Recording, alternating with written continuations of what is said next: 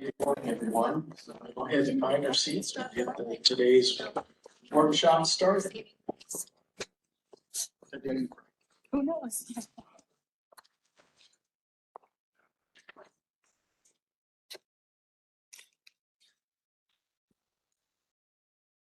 Okay, I hope everybody had a great weekend. We are moving into the holiday season, so if yours was like mine, I'm sure it's running around last minute, paying too much or not being able to find what you want, and ending up at Walgreens in the as seen on TV section. So for members of my family that seem a little more annoyed with me after the holidays, you'll understand.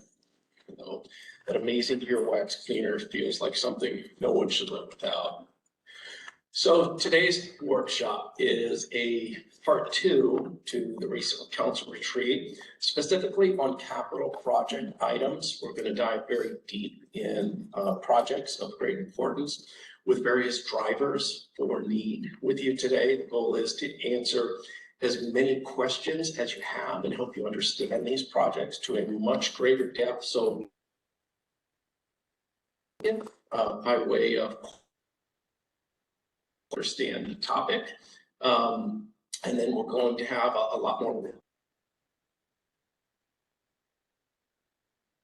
Aaron was with us, who will help facilitate our retreat again today, and then we'll dive right into things. Thanks, Patrick. Good morning, everyone. Morning. That sounded good, but I could do better. Good morning. There we go. Hey, I'm not going to repeat everything that I said when we started our retreat last time, but let me just kind of go over some of the basics here. The first thing I asked you to do last time when we were together was, I'm going to put this back in your mind, to take just a moment and think about something that you appreciate in the town of Gilbert today that exists thanks to the efforts of people in this community more than 10 years ago. I'm assuming you are not sitting with exactly the same people you sat with at the last meeting. I'm going to give you about 45 seconds just to compare notes among yourselves. What is something that you appreciate that exists in our community today, thanks to the efforts of people here more than 10 years ago? It can be a facility, it might be a program, a project, something that exists that you appreciate today. Just take a half a minute and exchange ideas at your table right now, please.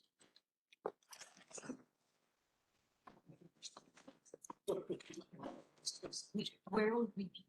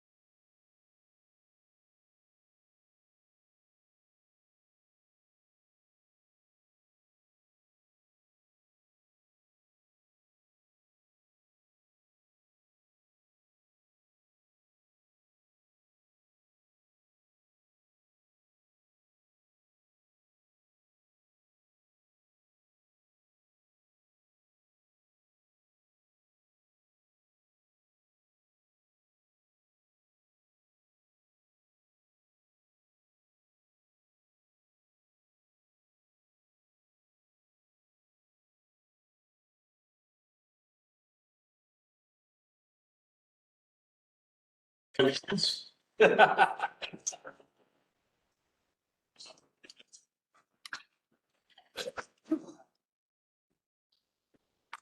you for doing that. You know, the reason we do this exercise is just to remind us that over the course of today, you're going to be setting direction for investments and decisions in the town of Gilbert that 10 years, 50 years from now, or even further into the future, people will be thinking back and sending a thank you back in time for the decisions that you're about to set in motion.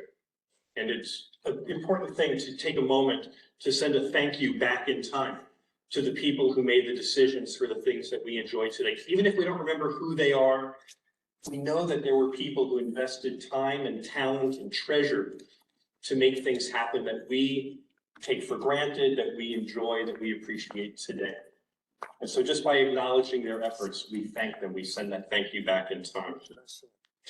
So as we set up our meeting for today, there are three things that you asked of me as your facilitator. Let me just remind you what they are. You asked me that this meeting be about community first, that this is about recognizing the needs and meeting the responsibilities of serving this town and doing so without distraction. We are focused today purely on needs and responsibilities. The second thing you asked me to do is to keep the conversation future focused, that this meeting is about being true to the town's brand of shaping a new tomorrow today. Well, right now, this is the today. And the purpose of this retreat is to be mindful of the challenges that you've inherited and to be purposeful about how to address them going forward. You've also asked me to help you find consensus. And while this meeting isn't where final decisions are being made, it is the place where the town council is responsible to set in motion the choices and processes and timelines by which those decisions will be made. So the agreement that we're looking for today is clarity on how to proceed in consideration of these items. And I'm going to use exactly the same process we did last time. We're not doing yes and no votes or yays and nays.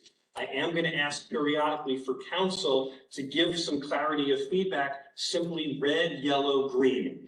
Green means you're okay and ready to advance, but green doesn't mean it has to be perfect. It doesn't mean that you have to love everything in it. It just means it's good enough to bring forward. Yellow means that it's okay to proceed with caution. But you as a council member might need something more, maybe some more information or explanation or research or support. You're okay to proceed. Yellow is okay to proceed, but you're letting us know there is something that you're going to need later on to help you get comfortable with that or help you make a final decision. Red, and this is the most important one, red is a way to voice strong concern or opposition. It's to let you make sure that you have the opportunity to be heard now and going forward. I can't promise that in this conversation today that every decision, everything is going to be red, yellow, that everything's going to be green. I can't even promise that everything is going to be green and yellow. But let me say, if everything is green or if everything is green and yellow, we're good to go. We've got a consensus, we're moving forward. But if there is a place where someone says, I am red on that, that doesn't mean that it's a fait accompli, it's done. It means that you deserve the opportunity to slow down and open up the conversation and actually deliberate on it, to actually talk to each other and say, tell me more, what's going on with you here? And if you flash red, understand that the first thing I'm likely to do is say, what would you propose different that would put you into a green or yellow situation? And we can see how other people would respond to that. We're going to look for that level of clarity. So those are the three things that you've asked of me: community first, future focused, and a way to find consensus. Let me also respectfully remind you of what I asked of you as your facilitator.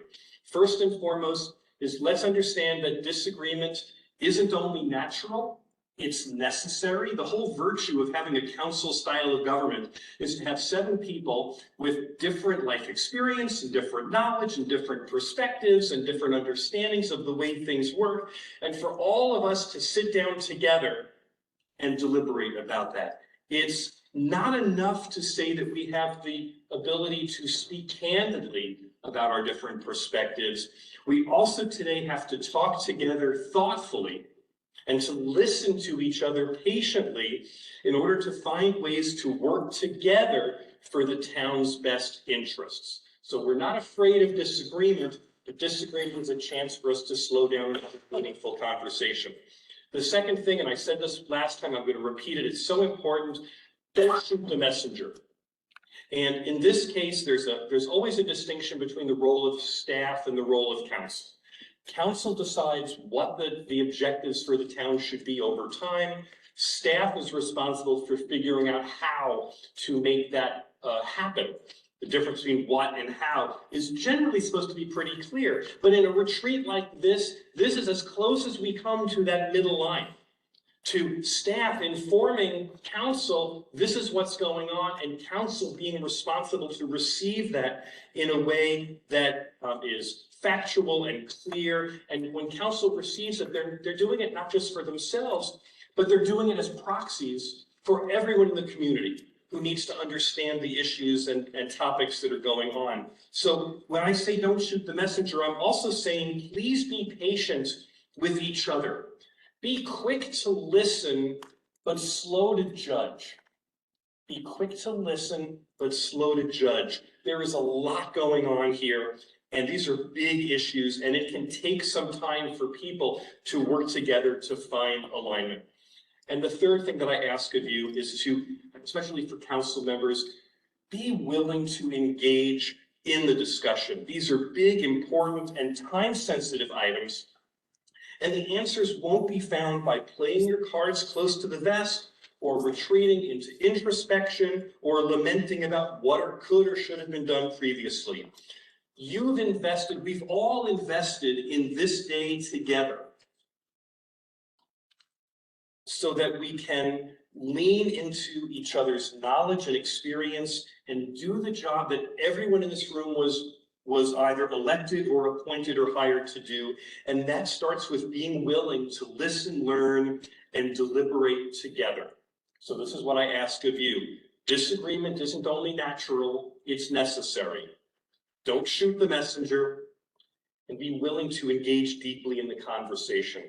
My job as your moderator is to keep our conversation productive, that's forward-focused and on schedule. It is to keep it collaborative, which means we will be inclusive of people and ideas, and we will slow down and have meaningful conversations if you're willing to engage in that, and we will be thoughtful. I will continually check in to make sure that we as a whole are being responsible, creative, and most of all, forward-focused. One last technical bit before we go. Unlike the last retreat where you had microphones sitting on your table, we don't have that set up in this room here today. We have a number of these kinds of microphones. I believe there are 4 of them in the room, but rather than leave them on the table where they're going to pick up every sound, I and a couple other people will walk around. Because we are still live streamed here, it's important that people who are watching are able to hear what's going on here. So we'll try to, if you give us a finger wave or a hand or something, we'll come over to you and bring a microphone to you so you can talk. We can go rapidly through this. So just grab whoever is near you, but just remember that we have to make sure that we are still talking into a microphone at all times. Any questions before we begin? I'll bring the microphone to you if you have any. Okay, with that, we are ready for our first agenda item. Patrick.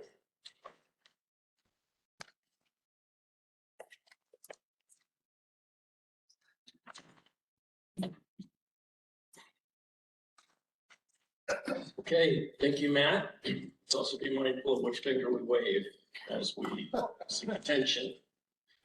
So I'm going to start with our quality of life responsibilities. And we were all, this August, we had a retreat to dive very deep into the Heritage District and all of the needs down there. We had a gentleman who presented some phenomenal information to us, Joe from Urban 3. And Joe, before it started, he came up to me and he asked me, he said, hey, do you know what the assessed value of your community is? I did not recall what the current number is. And He said you should, because that's what you're responsible for. And it's $65 billion. And you know, the way he put that really made me think, and I've never looked at my role as a city manager the same way ever again, because that's truly what it's all about. I used to think about the budget, $2 billion, the workforce, 1,700 employees, growing to serve a growing community. Over 200 lines of service, large and small, and that's a lot to manage. And we strive for high quality, consistent outcomes in the most efficient way possible. But it really is about this community and the valuation of this community, because that valuation is a reflection on the quality of life in large part that our residents enjoy. So every decision we make has an impact on that number. And if we make good decisions, smart investments, we can help that number to continue to climb. And if we make decisions that are short-sighted or ill-informed and not what's best and needed for this community, we can cause that number to decline. And when it starts to decline, a lot of other things start to happen in a community that are not the kind of things you want for your community. So he really helped me understand that responsibility and the true responsibility of my role and everybody's role in this room. And these investments that we're going to make in Gilbert really to have made a difference and have an impact on that quality of life and creating that demand for what we've created in this community, which continues to bring in new employers, new residents, and new developments. The other thing that I've always believed is that we have different roles. Matt talked about our elected officials. But we're on the same team. We're just serving in different capacities and serving the residents of Gilbert, Arizona, regardless if you're the police chief, the fire chief, the mayor, vice mayor, council member, fire chief. We're all doing our best to understand the needs of this community and to meet those needs and enhance this quality of life. And these responsibilities we have are coming at a time that's very challenging. We all well aware of what's currently happening in society, in our community, in the region, in the state. We've dealt with some incredible construction inflation, which hopefully will be subsiding in the near future. But you know, there's also never any easy times or any easy decisions in these roles in serving community. There's always challenges that we have to grapple with and overcome. And then one thing that I think all of us can appreciate is these things are never going to get any cheaper. The longer you delay things, the more expensive you make necessary and critical projects. Serving a number of different needs in our community, but they never get any cheaper. You may have periods where the inflation isn't as great, but it never goes down. So with that, let me jump through. I just want to start with highlighting numbers that we're all very aware of. We've seen them a number of times, but I think it's important to never forget just how amazing Gilbert is and how much our residents enjoy an incredible quality of life in just about any category that's out there. Second safest city in America, second fastest rising city out of the 100 largest cities in this country. We were number 2. They also highlighted 10 cities on the decline. And I think those cities that are on that list, we're generally aware of them and they have real issues that our residents don't have to experience.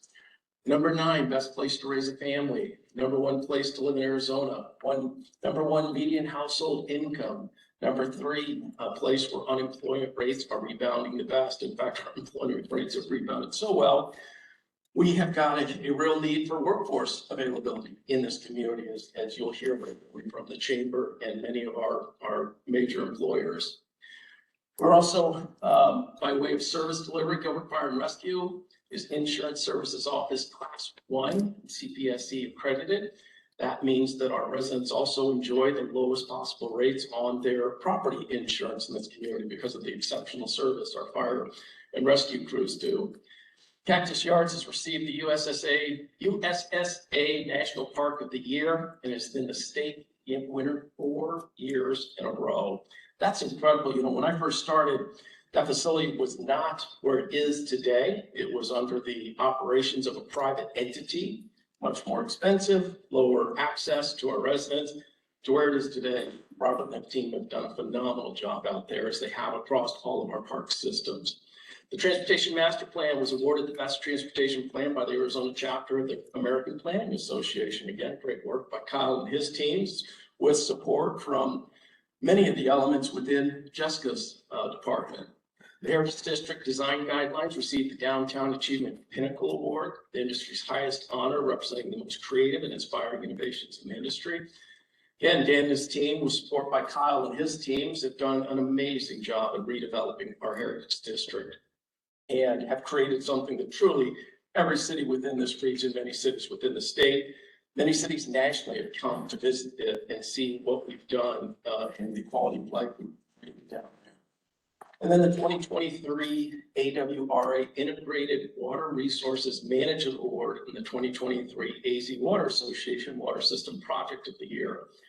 We've got a great team of people. Jessica, as well as Lauren Hickson, who's our water resource manager, have done a phenomenal job planning for this town's water and water supply, as well as providing a safe, resilient, stable water supply in this community. And again, the various professional associations out there and bodies out there have recognized that and given them much deserved recognition and credit for that. And we can go on and on and on across all of our departments, the amazing work that's been done that benefits this community.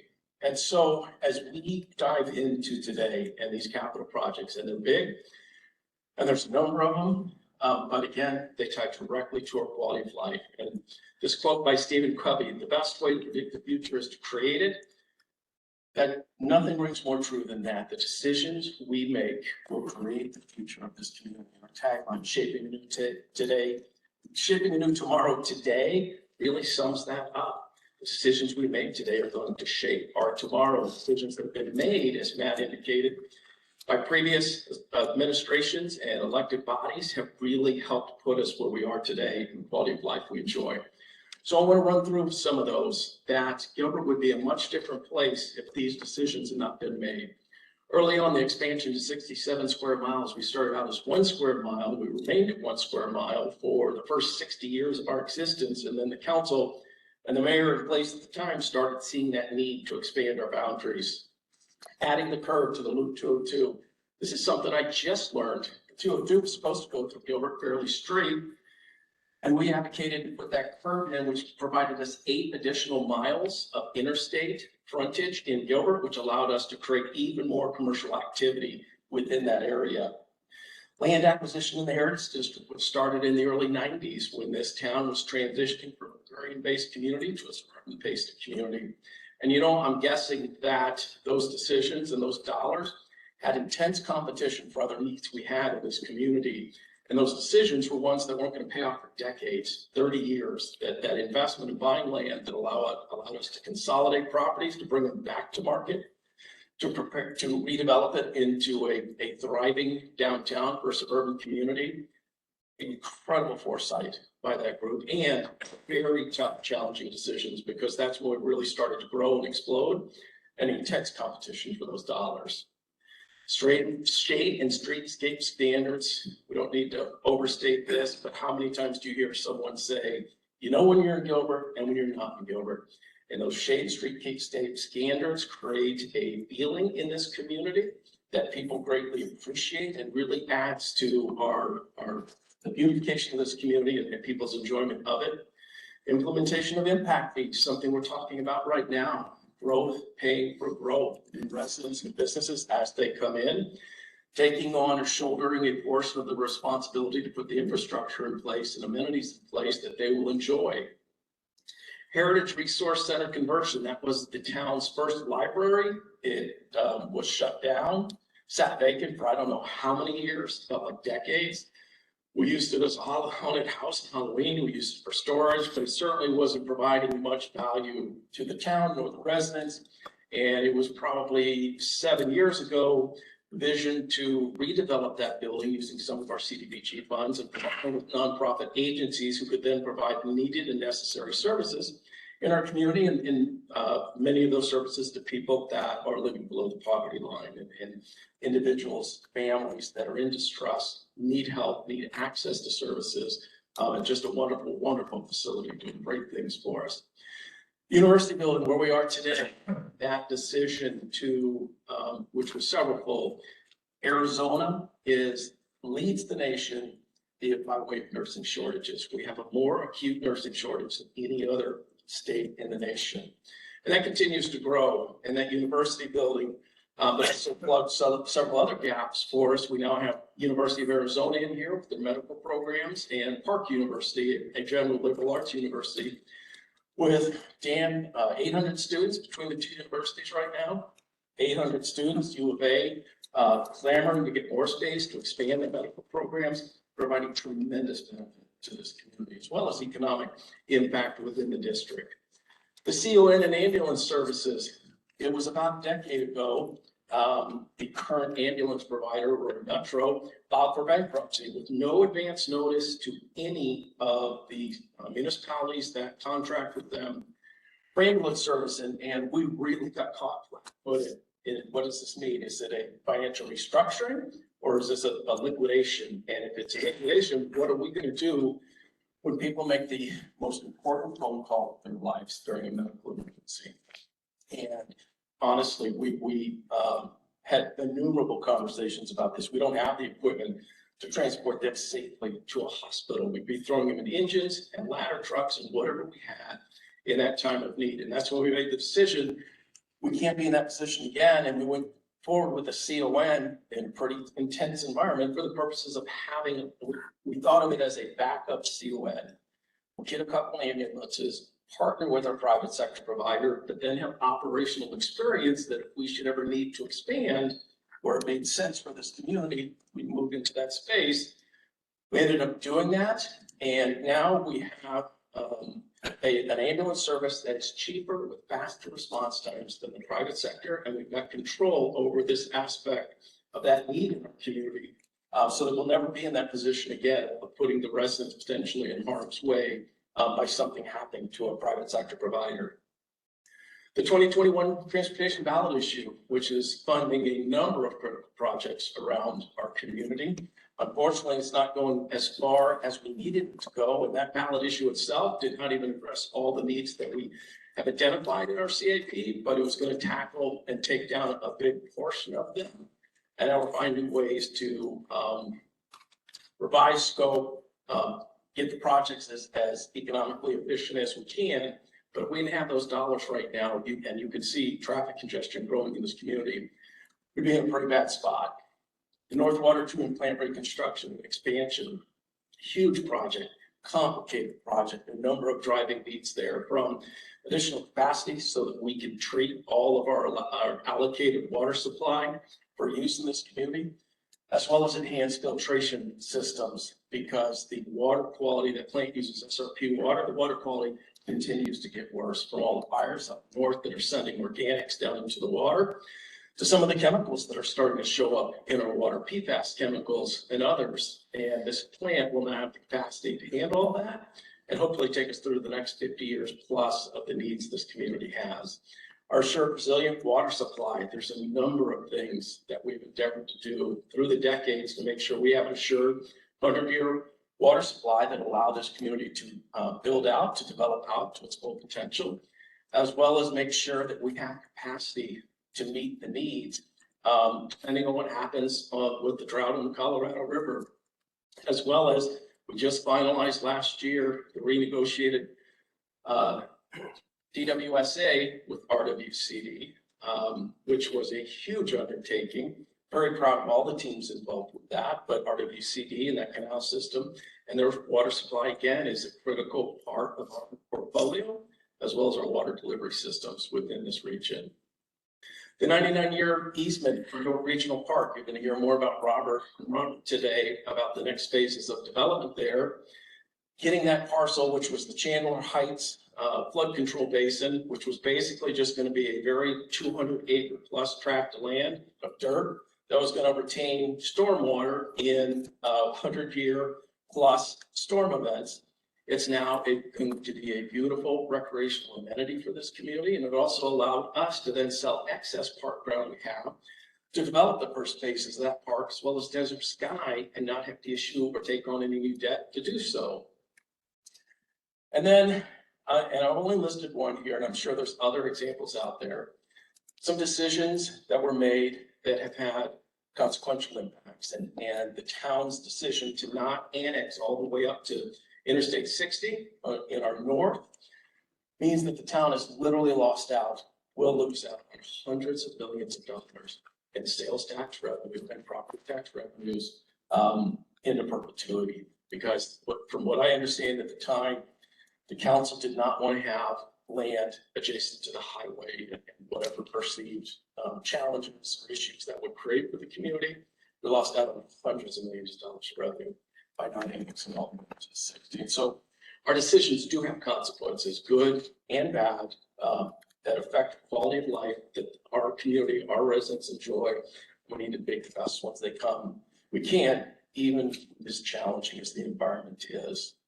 So timing considerations. I mentioned briefly about the cost of things not getting any cheaper, and they're not. They're just going to continue to climb. But beyond that, there's other issues that impact this. One, operational impact. You're going to hear from Chief and some others. We are literally at this point converting closets to put public safety personnel in because we are packing them in to our existing facilities as we add bodies to meet the needs of this growing community. It's going to start creating operational impacts, and those are going to grow much worse.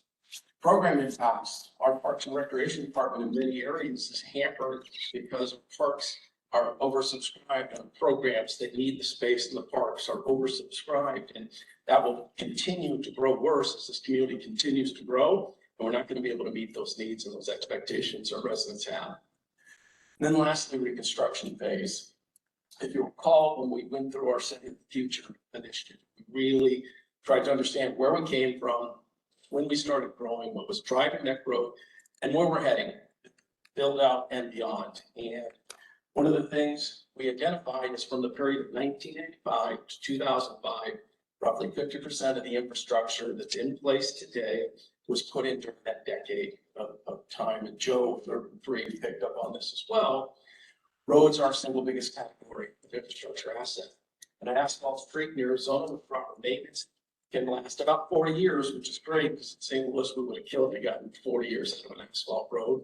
A lot of that's due to the weather and snow plowing and putting down salt and calcium chloride and everything else they have to do to create safe traveling conditions during the winter. But we can get about 40 years if we maintain them right. But then the subgrade has deteriorated to a point that you've got to completely scrape the road and rebuild it to maintain safe traveling conditions. And that period of time is going to start about 2035, which is just about a decade away. And again, we're going to go through a lot of projects that can't be done all at once. But for these, we've got to hit ballots, and we've got to have successful ballot outcomes, and then we have to issue debt, and then we have to do design, and then we're enter into construction. And you're going to be amazed how quickly that 10 years is going to go by in the blink of an eye. If we don't make these decisions at the appropriate time, we're going to overlap that period of time, and we're going to further compound the needs for dollars for projects by competing with the new projects to meet the need for growing demand and growth in our community. And we've got an example of some stuff that didn't last 40 years. So it's going to start probably sooner than we anticipated. But Val Vista Lakes Road Reconstruction Project, it'll be a reconstruction of all the public streets in Val Vista Lakes. They did not last 40 years. Val Vista Lakes was developed between 87 and 92. And we've got to reconstruct those roads today. They didn't get to 40 years. And just one neighborhood, that project's estimated, just one neighborhood. And we've got a lot of neighborhoods in Gilbert. We've also got some major arterials and some collectors that also didn't reach 40 or didn't last 40 years that we're going to have to do some reconstruction on. So it's already starting that need. And if we don't address that need properly and at the right time, this community will start to deteriorate or start taking a turn for the worse and become a place that we didn't recognize, that we wouldn't recognize today if we don't make the best decisions. So with that, I'm going to turn it over to Kelly. She's going to run through a comparative revenue analysis for us so we can kind of understand our revenue streams, where those come from, revenue streams that we're not currently capitalizing on, to then discuss that at the end of the day when we look at potential sources for funds for the projects we'll run through today. So with that, thank you, Kelly. Turn it over to you.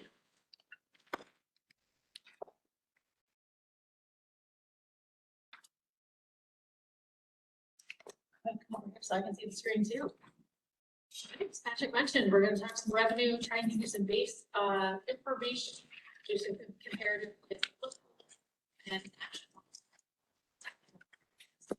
So these are some slides from actually a couple years ago. We talked about this, and it's really good to reiterate.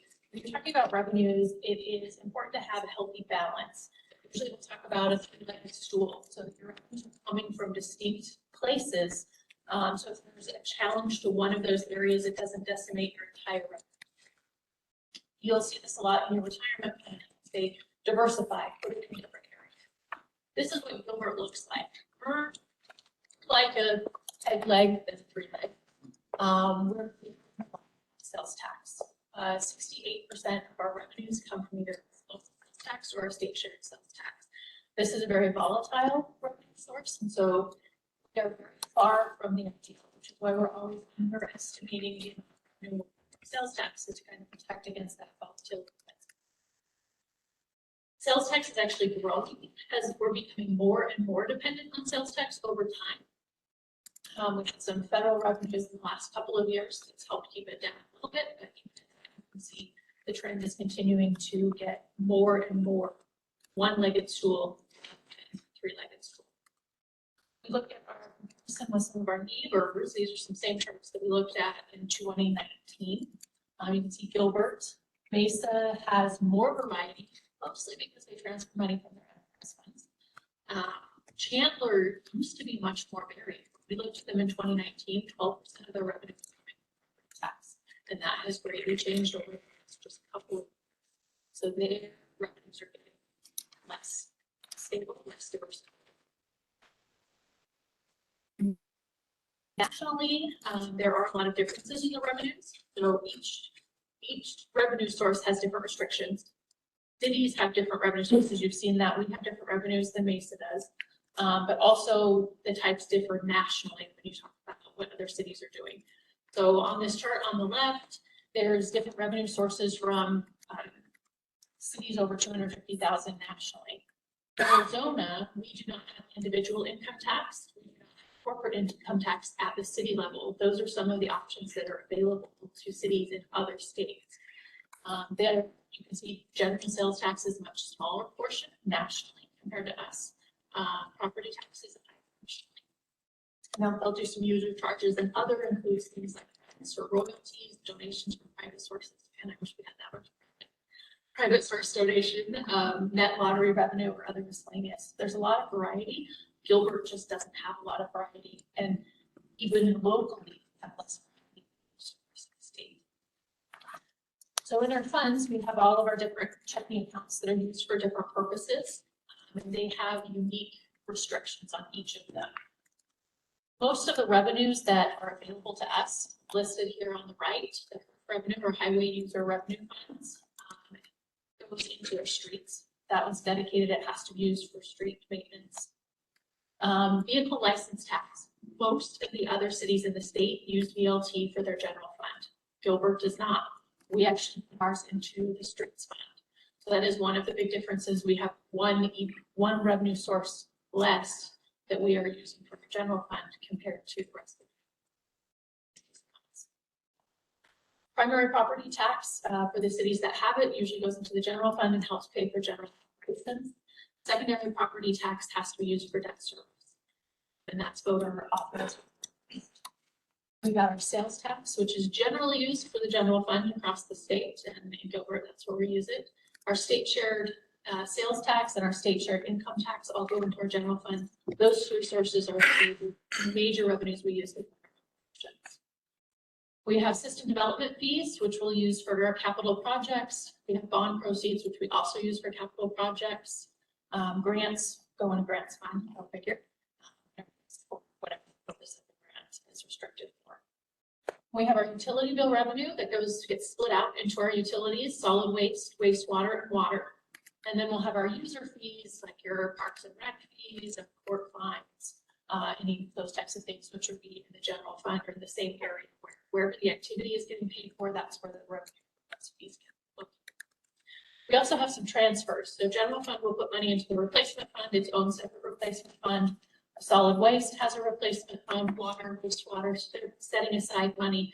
That's not a revenue stream that comes from outside in. That's money, we'll use a portion of the revenues that come and support those funds and peel it off specifically for repair and replacement. The other major transfer that we do, or is one of the larger ones, is the health trust. Each of the funds that have people in it will transfer money over for the medical insurance, dental insurance, and then the health trust keeps that money. So if we're going to talk about what levers do we have to move if we needed to have more revenue come in, major types of taxes or levers that we have control over locally would be sales tax, primary property tax, and secondary property tax. The difference in them, sales tax is an ongoing revenue stream. It is very volatile. It changes with how spending patterns change. Primary property tax and secondary property tax are very steady. Primary property tax can be used for ongoing revenue. It's an ongoing revenue stream. The secondary is only just for one time. So there's a difference there. Sales tax, in order to increase it, it is recommended because of Prop 126 that it get approved by voters. And then primary property tax, it has to be approved by voters in a May election. It is specified for May. Secondary property tax does have to be approved by voters. Also, it doesn't have to be paid. The sales tax can be used either to cash fund projects, or we can use it to repay debt either way. We can use it to secure debt. And it is repaid by residents or visitors. Anyone who comes into Gilbert and spends money. Primary property tax and secondary property tax are different. They are paid only by property owners in Gilbert. So any of the visitors don't help to that revenue stream. Property tax could be used, private property tax can be used to cash projects. Second, they have the same base with the property tax, but we have to bond when we use secondary property tax. We don't have to bond if we had a primary property tax. That's it. But it has other bond restrictions. State statute only lets primary property tax increase by 2% per year, other than new development or growth, once it's established. And there is no override or circuit breaker on that one in this map of 2%. So just some oddities, interesting things about each of those resources that you should be aware of today.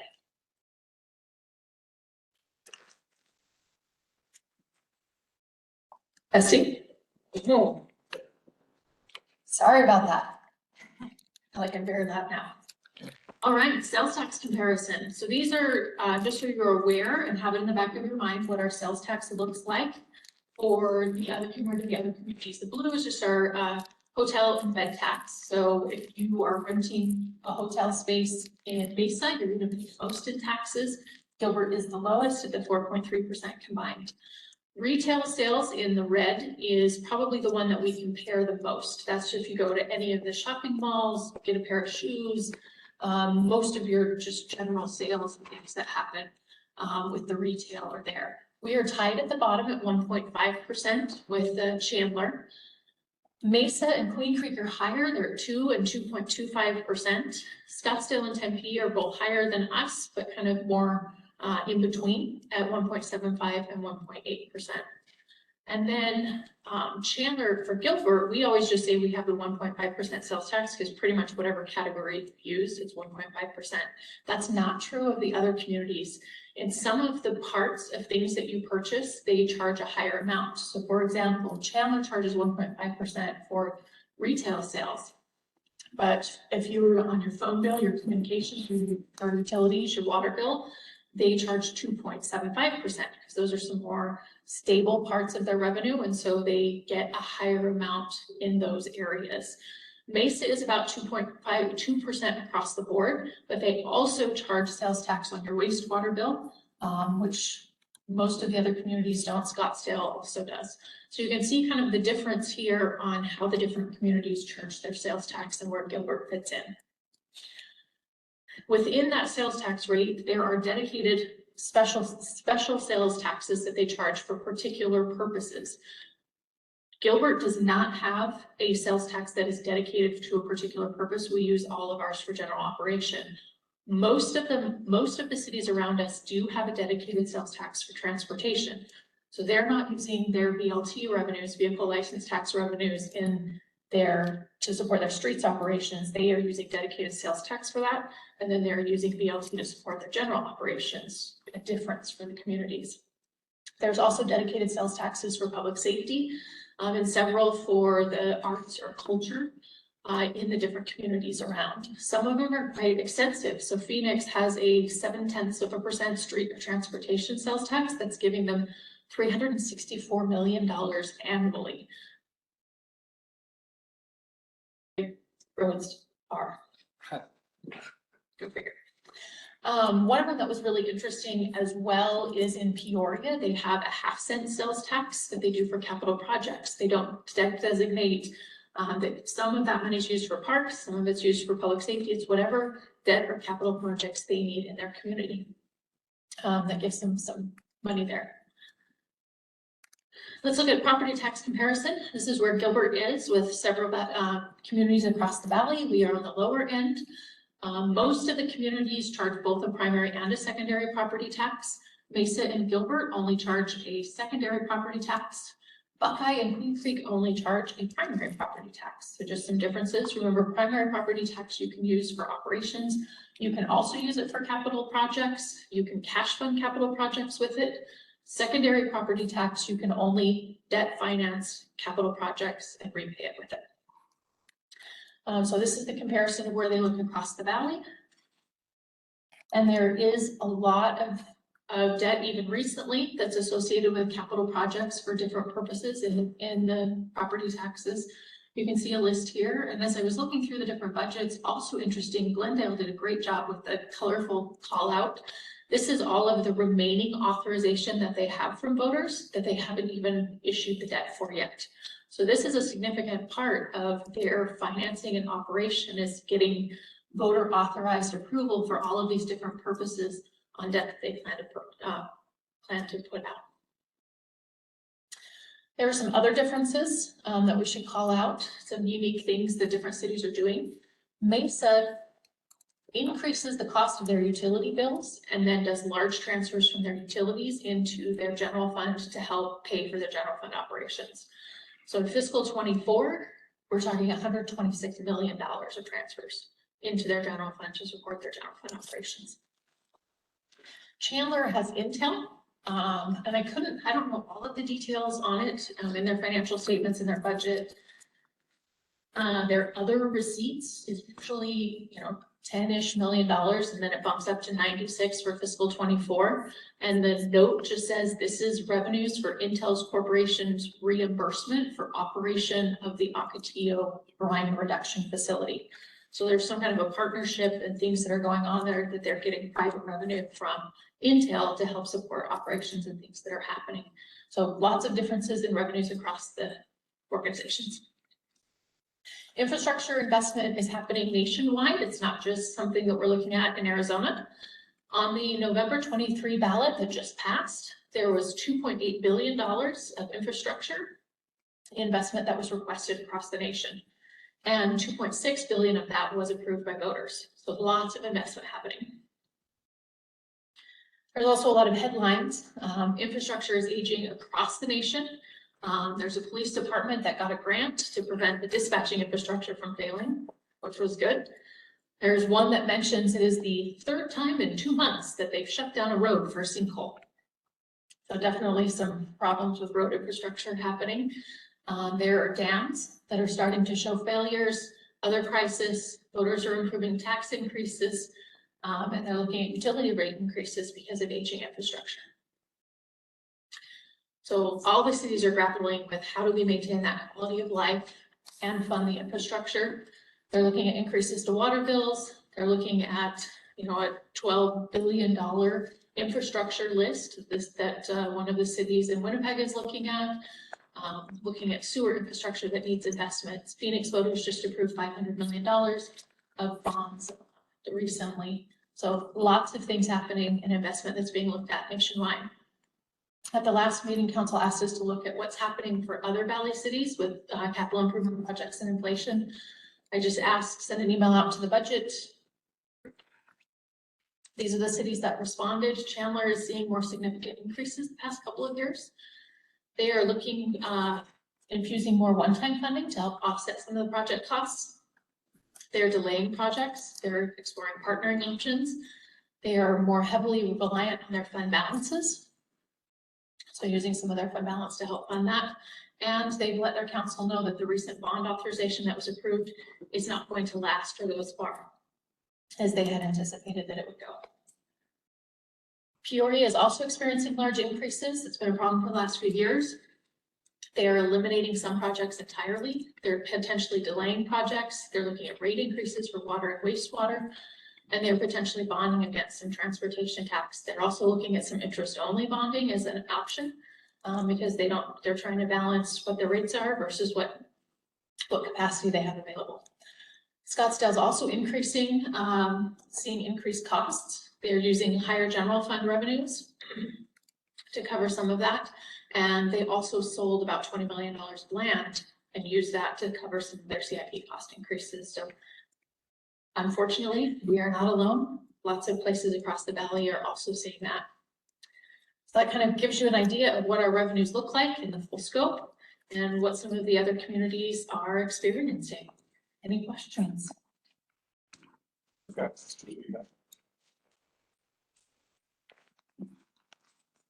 Kelly, I'm not used to my voice being loud, so it's terrific. On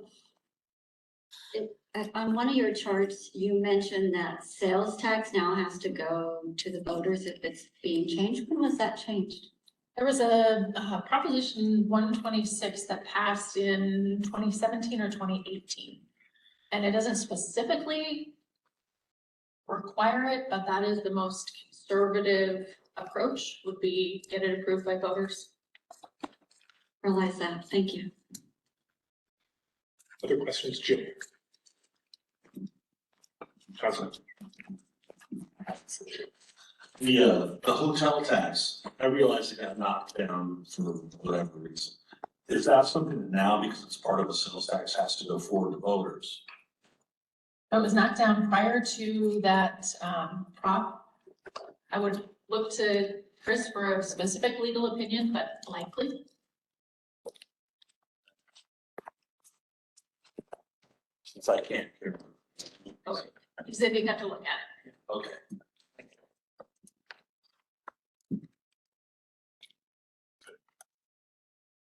Other questions? Hearing none? Patrick, if you. Not a question. When Kelly comes back up at the end of the day to look at potential scenarios for funding for these projects we've identified, keep in mind when we looked at our cities regionally at sales tax and property tax and how we stack up. Don't lose sight of the fact that these cities that have secondary property taxes funding bond issuances for capital projects also have sales tax revenues directly tied to funds to bond capital projects. So they have two sources of revenue that they're doing that through, and kind of a balanced approach on who's paying for that, whereas we're only using secondary right now. Other questions? Kelly, I have a question. A number of the comparable cities you said that because of increased costs, they were taking items off, they were withdrawing things from their CIP. Can the city just, even though it's been approved by an election, the city can at some point select to not fund certain things as a result? So if you go back to the slide here, so where it says eliminated projects entirely for Peoria, what's the process that the city has to go to eliminate a project that's been previously approved by voters? Most of the projects aren't previously approved by voters. So we have a whole capital improvement project list with various different funding sources. If, for example, the public safety training facility reversed 5 years ago, if we decided not to do that after voters had already approved money, if they approved it for a specific project, then we wouldn't be able to bond or use the money associated with that restricted area. But most of our money is not restricted to a specific project like that. And so we can switch it out for other more important public safety projects or more important road projects in general, if and then still meet the requirements of that funding source. And then council looks at the capital improvement project list that is recommended each year, and we fund just the first year of that list and what's planned in the future. So we can move projects without voter authorization, but we would try not to do that with any of the projects that are critical to our infrastructure and operating, or that citizens are very interested in having come. But we do have to balance what can we afford to do versus what would we like to do. Other questions? This is your last chance to ask Kelly before we take a quick break. Anyone else? Question? Kelly, thank you. Great job. According to our agenda, we have a 15-minute break, and we're moving a little bit ahead, and that's a good thing. We're going to keep everything moving ahead, so we're going to still do 15 minutes starting right now. Robert's going to take us into facility and space needs analysis. Floor is yours.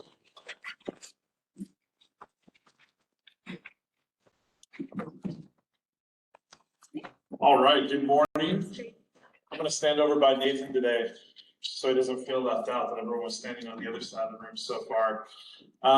So apologies in advance, you're about to enter into the next 2 hours with me. Hearing my voice on these speakers for 2 hours is brutal for all of us, so I'm sorry. But this is, really been looking forward to this one. This is a very important project for Gilbert that's about to kick off. So we wanted to take some time, talk through it, talk about all the different phases that are involved and why it's going to be so important. You're also going to hear from the chiefs later on why some of these things are important within some of their space needs. And I think you're going to see really great representations of that and why we need to take this item seriously. So we're going to talk about space needs assessment and facility master plan. Just to start us off, I asked Milan to sit in the front row over here to my left, just in case council has not had a chance to meet Milan. Milan, if you could stand up real quick. This is Milan Perisic. He's our facilities manager. So if you haven't met Milan, he's the one you want to track down, talk about what the temperature is like, or any of those other things. I do joke with him that I'm just going to have him walk around with a master control everywhere.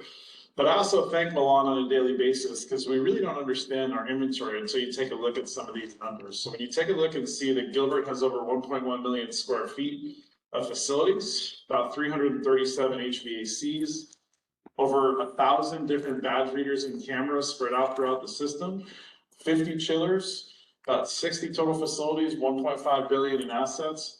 And Milan maintains this with about 11 facility technicians that focus on it. So I thank Milan daily, one of the busiest people in Gilbert, but he does a good job and he's always smiling too. So if you ever see him not smiling, make sure to say hi.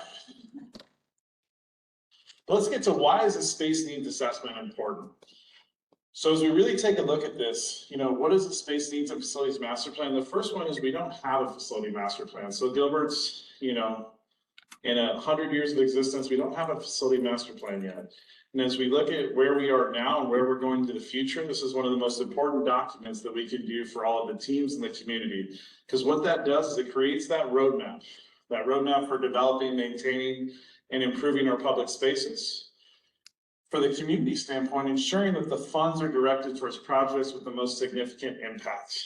And that's one of the really most important things you can do with facilities, because with 60 facilities spread out, you need to make sure that those dollars go through the most important, impactful ones, because we want to make sure that we are providing that transparency to the community on funding and business cases of how our teams are utilizing these facilities. But when we get into some of the critical importance right now, Patrick mentioned that infrastructure is aging. We've been very lucky because Gilbert's facilities portfolio is relatively young. It's not young anymore. We're starting to see that average age of our facilities at 24 years old. When you start to see facilities have the most amount of need, it's between years 20 and 30. So a lot of those facilities came on right about 24 years ago in the 20 to 30 year range. We're starting to see it. You've spent a lot of time at Searle, so you can kind of see the library bathroom at Searle every time we've done a retreat. It's definitely starting to show that age, starting to have those tiles be cracked, having to change out some areas. When we look at flexibility of workspaces and adapting to our workforce, you're going to hear a lot about that from the chiefs later on, but it's not just in public safety. We're facing this in all of our areas, such as, Fleet being a good example of those bays, those facilities. Do they have the proper amount of space to do their job the way it needs to be done in a safe and efficient manner? But then also, how do we look at the spaces and what they're used for today, and how do we plan for what they need to look like in the future? That's going to be something that the Space Needs and Facility Master Plan really focuses in on. And then we kind of talked about that project prioritization and funding strategies. When you have 60 different facilities spread out and you have all of the needs that we see today, how do we do that in a predictable, future forward thinking process to make sure that we're focusing on the right ones at the right time? So that's something that this assessment is really going to help us with. Talk a little bit about the guiding principles. You're not going to see pretty pictures today. You're going to see that in the next presentation. This one, you're going to see some of the real behind the scenes things that we see that maybe not always everyone recognizes. But when we look at those guiding principles and what's going to guide this process for us, one of those is the resiliency and sustainability. And we're going to take a little bit of examples here later on where we talk about some of those sustainability efforts we're making. Safety and technology. Are those facilities safe? Are those entrances safe? This is a great picture, kind of showing the crumbling concrete underneath, that a lot of people don't consider that facilities all the time. We're going to talk a little bit about why it is part of the facilities. But we want every facility anyone is ever in to be a safe experience for all users, not only the public, but the employees working there. And then technology. What type of technology do we need to deploy in all these facilities? We're going to hear more and more about it on all the different smart technologies that you see in facilities later on. But are we having it in the right spots? And do we have the infrastructure in place when it comes to the fiber and other things to have that technology at those locations? And then energy efficiency. One of those top things that I think a lot of people are focused on. When you have 337 different HVAC units, when you have those 50 chillers, are they running energy efficient? We'll take a look at some of these. Not all of them are. A lot of those are at that 20-year age range, and we're seeing a lot of replacements come up. But with those replacements creates opportunity. We're going to get into that in a minute. A couple of other guiding principles.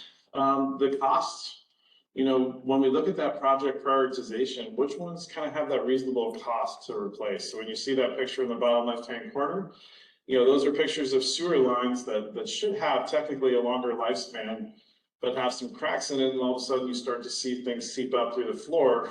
Facilities gets that frantic call, to go run and do. Well, you have a lifespan on that sewer line that should be about 50 years, and Patrick mentioned that with roads earlier. We're starting to see some of them not last all 50 years. So while we're doing projects in facilities, when we're renovating, making sure we're taking care of the infrastructure that we need to in place while we're already there. Service delivery, we talked a little bit about that with Fleet. Understanding what the service deliveries are everywhere and making sure that they have everything they need to be successful. And then that long-term adaptability. But we always talk about facilities being more than just a building. And this plan will kind of go into it. Let's talk about that vehicle accommodations and fleet services. How do the parking spaces look at all of our facilities? How do those handicap spaces look? Do we have enough vehicle bays to maintain the fleet in the order that we need to appropriately for the fire equipment, for the police equipment, for the sanitation equipment? That's something we're going to be working through.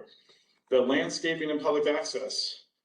When Patrick kind of talked a little bit about earlier, if you're in Gilbert, when you reach certain of those landscaping spaces with trees and the shade and the streetscape, are we applying that to our own facilities that we're managing? So when the public's coming up to Muni 1 or Muni 2 or North Area Service Center or South Area Service Center to have those services, do those aesthetics match what we want to be displaying in Gilbert? A lot of that infrastructure, irrigation, planting material is still 20, 25 years old and is going to need some upgrades to kind of make it where it needs to be, along with the wayfinding for the customers.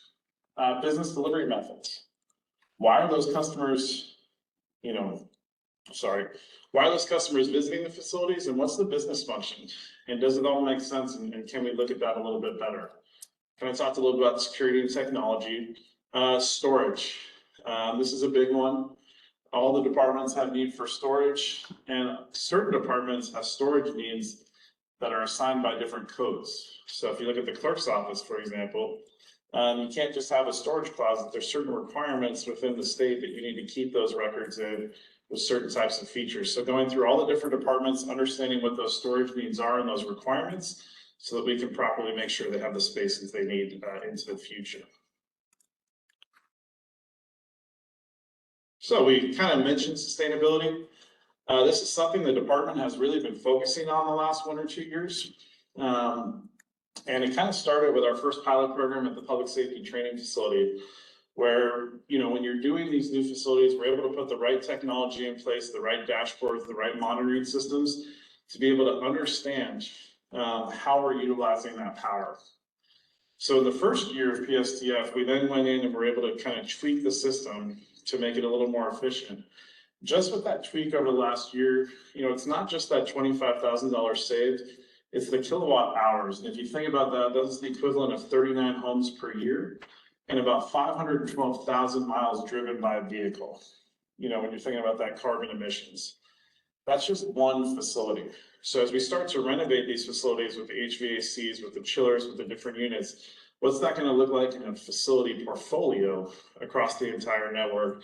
It's us making sure we're being good stewards of that sustainability approach.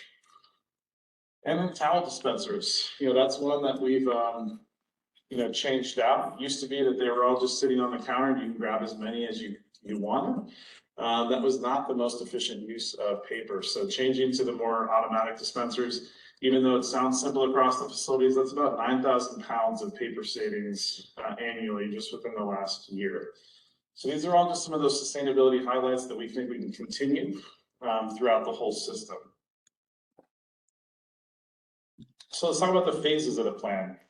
So we broke this up into 3 different phases, but all of them are going to happen kind of simultaneously. So we have the facilities condition assessment, space needs, and facility master plan. We're going to walk through what each of those means. So that facility condition assessment, it's really understanding our systems and our portfolio and our infrastructure so that we know exactly all the different assets that are in place throughout our facilities, what kind of condition they're in currently, and also what's that replacement cost and what's those maintenance standards. So we do have a lot of those maintenance standards in place, but with 11 facility maintenance technicians to be able to provide that over that building portfolio, that is a lot of preventative maintenance to get to. Then we look at that life cycle assessment and really look at those renewal needs, and we plan those out, you know, 50 years plus into the future with that condition assessment, with that planning. And what you're going to end up seeing is that FCI is a number that we talked with council in 2019 about. When you said that good, fair, poor at the time, we really wanted to make sure we kept an average FCI of 5% and below. So keeping our facilities in that good condition rating. At the time, in 2019, we were still at that 4.5 level. We're going to get a better idea of where we're at now after the study. But we expect we're going to be somewhere between that high good range and low fair range, just because of that 24-year portfolio versus 19 years. But we have made great strides budgeting with the life cycle replacement. We've been able to replace a lot of those HVACs over time, carpets, things along those nature that you typically see. And we'll have this for every facility in the town. And then looking into space needs, taking a look at those department interviews, really understanding with all the directors and their staff, how they're utilizing their existing spaces, what those operations are within, and the space needs. Take a look at the benchmarking and best practices from similar operations in those same spaces. The staffing projections, you know, we have our own, you know, town staffing projections, but just checking in, understanding what that looks like, the historical trends and storage requirements.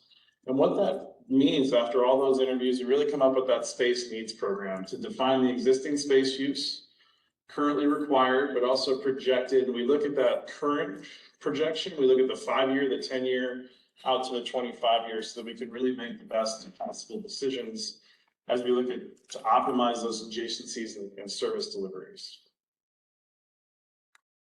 Then when that's all done, we'll get into the facility master plan spot, which really is about that gap analysis, understanding from each and every group where their gaps are within their square footage, develop a list of alternatives because we know, as we talked about earlier, we probably can't do all of them at once. We need to make sure it's a defined, prioritized method in the way that we want to go through planning our facilities out in the future with each group.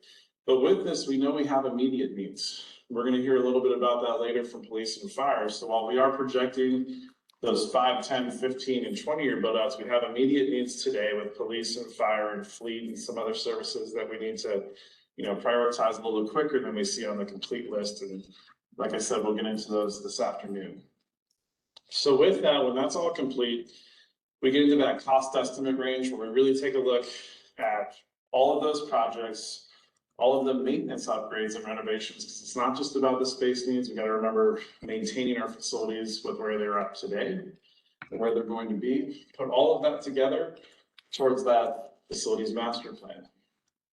So where we're at now, we're currently been doing visioning sessions with our stakeholders and some of our departments.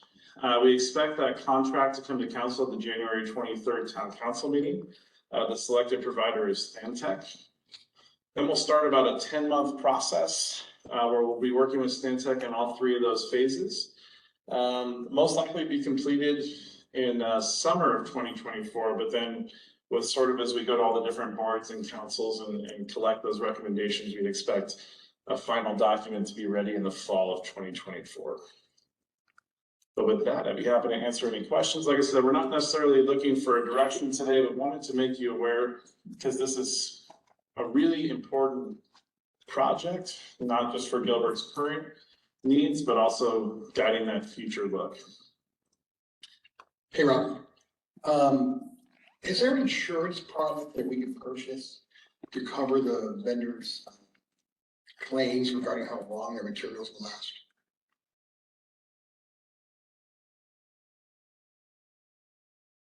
So excellent question. It really depends on the type of project. So we do have some of our warranties in place and insurances with certain amenities, when those are put into place, and those CIP projects.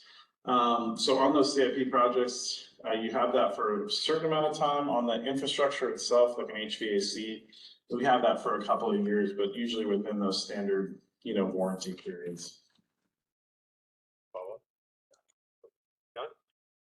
Hey, Robert, thanks for that presentation. I have some concerns with that FCI scale that you displayed. It went pretty quickly from good condition to poor condition. Is there flexibility in that scale to have a larger portion that is fair?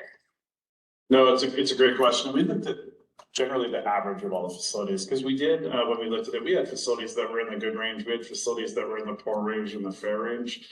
But understanding what those spaces are used for, what the business needs are of those spaces, we're kind of able to then prioritize the projects and know maybe it's okay for this facility to be in that condition based on what's wrong with it currently. But there's others we wouldn't want anywhere near those percentages based on business functions. So we'll be able to break those down, and I think that's what helps guide that future look when you look at that 5, 10, 15, 40-year portfolio. What's okay to be maybe at the 10% or 15%, and then what do we want in that 5% and below? But overall, that's what we saw as an average. But it does grow quite a bit. And what we saw in 2019 when we did that study was we were going to hit a peak in about 2025, 2026. That was pretty significant.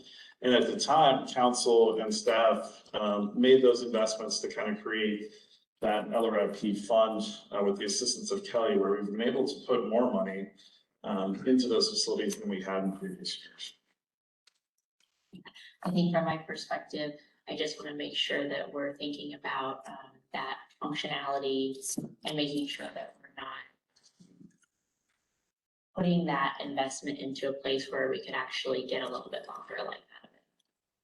No, absolutely. And I think that's why it's going to be so beneficial, is because we're going to be able to have that in a prioritized way, but in a space needs way where we understand the exact functions in each and every location and what the staff there need as well as the public needs, and then be able to look at that holistically and say, what is our best approach moving forward as a town. So we're really looking forward to that, because I agree with you. Yeah. Kathy. Thank you, Robert.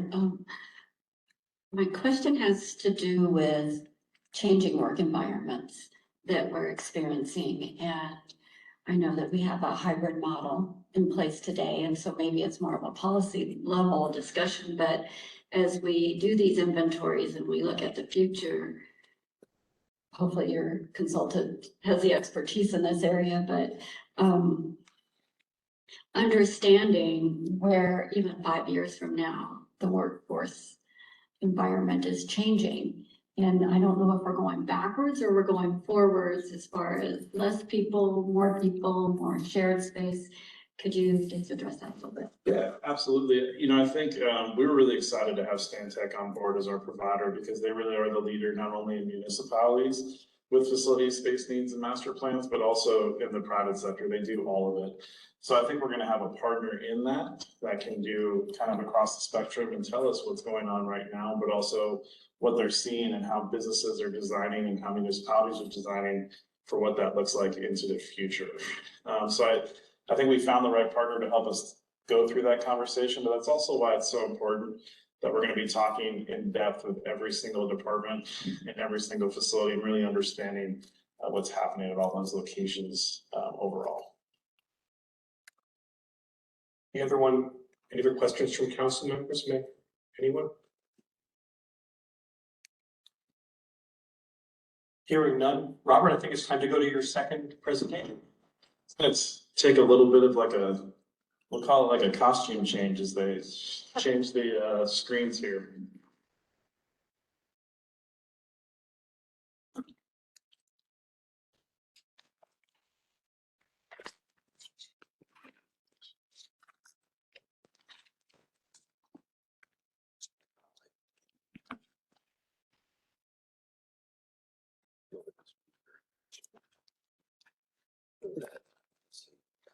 All right, I'm going to sneak back a little bit in the room.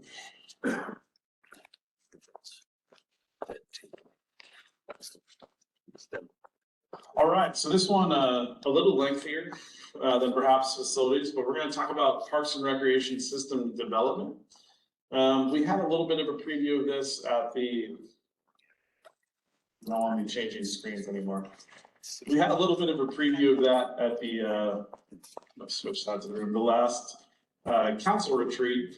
And as we look into the future, we're going to dive a little bit more into depth on some of these projects and some of the data behind the scenes.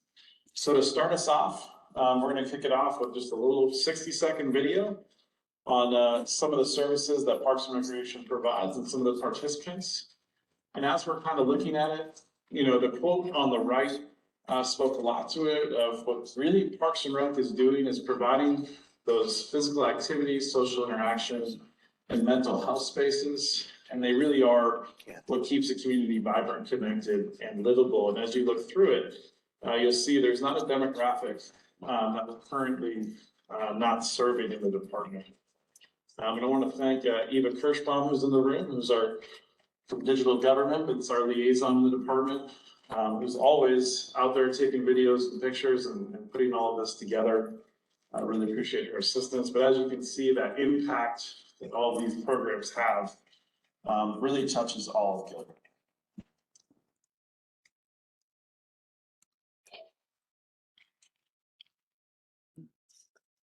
All those kids were hopped up on sugar. So they just maybe had a little bit of ice cream at one of our local establishments.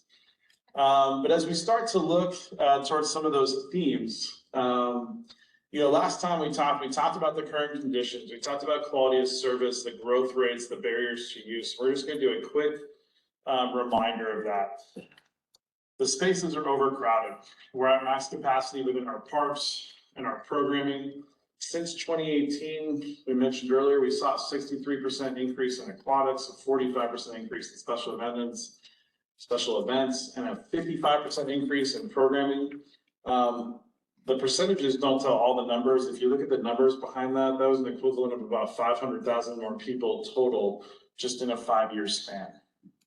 And when we really talked to the customers and residents with our statistically valid survey that went out through the master plan, we saw that over 25% cited programs being too full as the reason they're not utilizing our services.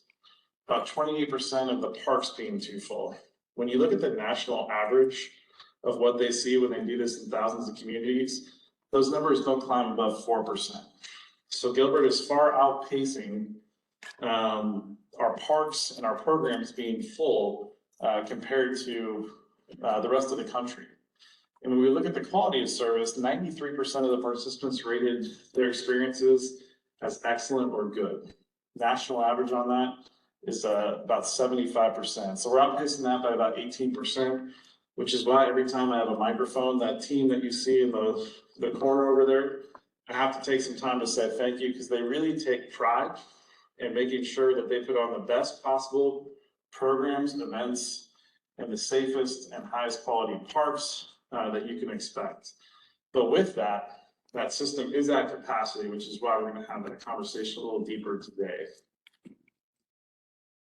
So quick recap on master plan. We kind of already talked, we had that historic community input, and on record, the highest engagement previously was about 30,000 in Texas. Those 60,000 engagements, those are statistically valid. So that is individuals that we had interactions with at all of these different engagement events, who participated, who shared their thoughts. And what that shows is it wasn't just the staff who were passionate about what they were doing, the community was passionate. You don't get to 60,000 without the community being fully bought into wanting those parks and recreation services and being excited to share that feedback. And when you look at even just social media impressions, close to 275,000 plus, this was only during a 3-month period. So you can kind of see, the community was hungry to talk about this subject. Then we'll get a little bit about resident prioritization. A lot of what we do is focused on the residents. So when we see that, residents typically have lower registration fees across the board. We open the registration for residents earlier than non-residents, so they get a couple of day head start. And they do sell out rather fast. So you have to be, Eva's shaking her head in the back. We try to give everyone as much time ahead in advance, but as soon as our programs go live, many are sold out within the first few days. And then we'll talk about the Youth Sports Coalition a little bit. For those of you that don't know about the Youth Sports Coalition, that is 9 different youth sports programs that utilize our field. So instead of Gilbert providing those sports leagues in those certain areas, we have the nonprofits that we partner with. To be a member of the coalition, you have to have an 80% and above resident rate. And that number is audited by our special events staff. So they go through and audit all those sports coalitions. Currently, that coalition is at 85% residents, 15% non-residents, with 24,000 plus users. So it's a pretty large sample size of those residents utilizing the fields. If you look at our sports field usage, over 85% of our current reservations are from that coalition, which means if you're a non-coalition member, because of the limited amount of fields we have in Gilbert, there's only about 5,000 hours total available. So just last week, I saw a Facebook post where someone had written, I'm in need of a sports field, and Gilbert is not available to have a field until I believe it was March or April. Just to kind of give you an idea. So if you're looking for field space, you are most likely out of luck for a 4 to 5 month period before that's going to become available. But we are serving a majority of the residents with those sports field usages. And then when we look at just our program breakdown, 76% are residents, 24 are non-residents. The average typically in there is 65-35 when you look at municipalities around the valley. Because we are so close, we share a lot of the same borders. So we are definitely outpacing the fact that more of our residents take place. When we look at non-coalition rentals, so we already know that 85% of those sports coalitions are the renters. The 15% that are left over, you see that 64 to 36% breakdown. The other item that we really focused on with resident engagement was to make sure we canvassed the entire community. You can kind of see the map on the left about all the different areas where we either held an event, attended an event, did some community feedback. And in that statistically valid survey that's sort of a national standard within the way that they do master plans for parks.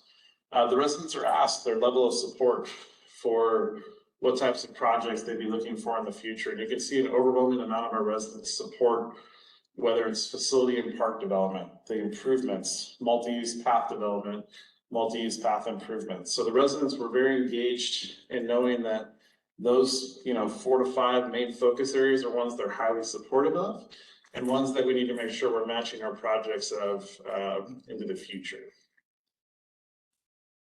So we'll call it the top 10, but these are the top 10 high priorities. So out of those 60,000 engagements, these are the ones that we heard the most about, but that list goes on. So even if you looked at the medium priorities, there's about 15 to 20 different amenities that were under those and some of the lower priorities. But when we look at that top 10, the themes we consistently continue to see: park development, aquatic facilities and splash pads, the rec center in Southeast Gilbert. We'll talk a little bit more in depth, but that was something we heard a lot about because most of the rec centers are all located across either Guadalupe or Elliott in northern Gilbert. Additional sports fields. You just saw the data that even the sports coalitions that have 85% of our rentals have waiting lists where kids cannot get into those youth sports nonprofit programs because there's not enough lighted field space for them to have proper hours.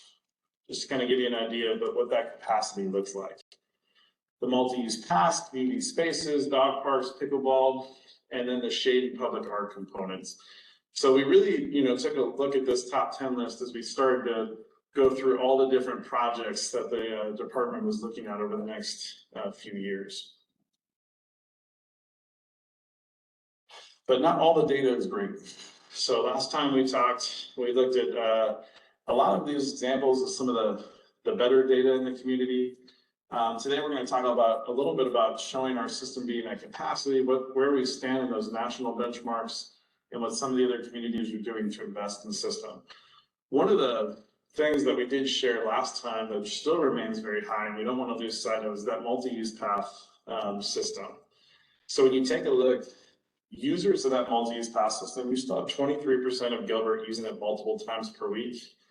16% multiple times per month, about 9% once per week, once per month, once per year. We only had about 20% that are not utilizing it. So you think about 80% of our residents are utilizing that multi-use path system monthly, if not several times per month. And when you look at how important the quality of life is in Gilbert with multi-use path or parks, that was a 94% of people who looked at those two amenities and said those are some of the highest things they look for when they look at the quality of life. So during the master plan engagement, this number was staggering to me. We didn't have this last time we met, but we did Placer AI data at every park and recreational facility and multi-use path. We couldn't do every single multi-use path. We had to do sections of multi-use paths. Overall, that's 5.3 million visits to our parks, recreational facilities, or trails in 2022. That is a staggering number when you think of how many people that's serving on an annual basis. And we looked at some of the comparisons just because we were having fun in the department, how to liven this up a little bit. How many people do we think go to a Cardinals game annually? How many people go to a Suns home game, Diamondbacks home game? If you added in all those amenities, which are, obviously bringing in people from all over the country and are economic drivers, they don't even come close to that 5.3 million visits. And then if we look at Arizona's most famous park, the Grand Canyon, there are 5 million annual visits, and Gilbert's outpacing those within our system right now. And being at capacity, what's that number going to look like as we continue to grow? And so this is just sort of a benchmark to see how many other visitors are utilizing some of these that we're more familiar with. So amongst the 100 most populated cities in the country, Gilbert's currently ranked last in our park system in terms of amenities that our park system provides. This isn't always the thing we love to talk about, but this is the standard with the Trust for Public Land that all the parks and recreation agencies around the country utilize.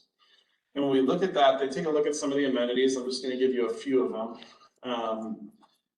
You know, something like basketball hoops, you're at 1.3 per 10,000 residents. Playgrounds, 1 playground per 10,000 residents. The rec center one was pretty staggering as well, with 0.3 rec centers per 20,000. And we can kind of go on the dog park one as well, 0.7 per 100,000 residents, along with the splash pads. This also takes into account how many parks you have, how many acres you have that are developed. And out of those top 100 most populated cities, Gilbert was significantly behind. While we do very well in quality, we don't always hit those marks benchmark wise in quantity, you know, for our residents. Amongst in the country for recreation, we did 90th out of 100 in those most populated, based on the amount of programs we're offered, the amount of spaces that are available. We were last among Arizona cities for recreation. You know, like I said before, this isn't a lack of trying, because we are at max capacity. We've just reached that capacity level in which we can provide those services that the residents are requesting and wanting more of. And when we look at that sports field needs analysis, this is from 2014. We are updating that right now. Spoiler alert, I think our deficit's gonna grow even a little more based on the numbers that we're seeing today. We should have that soon. But even in our sports field analysis that looked at the full build out of Gilbert, we were deficit of about 7 baseball, softball fields, 16 multi-use fields, and cricket. And why that number is going to be important, you saw earlier that we have people on waiting lists throughout the community just to participate in these youth sports and adult sports. And that limited growth for the future is there. And this just kind of gives you an idea of how many fields need to be added to start to meet those needs. And the biggest key to that is this means lighted fields. So there's a big distinction, because if you look at the prime usage of fields, yes, you're going to see them more open from that, you know, 8 a.m. to 3 p.m. time period, but you're not going to see them open from 4 p.m. to 9 p.m. And so those lighted field are very important. So about 3% of our Gilbert land is parks and recreation, compared to the national average of 15%. And amongst the Valley benchmark cities, we are third worst for developed park acreage per 1,000 residents in the Valley. And that number is growing. We're going to see in a minute on the next slide how that compares to everyone. So this is in order from left to right. Buckeye and Queen Creek are both developing some significant park projects as we speak. We can very well start to see ourselves creep lower down that list once Frontier Family Park and the second phase of Mansell Carter and some of those in Buckeye are developing. So this is just the Valley benchmarks of how these different cities have developed and where Gilbert stands within our developed park acreage currently. So what's developing in the Valley? So we have over the Parks and Recreation system, cities are looking at investing about $750 million in Parks and Recreation projects over the next 3 years. On the right, you're going to see some of the projects that were recently completed with about a $400 million investment over the last 2 years to 3 years. So you're going to see Goodyear's Recreation Park Campus there on the left. On the top, you'll see Mansell Carter, and Chandler, you know, kind of redid the Veterans Park over at the top right. I know that's an interest that Gilbert would like to see a Veterans Memorial type facility into the future. Then you can see Paloma Park in Peoria and the skate park. So this is just a few examples, but communities are understanding the significant impact that Parks and Recreation has in their communities. You're starting to see that investment grow over the next few years. So then we'll talk a little bit about what happens when communities don't invest in their parks and rec systems. So we look at that physical and mental health as being one of the top things that Parks and Recreation provides for community members and communities overall. With the National Recreation and Park Association, they partnered with the National Institute of Health and a few others and took a look and said, with every community across the country that was in the top 100, what would happen if we had more parks within a 10-minute walk? What does that do to the annual healthcare expenses? Within Gilbert specifically, that reduced by approximately about $22 million annually, with more people having access to those parks and open spaces and rec centers. When we talk about social connection, when you saw that video, that social connection is so important to how people are utilizing the parks and facilities on a daily basis. If people are not have access to more of those, and we have those parks and programs being full, you start to see that increase in childhood obesity. When we see the increase in crime, we mentioned that we have a wonderful partnership with PD and fire. Couldn't ask for a better one, but what you see with crime rates when there's less parks and recreation available, there's less areas to go to, there's less places to recreate. Where you see more problems is areas that are open and don't have as many amenities nearby. So when you have parks that are a little more vacant without popular amenities nearby, you start to see that increase in crime. And then when you don't have those trees and other spaces, you start to see that heat island effect increase. There's just some of those examples that cities across the country have experienced. There's some pretty lengthy studies in New York and LA and some of the other suburban communities that have tracked different zip codes and area codes within their communities to track this, and the numbers are pretty staggering when you get to see all of it together. We also look at those economic benefits. So overall in 2019, Arizona Parks and Rec agencies contributed to more than $3 billion in economic activities. What does Parks and Recreation do when you have a thriving system? You start to see those home buyers increase property values. And I kind of mentioned the other day, if you live within a couple of miles of Gilbert Regional or Freestone or any of those district parks, and you're on Zillow looking for a house, you're 90% going to see that listed in that description of what that proximity looks like to one of these parks and why that attracts home buyers, because they want to be close to them. When we see businesses looking to relocate coming into Gilbert, one of the top things businesses look at is what's the quality of life for those residents? What type of access to parks, to recreation centers, to multi-use paths do they have? We look at that tourism and sales activity, which is not our main goal, but does happen based on some of the events that we do throughout the year. Those lower public health costs and increased sustainability.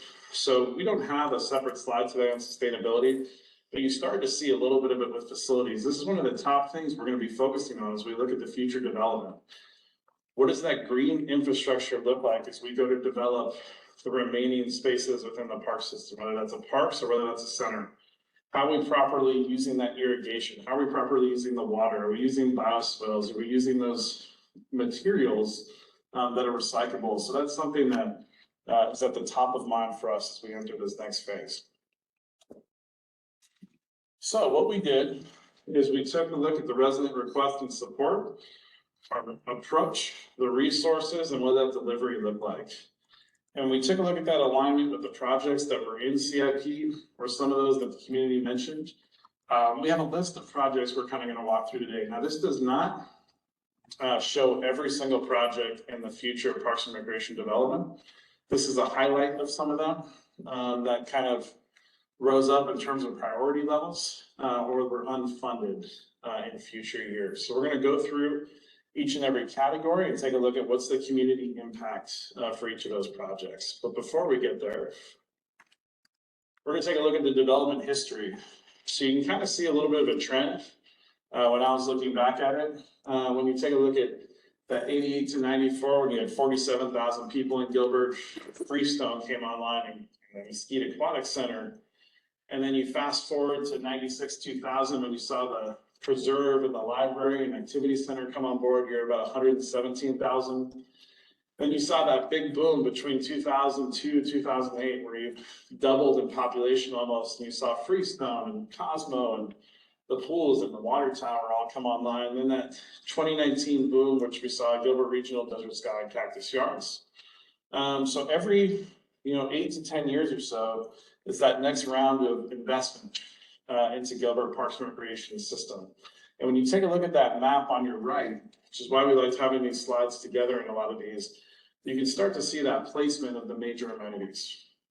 So when you take a look at the district parks, you take a look at the pools, the rec centers, geographically, they're very centered towards northern central Gilbert, not as dispersed as you typically see in a Parks and Recreation system, just based on how the development went. And we know with the future build out from 2019 to now, a lot of that development is happening in southern Gilbert. So how do we best prepare for that as we move forward? So this one, I debated back and forth on when I'd share the total number with you. And then we decided, you know what, we're just gonna throw it before every project, so we don't look at every project and see the cost. So we have it hidden right now.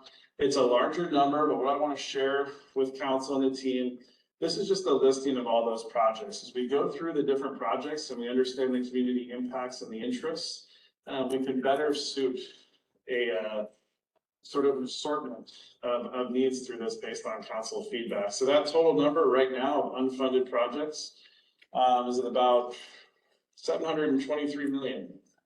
Wanted to get that out in the air first so that we can kind of focus on the projects one by one. So we're going to start with Gilbert Regional Park. So Gilbert Regional Park is currently at about 50 acres. What that does when we look at the community impact for Gilbert Regional, and a lot of this was done through a conceptual master plan that was completed in 2020, a lot of community engagement. One of the top things we hear all the time about Gilbert Regional Park, we get emails weekly, and Eva's replying on social media as well of why did you stop construction? That was just the first 50 acres. We're gonna get a good view of that here in a minute. But what it does, it brings a lot of necessary amenities to South Gilbert. We're gonna walk through what some of those amenities are. We look at that sports field needs gap, starting to close that a little bit. Added a fun picture for you just on the right, so you can see what it looks like when there's a true concert there as well, bringing that economic impact on top of just the resident impact you have on a daily basis. So this is the best visual we could think of when you take a look and you say, we did 50 acres of development at Gilbert Regional. That's that little pocket that you're seeing towards the bottom of the slide on the left. The dirt areas that you see on the right, those are all available for public-private partnerships. And when you look at what's remaining, that's 185 acres still undeveloped. And it's really hard when you're out there to kind of understand the feel of it. And we're going to go on a little drone video flyover here in a minute. But think about the impact that 50 acres of Gilbert Regional Park development had in phase 1 and phase 1A, and what's left there and the type of impact that could be had. And then on the right, we see what that conceptual master plan brought out. We had those multi-use fields. We have the baseball and softball complex, which we know there's a deficit in the community of. We have those community spaces. We know that we needed a skate park, a pump track, additional dog park. Some of those kind of flex areas, those community ramada spaces, because there's only 10 ramadas in the current phase of Gilbert Regional Park. You have to rent those ramadas 4 months in advance if you want to get in, because they're usually reserved that far out in advance. Obviously, all the months except some of the summer months. And then as you keep going back, you know, some of those areas, those nature spaces, having those nature loops, that open environment, the trails, and we're going to get into that a little bit deeper as we go through here. So let's break down the potential amenities within the conceptual master plan. That baseball and softball complex, that was 10 different baseball and softball fields, which we had a deficit of. And one of those fields, we're very interested in doing our first challenger field for the adaptive baseball and softball community. Gilbert doesn't currently have one. This would be an excellent location for that down the road. Adding in the trailhead, Gilbert Regional Park is a main hub of multi-use paths and trails in the entire valley. Being able to have that trailhead component where people can start and stop from. The skate park and pump track, the only other skate park in Gilbert is located at Freestone. So for all the residents that are not in that Freestone vicinity, we don't currently have one. And the skate park and pump track were highly requested amenities, not just from the master plan that we just completed, but also that 2020 conceptual master plan. The multi-use fields, you know, having a couple more of those. The riparian and nature area, that southern part that you can see on the right-hand side, that looping of trails that provides, you know, access. And hopefully what you're seeing there is this is not a park built for one user group. This is a park built for everybody in Gilbert. No matter what your interest level is, no matter what your physical capabilities are, you have a space to recreate and call your own within this park. Those multi-use path connections, there'd be, 3 to 5 miles of trails and loops just within the space. That dog park and community space. We only have the Cosmo Dog Park and Crossroads Dog Park currently within Gilbert. Dog Park was a very popular request, not just from the conceptual master plan, but also the master plan engagement. And for those of you who utilize those dog parks, it's only Cosmo is oversubscribed at capacity. Crossroads doesn't have nearly as many amenities, but also kind of reaches that capacity limit. That leaves a lot of limited spaces available to go to right now. And then public art and shade. Gilbert Regional will provide a lot of opportunities for that moving forward. So as we go into this next slide, we're going to take a little virtual tour of what that open space looks like on the left when you start to look at it, and what that developed master plan conceptual space looks like on the right. I'm going to narrate a little bit as you go through that baseball and softball complex to kind of get an idea of what that space could be, for Gilbert, knowing that we had that sports field deficit within the community towards build out. I'm always kind of still at awe at how much open space there is on the left as it flies through. It's kind of overwhelming when you start to look at it, but seeing it on the right of what could become, more of those food truck events, a lot of those, field spaces is just added bonuses. We have those multi-use fields, that flexible space as we go into the trailhead location on the right. Utilizing the fact that we still have a lot of dirt out there. So when we talk about elevated spaces, that's not adding cost, that's utilizing the dirt in an appropriate way because it's a flood basin, and making sure we handle it appropriately. A ropes course has always been considered, and a climbing wall, those have always been considered more as public-private partnership options, with possibly having outside groups be able to come in and do some of these as they were a requested amenity by the community quite heavily. Take a little journey over here towards the pump track. For those of you that don't know what a pump track is, you can get a kind of a view of it here, but this popular amenity is kind of going through across the country. We currently do not have one, but it's one where you're pedaling just a little bit, but actively it's more of a pump and movement of your body as you go through. Now being under a bridge adds a whole other element of excitement in terms of the skate plaza as well. You kind of see we're nearing the end of the drone video on the left, but still going here on the right. Couldn't quite pair up those times perfectly, but you're starting to get a good feel for the fact of what type of amenities could be brought in for the community within the future development of regional. And we're going to get into some of those community spaces, nature loop spaces, so that you really have something that everyone in the community can benefit from here. How do you think we can advance in the interest of time? But that's just Gilbert Regional Park. We said about 185 acres remaining in development. So when we take a look at Desert Sky Park, Desert Sky Park was 30 acres, 3.5 acre lake, an obstacle course, ramadas, and 4 multi-use fields that can be used from everything from football to soccer to lacrosse, designed in a way that is very impactful. One of the things I forgot to mention with Regional and Desert Sky both, the lakes that are currently at both parks were designed to handle the full build out of each park. So that water, that reclaimed water within was designed so that we wouldn't have to do any future upgrades, and it can irrigate any of the turf that would be in future designs. So what does Desert Sky bring to the community?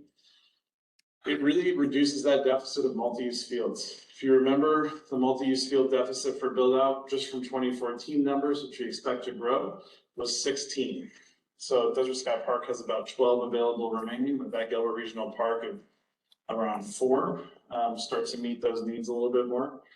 The economic impact of being able to have community use fields, but then also be able to host other events outside of that, and that multi-use path connection.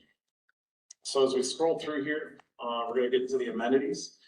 One of the most popular requests we've had, not only from the community, but some of our private partners in the area, which I think are a really good opportunity for a public-private partnership, is the championship field, where we can host slightly larger We're not talking, 50,000, we're talking more of that 500 to 1,500, which, Dan and I know in our conversations with a lot of the groups, locally and some of the universities that there's a gap in.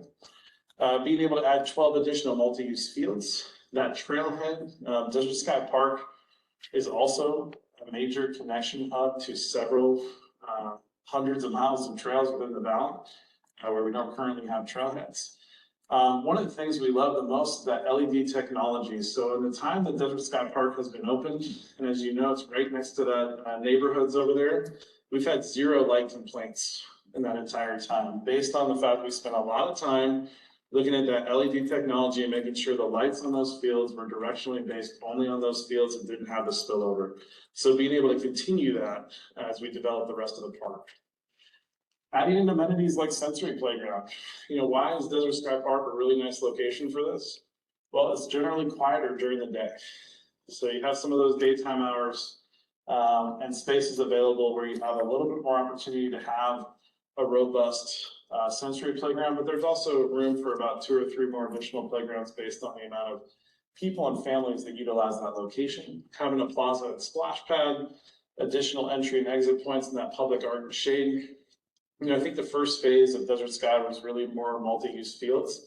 As we look at what that development can turn into, it is an assortment of all sorts of activities and opportunities and spaces that are going to activate that location more than we even see today, and are in real need in the community based on the lack of multi-use fields and trailheads and sort of the plazas and splash pads. So we're taking a real quick fly through. On the left, you're going to see that's only the developed acreage, that 30 acres of Desert Sky. You can see the public safety training facility is our neighbor there. They've been excellent neighbors. Kids love to be able to be at that park and take a glance over and see what the chiefs are training on, especially on the driving track. But as you start to take a fly through, you can see, sort of what a championship field could look like, what a splash pad and plaza, how those multi-use fields could align, those LED technology, lighting poles, different playgrounds and amenities. This should be an activated space all throughout the year in Gilbert and really meet that deficit of needs we have in a lot of these categories that we saw in previous slides. So it's just to kind of give you an overview and an idea of what that could end up becoming one day.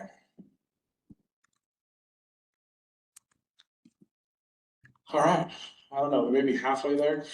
Riparian Education Center. We're slated to begin design on the Riparian Education Center. We're going to do some kickoff meetings in January.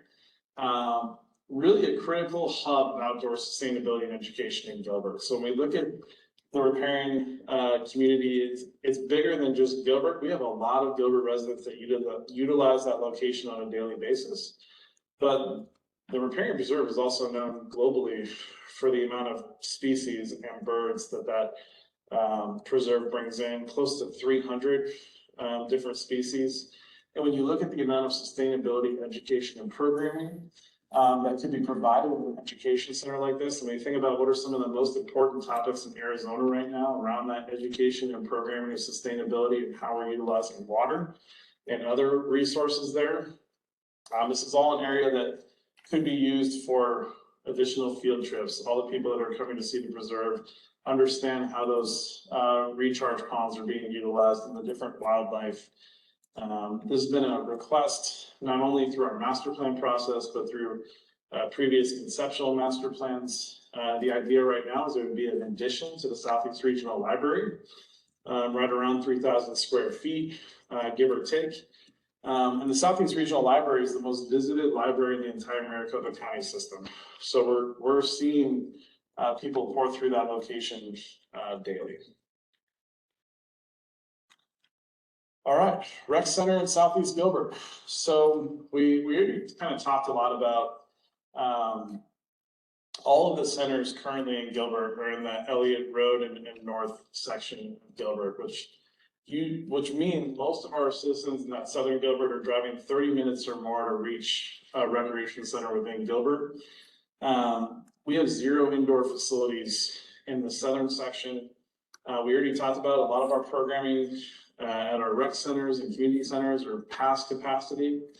And the community is really looking for, where a rec center could be located in that southeast region. Been a request in our outreach for our master plan efforts, and also just through some of our conceptual master plan outreach efforts. I snuck in a picture of my daughter here just to break it up. She's on the rock wall there. It's a little 6-year-old. She tries to hit the top every single time and has a smile on her face every time she does it. That makes you, just want to see her continue to challenge herself over and over again. But really one of those amenities that overall Gilbert is lacking in that region, and our community is very interested in having additional facilities for that to happen. Just on a side note, Freestone reached its highest numbers ever last year, both in revenue and with members. So that is not slowing down, that's continuing to increase. When we look at a aquatic center in South Gilbert, just to kind of remind everyone in the room how the pool agreements work, we have 4 different IGAs with school districts across Gilbert. We only have access to those in the summer months, and a lot of these school districts now are going the year-round schedule, which means our area has even decreased with the amount of programming time we have available. So we have maybe a month and a half to 2 months overall to do a lot of that summer programming for swim lessons, swim teams. This was a top requested amenity from the community throughout the master plan process. Most of those pools are located central and north of Gilbert, not a lot in the south. And they're really interested in a year-long availability to an aquatic facility. Trail system lighting. So Patrick mentioned the Shade and Streetscape Master Plan. When you're in Gilbert, this is where that works against us, because when it comes to trail system lighting, you also know when you're in Gilbert because a lot of the lighting stops on the trails. So that's not something that we always talk about, but our partners in Mesa and Chandler have a lot of lighting on their trail systems. And then you get to Gilbert and it sort of goes darker. And when we look at what the impact is, that's safety of those multi-use paths. Being in Arizona, extending the hours of usage, so it's not just during the daytime hours in the summer where it can extend a little bit later when the temperatures, drop from 115 to 105. 100 gives you a little bit more, access. And it's been something that the community continually requests, whether it be through social media or master plan outreach. We have 70 different miles of trail corridors and multi-use paths. So how do we best make sure that we are able to highlight those as an amenity and people are able to utilize those year-round? We could have done a full-day workshop on multi-use path projects alone. Probably would have been about a 3 to 4 hour workshop based on the fact we still have 70 miles of multi-use paths that are undeveloped and the priorities of those. But when we look at the 70 we currently have, those 70 that are undeveloped, there's 38 potential projects with multi-use paths currently in the system. When we look at what those multi-use paths provide, we know that these are utilized not just once in a while, they're used multiple times per week, several times per month by our community members to get to different locations to be able to have that recreation amenity. On the right, you'll see various opportunities such as the Santan Vista Trail, safety crossings, Marathon Trail. That Marathon Trail would connect Gilbert Regional Park to Desert Sky Park, just as an example, and beyond. So at a future date, we do know that those multi-use paths have a significant amount of development needed, and some investments that are going to need to be made to reach the full potential of where they can be for the community. Getting a little closer. Freestone Park improvements. So 1988 was Freestone Park. And when we start to look at how we not only take care of the residents in South Gilbert with some of those newer amenities, how do we make sure that our existing amenities don't fall too far behind where they should be? So when we take a look at Freestone, pickleball courts to residents in North Gilbert. We have that tennis location. There's a perfect spot there to add some of the pickleball courts. The only other pickleball courts are located at Gilbert Regional Park. If you were not there when the park opens at 6 a.m., you are automatically going to be on a waiting list to get onto a court. And they stay busy throughout the entire day. We even had to put speed limits and a couple of speed bumps in there just to lower the races that would happen to get to the pickleball courts first. Splash pad, we have the splash pad at Water Tower Plaza, you have the splash pad at Gilbert Regional, but there's not another recreational amenity type splash pad like you see at Regional in our system right now. So if you wanted the more play features, the movable features, interactive features, you have to go down to Gilbert Regional Park. The top request from the community is to build one up in the northern section of Gilbert. There's some space at Freestone, but really making sure that we provide those amenities to everyone in our community. So that is the total list of all of them put together. When we look through there, what that overall capital investment is, really what we're looking for is some of those interest levels that council may have in various projects, answer any questions on the specifics of some of those projects. But when we look at the potential project map on the right, it's also about making sure we're spreading these projects around to all of Gilbert. It's not just benefiting one community, it's benefiting all. So when we look at having a recreation center in that southern section, having that repair and education center, to the north, which is the rec center you see up there. Really improving those district and regional parks that we currently have, but you see it's not just as simple as that in a park, it's 185 acres at Gilbert Regional, it's 80 acres in Desert Sky, adding an additional aquatic facility, having those multi-use paths spread out throughout the system to be able to have safe connections throughout the community. Then if we take a look at what that timeline looks like, so we see the impact of 2019. So when Gilbert Regional, Desert Sky, and Cactus Yards came on, those added a ton of excitement and a ton of new opportunities for the community.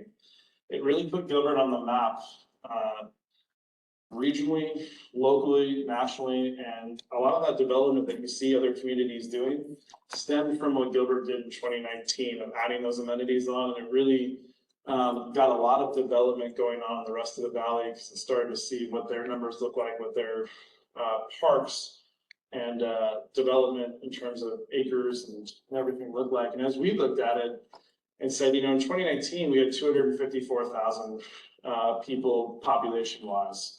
That was the last development we've had of any new systems. As we sit here today in 2024, we know we're at max capacity right now at 288,000 people. So we're starting the design of Gilbert Regional Park, Desert Sky Park, and Repair and Education Center right now. The earliest any of the construction can happen, or any of these can be completed, is between 2026 and 2030. As we look at that build out potentially being around 2030 with a population of 330,000, what does that look like if we're at capacity now at 288 with our current system, and what that build out looks like in 2030 of 330? And how do we plan for the fact we have 50,000 additional people utilizing our infrastructure and system, and how do we best prepare for that as we think future forward? And with that, on behalf of the entire department, I just want to say thank you and happy to answer any questions. Robert, thank you. I'm going to ask for questions in just a second. I want to first say a huge amount of information, and thank you for spreading that over 2 screens. It was exceptional to be able to help absorb all of that. Chuck. Robert, does the 723 million include public-private projects? That does not include public-private partnerships. So kind of the way we approach those is we will look at various spaces of land that may be available and carve those out and say, what can that bring in terms of public-private partnership, and put out those RFQs and be able to gain that feedback. Similar to what you saw at Cactus Surf Park. When we put out that 25 acres, it's sort of grown. But that's another good example of $100 million plus investment that's going to be coming to the community. Or we might see that number lower in the future. I'm sorry, I couldn't hear you. We might see that 723 lower in the future possibly. It could. What I'll say with public-private partnerships, they're tricky. And I think if you ask all the investors right now, they're struggling with some of their investment dollars and being able to have the capital to be able to do it. But by all means, if there's opportunities that we see for different amenities to possibly be done by a public-private partnership, we are always looking to explore those and understand what the market may be able to handle. So we're all for always looking at those, but we have seen a lot less opportunities recently just based on the current state of things. Thanks.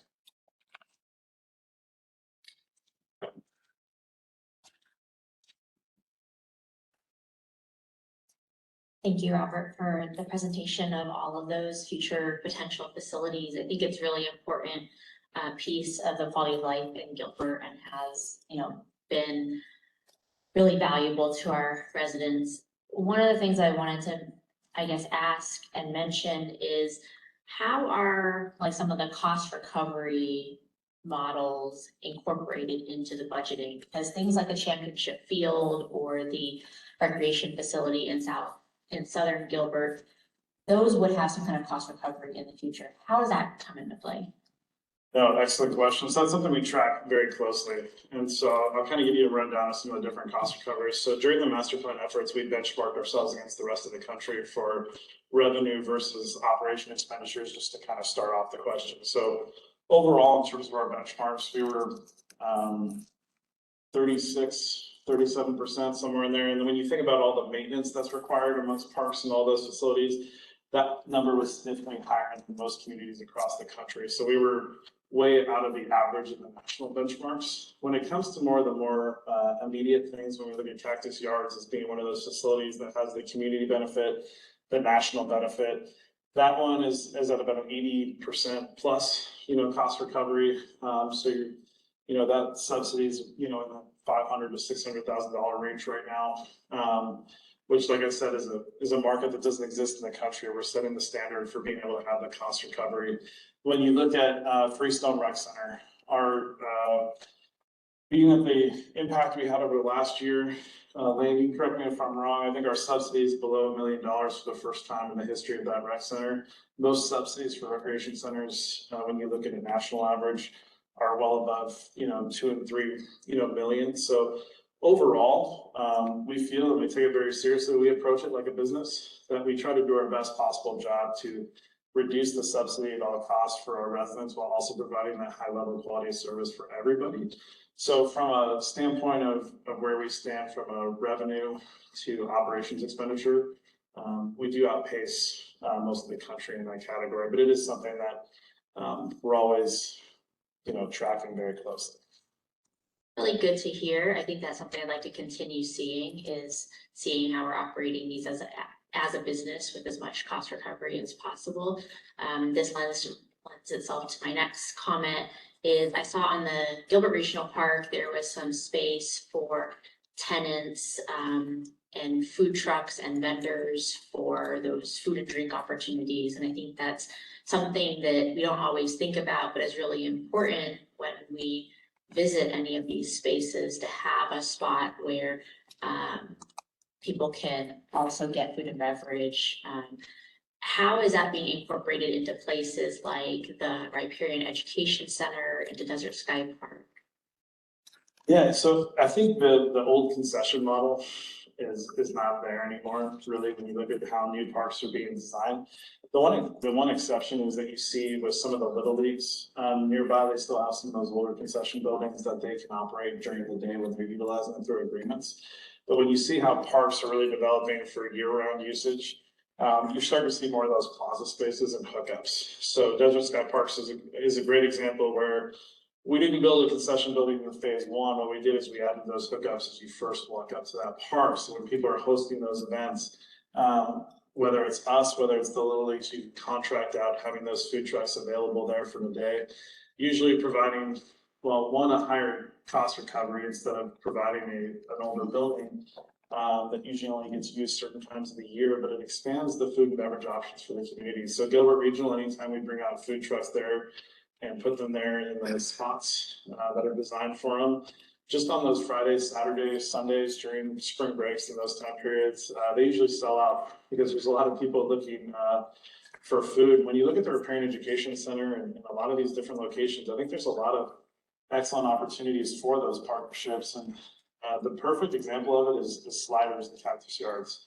So we don't want to be in the business necessarily in the food and beverage business, but being able to partner with someone like Sliders, they're doing somewhere 2.5 million to 3 million, somewhere in that range per year of sales.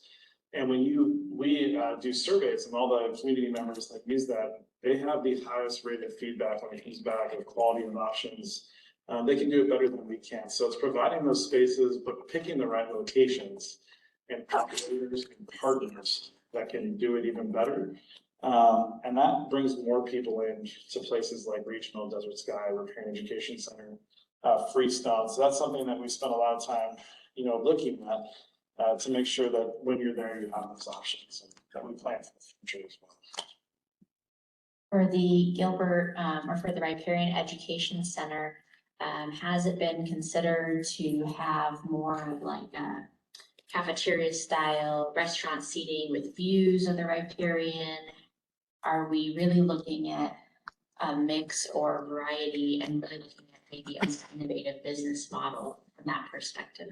That's the perfect type of feedback to receive today. So we appreciate you bringing that up, because as we go into design, I can even remember, I came to a town around 2018, 2019. One of the first conversations I had was a request for an outdoor area at the riparian where there could be a food truck located, low impact to the riparian itself, but having a viewing area. So I think as we look at design and as we look at some of these spaces, that's the type of feedback that's invaluable. So we'll be able to kind of look at that into the spaces of the design and see if it's possible to provide council with options throughout the process. And I think there'd be a lot of very qualified providers who'd be interested in something like that. And the community. Back to Kathy over here and then Jane. Thanks, Robert. That was really great information. I don't know if this is the time that we should start talking about priorities or any of that. Okay. So first, I would just make a note that So working. I think I would go to Regional Park has probably 4 or 5 of those dots on the southern part, because really the size of it and the amenities are so different than what we're providing elsewhere. So just on the map, because it does kind of look like there's nothing going on down there, but that's our crown jewel, at the end of the day. So I go back to what Young had said at the last retreat, and it had to do with townwide, not just parks, but we have to keep our eye on the smaller projects as well, because when you add them together, that's what makes Gilbert. And so I was really happy to see the multi-trail projects listed. I feel like they've kind of taken a backseat in many cases, and I'd like to see those moved up because the connectivity and all of that for our community. It's a big number.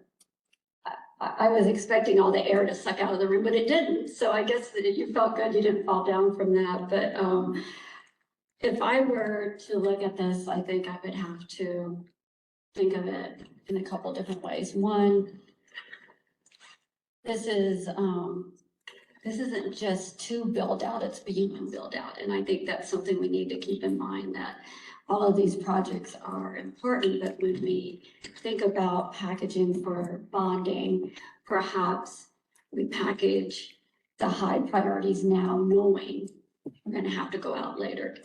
Because I'm not sure we can capture all of that now, especially if we're talking about public safety at the same time. So in saying that, you have 127,000 and 100, I wish it was thousands, millions of the aquatics in the rec center. To me, I would prefer that be pushed out on a different bond in the future and take care of some of these things that we currently have, including expanding and finishing out the regional park. One of the comments that was made at the last retreat that really stuck with me is that how understaffed we are. So when I think about priorities, I would like to know that we were fully staffed on what we have and what we want to do before we add a huge new component that we're going to have to staff. And so if I were going to prioritize, I would put those on the next bond, take care of these issues that we need on this one. Let's staff our people up. Let's create that innovation that maybe can help us upskill different people as their jobs go away. But those are my comments for now. Thank you. Thank you. That was really helpful. And just to share in the multi-use path, because we agree that with 38 projects in that multi-use path and probably even more to come, we have a team from transportation planning, CIP, and Parks and Rec. We're going to be working around the clock over the next 2 months prioritize those in a way that we can better package them to show. Because it is very overwhelming. I kind of meant it, but I think we'd have to have a whole separate like workshop for a day where we broke down every section because it is a lot. But can't agree more with the, how important they are into our system. And we know we're showing that larger number. And I think, the impact, and that's why I appreciate all the feedback, is because we can break those things down. We can move and play even something like Gilbert Regional Park, when you have 185 acres of Desert Sky. There's ways we can design and develop that in a way that's palatable as we move forward as well. Robert, I know Jim has a comment and then Bobby, but let me just, before Jim, if you don't mind, let me just make sure I understand your answer to Kathy. So in terms of the price tag, if you wouldn't mind putting that back up on the screen for us for a second. I just need to know, do you actually need direction from council today in terms of what is the overall priority of these things? Is there some grouping of them? Or is it okay that we just kind of give you individual anecdotal feedback on what we're seeing here? My understanding, unless I'm incorrect, is that any feedback you'd like to give is very helpful. And I think from that priority list, you're sort of seeing it in a way that we generally prioritized initially. But knowing that if there's priorities you feel need to move up or need to move down, that's what's really helpful to understand. And I kind of mentioned, I'll explain it better, with something like Gilbert Regional Park, because it is so big. We don't want to break it down for you now and sort of piece out amenities that could be there, could not be there. But as we go through design, we're going to do design in a way that you can have phasing options as we go, so that we provide all of the right feedback. But this is the all in if you did it all at the same time. Let's leave this screen up for the moment. Jim, and then we'll go to Bobby. So cost recovery doesn't account for the initial capital investment. And we're looking at this, we're starting in debt. We're worried about paying just for the upkeep on it, let alone the debt we're starting. I gotta think that it's gonna be, as much as it's tough, stretching to a public-private partnership on all of these things is much healthier for us, because we're looking at an incredible amount of upkeep as a town-owned entity, an incredible amount of debt as a town-owned. And spreading this out, at least starting with public-private partnerships and then moving and completing it with bonding would be a preferable way to approach it. Because that's, let's just say it's the whole ask. It's $750 million. And that's a lot. And I've got to think, taking a step back, reminding ourselves that there's a capital investment, and we're only talking about losing X amount per acre per month. We're talking a losing proposition financially, no matter what, and that's the nature of the beast. But let's take a look at these less intrusive methods, the things where we are, like the water park, if that got through, we're making money. We're at least not losing 20-something in upkeep. Is that something we could take a look at before coming back to this?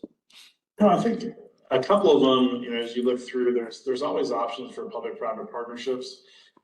We'd have to go through and sort of itemize that a little bit more, but I will say that some of them are going to would be much harder sales than others. When you look at some of the development of some of the future parks, you typically wouldn't see a lot of those in public-private partnerships, but you could see certain amenities like, that climbing area was a good example, or the flex field, where we said, okay, that would be a great example where we wouldn't want to take that on as the town.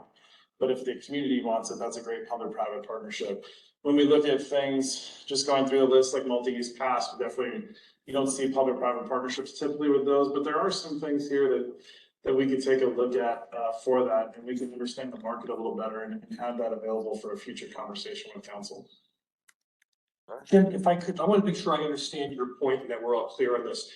You're looking at this overall thing and you're saying, is there some way that there's a public-private partnership that relieves some of the expense of this, and can we prove that out before we have to pay for all of this on our own as the town? Is that your essential point? Yes, sir. Okay, and I'm just looking, Patrick, I'm looking at you, I'm looking at Mayor. Do you want to comment on that? Is there something about that assumption that we should talk about? Yeah, just the, the town historically, I think, has probably been one of the most progressive cities when it looks for P3 opportunities. We've got AZ Ice, we've got the original approach to Big Blue Dreams, even though we built and paid for that facility ourselves, unlike AZ Ice and soon to come Surf Park and that. Some of the elements here, and we'll certainly continue to always look for them. Some of them don't lend themselves to public-private partnerships like the trail system, some of the basic infrastructure going into the regional park and Desert Sky Park. With the fields themselves, the one thing to keep in mind in that balancing act is being run as private for-profit operations is going to increase the cost for use and families, which would be something that we'd want to be thoughtful about as we weigh whether or not that's a good path or approach. But I do want to emphasize, we know this is a big number. We do not believe that we can take this on all at once. It would have to be a phased approach. And there was a lot here today. So while each of us have priorities and probably things that we're more passionate about, that's what we want to hear back from you to help us weigh prioritization of that. And then what does the bond issue look like? What's the potential funding source? Kelly touched upon it. We're going to end today with historically we've used the secondary property tax. We don't always have to use the secondary property tax. We could look at sales tax as something to fund some of these by, and thereby people that come into our community to buy goods and services would also help support some of these amenities that we'd be putting in because they'd certainly be using them as well. But there's a lot here. We will always look for those P3 opportunities, but I think some of this, a good portion of this, are not things that lend themselves to P3 opportunities with, but we'll certainly always look into that every chance we have and bring you those options so we can weigh what we feel is best for the community. We completely understand that the cost of these and how that gets borne by whether it be sales tax based or property tax based is important. But we can't lose sight of the fact that nationally and locally, we're ranked towards the bottom of the pack when it comes to these types of amenities for a community. And that will impact the quality of life to our community if it's not addressed in some way. And while we're all hopeful construction inflation dies down, I don't think we're going to see the price of any of these projects go down. I think we're only going to see them increase over time. Judy, a follow-up or discuss that at all? No. Okay. Thank you, Patrick. Bobby, please. Okay, so where I'm at with this, it is a big number, but I understand why that number's there. I want to advocate though for South Gilbert. We've been ignored for a very, very long time. In my opinion, I don't know about it, not particularly purposely, because now it's getting populated and the population was probably not there before. But my feelings are I really would like to see the aquatic center and the rec center for South Gilbert. We need those down there. I get calls quite often from parents that have children that are, they want to be Olympic swimmers, but there's nowhere for them to swim. We need an Olympic pool. If we have a aquatic center out there, we need something where these kids can train as well as, go and play. So I don't know, those are the things, and the regional park, of course. I have forever wanted us to see that finished, but it's an astronomical project to get done. And I agree with what Patrick said. Obviously, this has to be a phased out system, and it depends on, we all probably have a different need and I don't want, but mine is to see more activity in South Gilbert for the residents there. Robert, I wonder if I could just ask you to address Bobby's question with, if you were drawing a line across at some level to just show, I'm not holding it to you, but your personal thoughts of where the first priorities are above the line. Can you just tell us where that is? And then, because I don't live in Gilbert, so I don't know this, help us identify which of the items that are above the line would be South Gilbert to answer the council member's question. Yeah, of course. Well, I'm gonna give you a very candid answer. My line would be at the very bottom, but I say that thinking in this way. We know we can't do all of those at the same time. And I would never say you should go and do all of them. But the way that we're showing it, we're showing you the all-in pieces of all of them. There's ways you can kind of cut off and phase different portions of it where you can still provide a maximum impact to Gilbert, but maybe not all at the exact same time. So I say that I'm not, saying you should do any of it, but there's ways we can phase and build out an approach where you make maximum impact with smart investments. So if you look at what's in South Gilbert, you see Gilbert Regional Park, Desert Sky Park, the rec center, the pool. Trail lighting really helps everybody, along with a lot of those multi-use path projects. And then you have the Freestone projects. And so I know for South Gilbert, you're really looking at the top 4 lines the most, but all those multi-use path projects do really help everybody because they connect system lines. So you can get from North Gilbert to South Gilbert on a path. And so I think that's important, but really, priority wise, we did sort of list them, but that's basically master plan feedback. What we've been hearing from the community over the last 5 years, what we understand their needs and their desires are. But I say it once again, that we do have the opportunity as we go through design with a lot of these to design them in a way where we're providing options where you don't have to develop every single amenity. We can create an approach that's beneficial to all of Gilbert or Southern Gilbert, at the same time. But let me make sure I understand. It's not all or nothing on each row. Correct. And the first 4, maybe 5 items are all South Gilbert things. And Bobby, does that help you feel comfortable with the way this list is laid out? Okay, Robert, hang on one second, Chad. Let me just make sure Bobby gets in. Okay, sorry. No, I did see that, but I wanted to make my statement to make sure that everyone knows where I'm at, and that I'm advocating for South Gilbert. We need those amenities there, and I'd like to see them stay where they are. No, thank you for the feedback. We appreciate it. Okay, Chuck, please. Robert, I agree with Councilman Forbes about cost recovery. So you don't ask it. Currently, what's the economic impact like this? Yeah, so it's a really great question off the top of my head. So I will tell you something like Boots in the Park, just to give you a brief synopsis, 12,000 people, 3,000 to 4,000 out of state, all the hotel rooms associated with it, plus food and beverage over a 2-3 day period. We don't have the exact number. There was a study that Economic Development and Parks and Rec were doing for an event like that, that we could, share, shortly.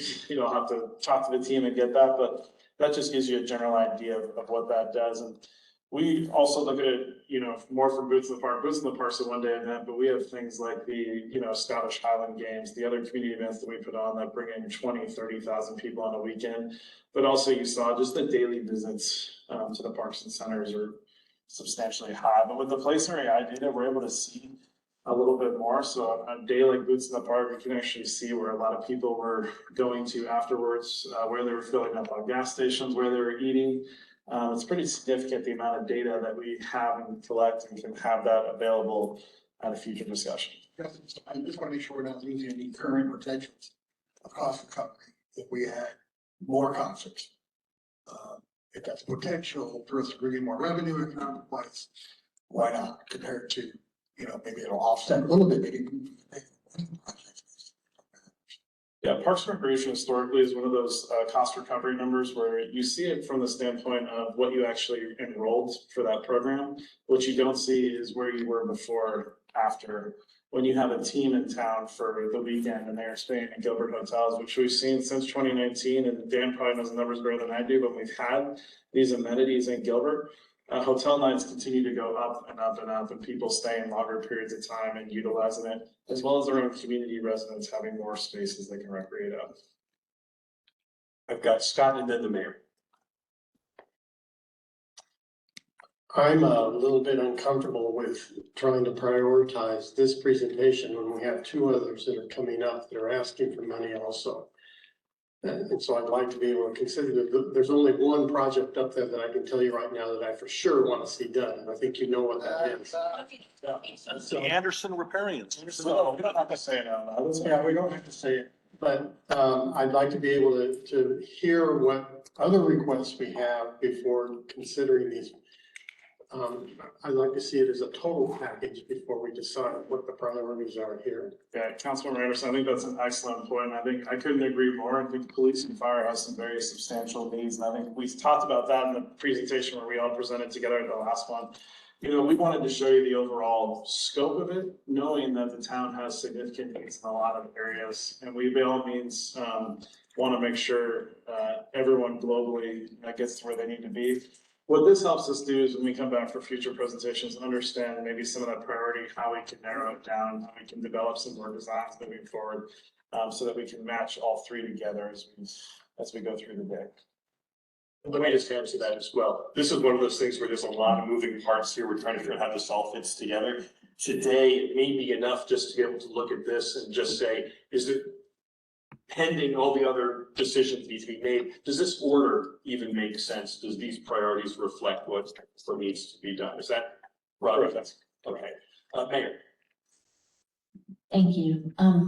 The first thing that comes to my mind is the council as a whole, several years ago, really decided that we weren't going to focus on aquatic facilities. They're very expensive to build, they're very expensive to run. And so I think that since we have almost a whole new council, that's probably the first thing that we have to decide is whether or not we want to move forward with aquatic facilities before we give you priorities on everything. Freestone was supposed to have a pool, and that was removed from the plan. And my gut tells me that if we build a rec center with a pool in South Gilbert, that we better focus on building a pool connected to Freestone Rec Center also. Because with the pools changing because of the school districts changing their calendars, we have less time in those pools. You mentioned it at the beginning of the presentation. And then you'd have a situation where you have a rec center with a pool in South Gilbert and the one in North Gilbert was never completed. So I think that would be, definitely our residents would notice something like that. So I guess my first thought is we have to decide if we want to get into the aquatic facility business, because it's a big business to be in. And how do we phase these projects according to what our residents want? And I know aquatic facilities was number 2 on the list, it always is. To me, the more important items are the parks and fields, so that we can at least provide the opportunity for those sports to be played. I think that's where the focus of our residents are. And then the lighting of our trails, because we see how much our trails are used after we decide what we'll be doing with an aquatic facility, potential aquatic facility. But I also would like to see, as we're working on Gilbert Regional and Desert Sky, I would like to see pickleball added to Freestone. I think it's important to balance what we're doing within the community. And I know it seems like South Gilbert has been ignored, but quite honestly, the Gilbert Regional Park process didn't even start until, 5 years ago? And so we've just been moving forward, and of course had a pandemic in the middle of that, and it had to follow the rooftops, which we didn't have down in South Gilbert at the time. So that's where my mind is at the moment with everything you've presented so far. Before we go on, Mayor, I have a question. I want to try, I'm hearing you correctly. I understand you're saying past councils have not wanted to be in the aquatic business. As you look at this today, I'll ask everyone else the question, but as you look at it today, is there a renewed interest in being in the aquatic business going forward? Not from me. Not from me. I know it's the number 2 thing that our residents ask for, but it is a very high dollar project to build and to maintain. And Vice Mayor even mentioned staffing a project like that. And again, it's something that we've already removed from Freestone Rec Center. So I think it's very difficult to say, okay, now today we're gonna build this down in South Gilbert because the residents are asking for it. What happened to the residents that have been here in North Gilbert for 2 decades that didn't get the aquatic facility?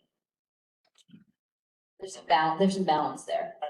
other council members want to go to, I'm really curious on the aquatic thing first. I'll come back. I know you got something else to talk about, but can we talk about the aquatic for a second? That's part of what I was gonna say. Please, go ahead. No, I actually really appreciate what the mayor just brought up, and it gives some historical perspective to it. She's right. She's dead right. And the other part, in fact, I don't think I'm getting any volume out of this. All right.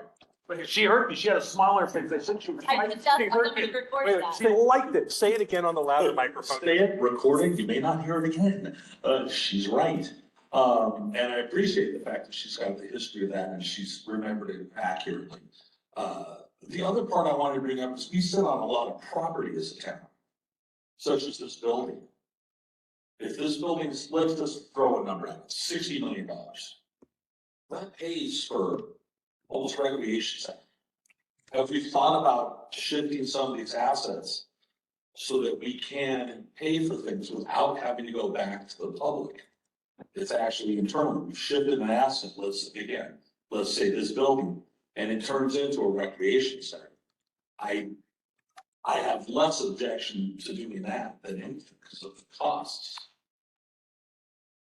Has anybody thought of that? Yeah, and what I will just say, and one, I forgot to mention, when I threw that number out there, I appreciate all of you not throwing the candy in your bowls at me.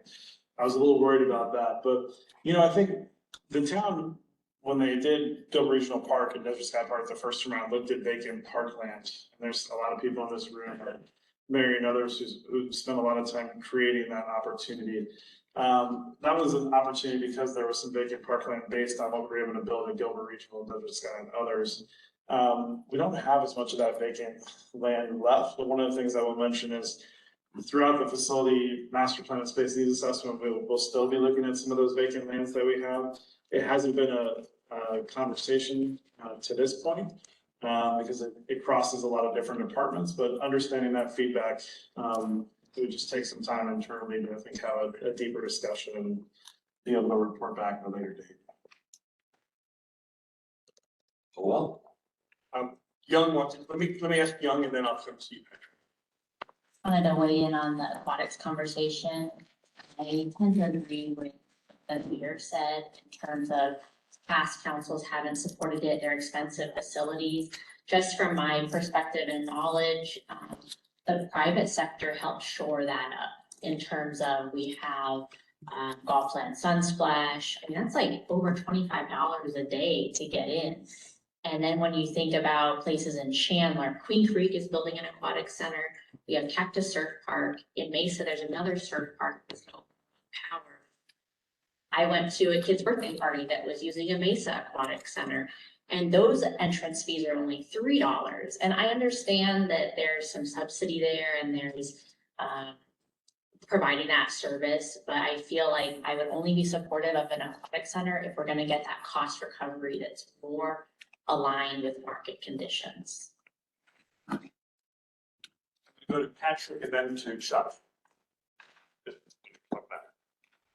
Okay, thank you. Yeah, Jim, to your point, if there were facilities, we would certainly look at repurposing that. As we looked at available land, facilities, there's just not much left. But we certainly try to get as creative as we can to mitigate that cost exposure to our community. And for all the comments on the aquatic center, thank you. We appreciate getting that direct feedback so we understand it. And Robert said it, please know we're just bringing you what the community told us they want in their system. To then have a dialogue with you as to what we prioritize, what we bring forward in advance. Chuck.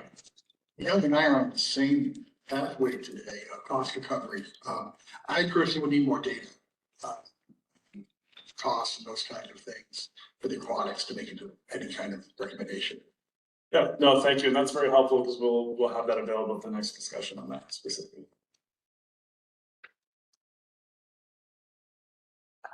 Thank you, Matt. The reason I ran for council in 2013, 14, I heard a council member at the time speaking to the Gilbert leadership class. It was actually the class that Patrick was in. And he told people that he would shut Freestone Rec Center down because it was only 80% sustainable at the time and the town was picking up 20% of it. And I thought, how insane is something like that. When you have a facility that's booming, that people love, that was built and paid for, that people use every single day. And that was literally the reason that I ran for council. So I think cost recovery is very important when it comes to park projects, but it's not ever going to be something that we are going to completely recover on because it's an amenity to our residents. And that, in my opinion, has to come first. But when we're talking about building new facilities and looking at long-term, how that goes out historically and maintaining them and the staffing for them, that's a different part of that discussion. So just want to be clear.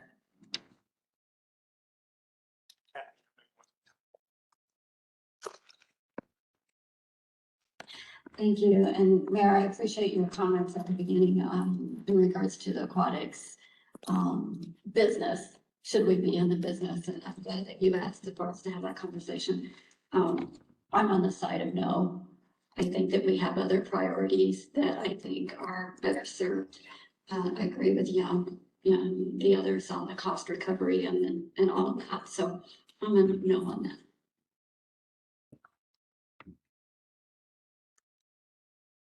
So. Bobby?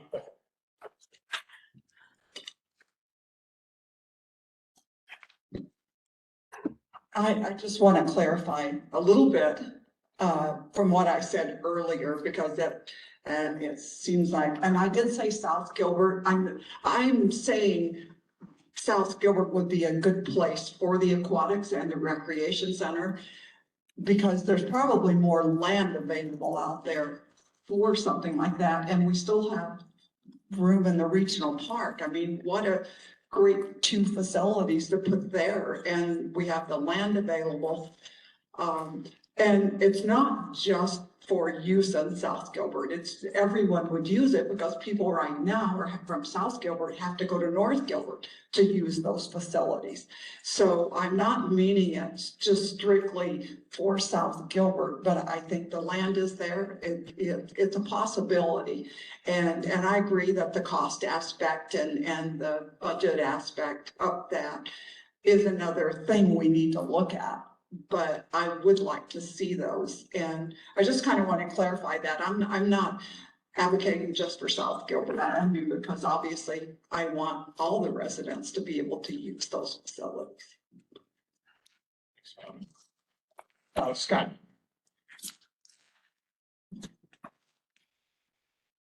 I think we're seeing that the private sector is filling in where we may not be able to handle.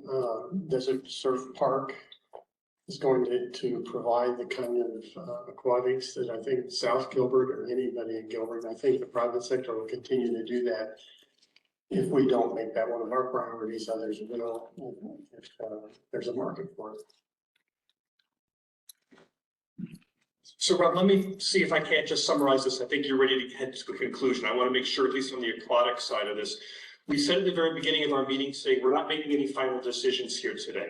So I think what we're doing, though, is sending a message of, right? A message of a lack of enthusiasm about aquatics. We're not saying no, we're not saying that we're shutting down future conversation with our community about the opportunities and possibilities here, but based on initial preliminary discussions, that's an area that seems to sink in terms of the overall priorities. Is that a fair, council members, I'm looking at you, is that a fair summary of the, I'm getting head nods and thumbs up. I didn't ask for the red, yellow, greens, but Green. so, yeah, we're generally not that excited about it. That's what the message is, or less. Do you have a final conclusion of anything else or else you want to know about this? No, and I think the feedback was very valuable. I really can't thank you enough for the time to take through it and give your feedback. I know these are hard numbers to digest, and these are really hard decisions we're bringing at you, but thank you for the time and consideration that you spent with it. And I'd be remiss if I have to say a thank you real quick before I give up the microphone for the day. Whenever you do presentations like this, there's a team behind it that puts in a lot of work and effort. And I have to just say a quick thank you to the team to my left here. There's a row in the back of a lot of Parks and Recreation Facilities members who are here. And just a quick special shout out, Jenica from the Town Manager's Office, Heidi, who's our data strategist, and our management team here. They put in a lot of time and effort to help get the presentations to a part we can be today, and I just thank them for all their efforts in it, and Dawn for helping us guide the way as well. So thank you to everyone. I appreciate your time. I know 2 hours plus with me is a lot. But the feedback you gave was valuable, and we'll be ready for the next conversation with a lot of the data and requests you had. So we thank you very much. Rob, thank you very much. Okay, with that, we are running 30 minutes ahead of schedule, but I am told that lunch is ready and we can take our lunch break now. So that's what we're going to do.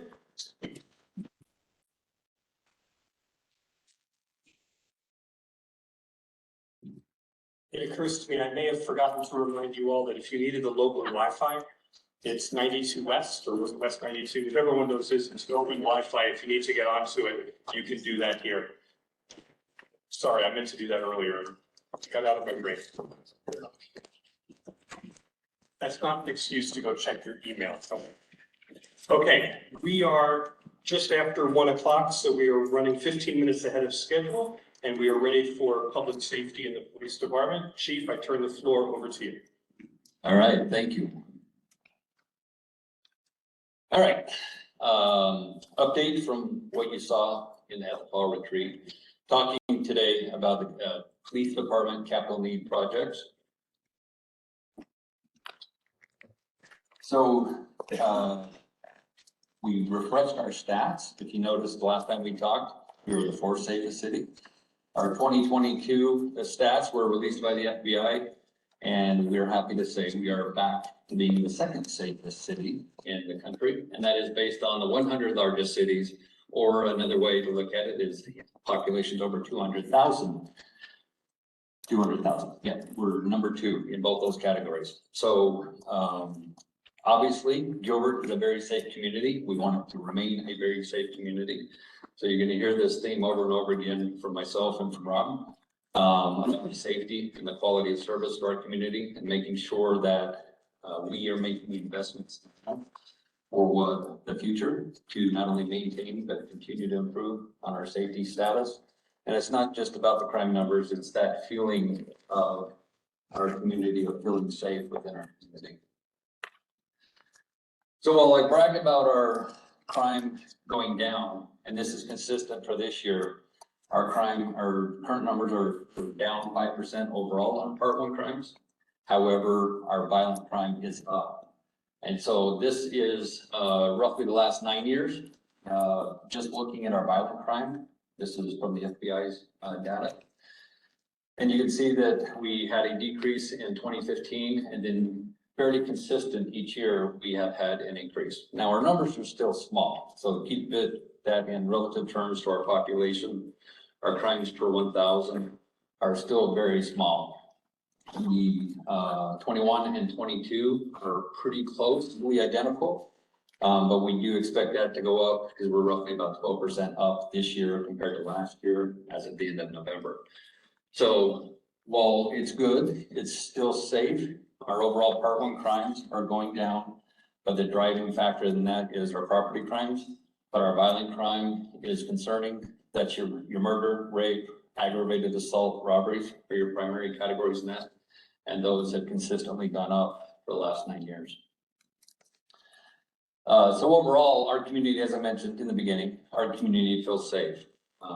There's several surveys which have stated that over 90% of our community members positively rated overall feeling of safety in Gilbert. A lot of these are little snapshots. We had 2 homicides on Father's Day, unrelated, earlier this year. I put out a statement, and these were a lot of the comments. And this has been fairly consistent that the community, those who are commenting on our social media, they feel safe here. They want to be here because they feel safe. They see a good response from the police department. They want to make sure that that continues. And we have a program called Spider Tech, which we do each day. It's a random, it's a survey. When you call in, you get a survey based on particular crimes, not all, but almost all crimes. It'll do a survey.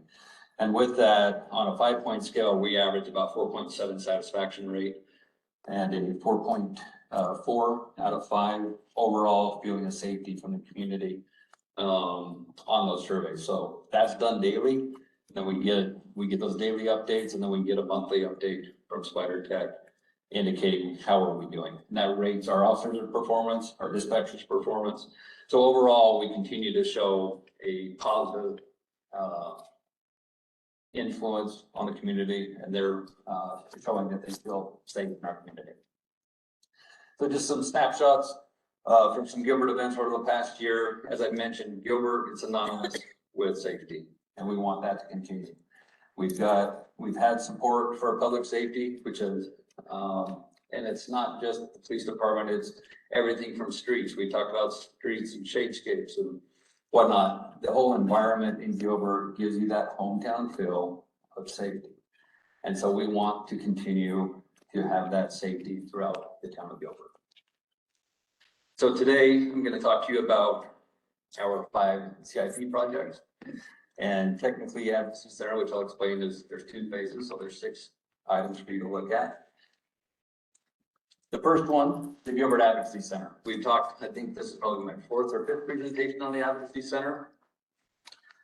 It's important to note that this has evolved, and I'll kind of explain how that is.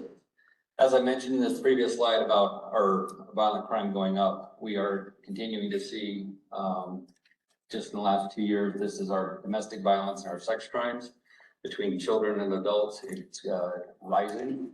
The 2023 data, this is as of the end of November. And so we anticipate it's going to be pretty close, at least on the adults, to be about the same, but we are seeing an increase in the domestic violence for children and some of the sex cases. So we want to keep our resources focused to make sure that we're addressing the Part 1 crimes, specifically the violent crime. And the Advocacy Center is a key component to this. With our current process with the Advocacy Center, we do investigations out in the field. We do investigations at the station. We do investigations at the Chandler Advocacy Center. We go to the Mesa Advocacy Center. Sometimes we go to Phoenix to Child Help. So we're kind of all over the place. The victims are going from their home to our place, to the doctor's office, to different locations. And what we're trying to do is streamline that process to minimize the trauma to the victims so that they only have to tell the story once. They can be familiar with the people and the location. And with an Advocacy Center, we get that centralized location, focusing on the victim. The victim is at the center of everything. And all the resources that are available are making sure that that tragic incident that occurred, whatever it may have been, it's getting the proper resources to make sure that the victim and survivors are taken care of. An Advocacy Center team approach, you'll hear me mention the multidisciplinary team, or MDT, and I'll explain that in a little bit. But law enforcement, child protective services, the prosecutors, mental health, medical and victim advocacy, focusing on the victims, working in collaboration to make sure the forensic interviews are done properly, medical exams are done properly, evidence is collected, and we're also taking care of the victim, not only guiding them through the investigative process, but also getting them prepared for the future of what's going to come, and also to recover from the incident they just experienced. So in a multidisciplinary team approach, the Advocacy Center being the core where everyone is involved, we've got, as I mentioned, law enforcement, and that's everything from the supervisors to the investigators to our crime scene techs, everyone from law enforcement focusing on the victim. The Department of Child Safety, we already have them embedded in our department now. This keeps them embedded within the Advocacy Center. We've got a location for the prosecutor's office for both our city prosecutors and then also the county attorney for a drop-in. Our forensic services, making sure that we can collect evidence and store the evidence properly, and then provide mental health and counseling services to our victims. I'll explain a little bit of this in the next slide on the counseling, but that's a key component of being successful with an Advocacy Center. And then providing medical professionals, so a space for the nurses to do their forensic examinations, collect the evidence, hand them over to us, and then we can process them. through the crime lab. And then, victim advocacy services. We've had victim advocates for just over 2 years now, signed at the police department, and we've seen a huge success in getting the victims the resources they need, specifically in the cases that they haven't been filed yet. We're working on filing cases. We had that gap, and the victim advocates have been able to provide that gap between the initial case have been reported to when it's been accepted by either the county or the city for prosecution. And those victim advocates have been a key to that success. So the benefits of an advocacy center, it's all about the victim. We want to reduce the trauma to the victim. As I mentioned, we want to avoid doing multiple interviews. The forensic interviews and medical exams are expedited. We would have them at the same location. Improved communication, collaboration between all those, the MDT team members that I mentioned. They will brief a case before they start it, and they'll brief after the case is done, make sure we captured everything, and also look for ways to improve. The other benefit, it saves us time and the victim's time, because you're going to one location rather than multiple locations. It reduces travel time for our investigators, and you can see an increased prosecution rates. And also, this gives us the ability to do some additional education and prevention with the advocacy center with our community. So one of the places that we toured was Collin County in Texas, and we, in simple terms, we fell in love with their location, and we still borrowed a lot of their ideas. But through their approach, they have found that when the multidisciplinary team approach is used and charges are filed, they have experienced a 98% conviction rate in their cases. Now, this is just children. They don't do adults at Collin County. It's just children. But that is extremely important. And that is what we're trying to get to, is that success so that the victims aren't re-victimized. They do that through the MDT. They help throughout the investigation. They help through the healing process, and they help through the guidance and education to the community.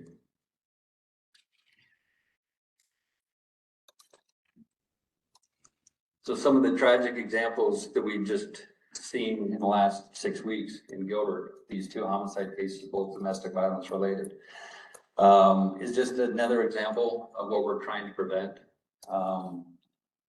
Everything we can do to prevent this type of tragedy from occurring, we want the resources to provide to our victims and to the families so that they can escape situations where they're in danger, where they're in harm. You'll have some random ones. There wasn't, that going into detail of the case, sometimes there's not a history that we know of. And sometimes with the other example, there was a long history between the couple. You just don't know. But domestic violence can obviously turn tragic, and I'll show you some more examples later.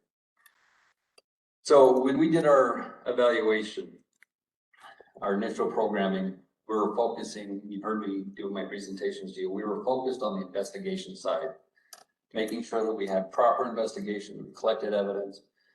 And so that's how we started the planning, and that's where our budget reflected a lower amount than what you're gonna see today. But as I mentioned, the Victim Advocacy Center, it helps survivors, it helps them move through the judicial process with dignity and a streamlined services throughout the process. The vision of an advocacy center has evolved through our research on best practices, discussion with trauma experts, and a critical examination of the needs present in Gilbert. So we traveled to several locations in Texas. We went to Nashville, we went to San Diego, and we looked at asked the question of what works, what doesn't work, what we could do differently. And I mentioned Collin County, because it was kind of an eye-opening approach. When my mind was set just doing the investigation, but after we toured that the first time, we ended up going back the second time.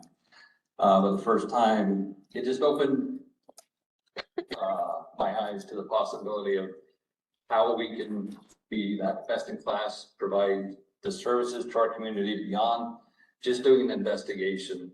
How do we make sure that this doesn't happen again? How do we empower our victims and our survivors to take those positive steps forward and, make sure that they can have the resources they need so that it doesn't have to get to them. And so that is what changed from just focusing on investigations and that initial review of taking this and making sure that through counseling services now, that we on site can provide that initial counseling outreach to both our youth, the kids, and the adults in the same location. Similar, and you'll see the diagram here in a minute, but when you come in for advocacy, do the investigation, they would come back, but a different side of the building, so they're familiar with the location, but they don't have to go to the same place where they experienced their trauma the first time. They'll come to the counseling side and do that recovery process.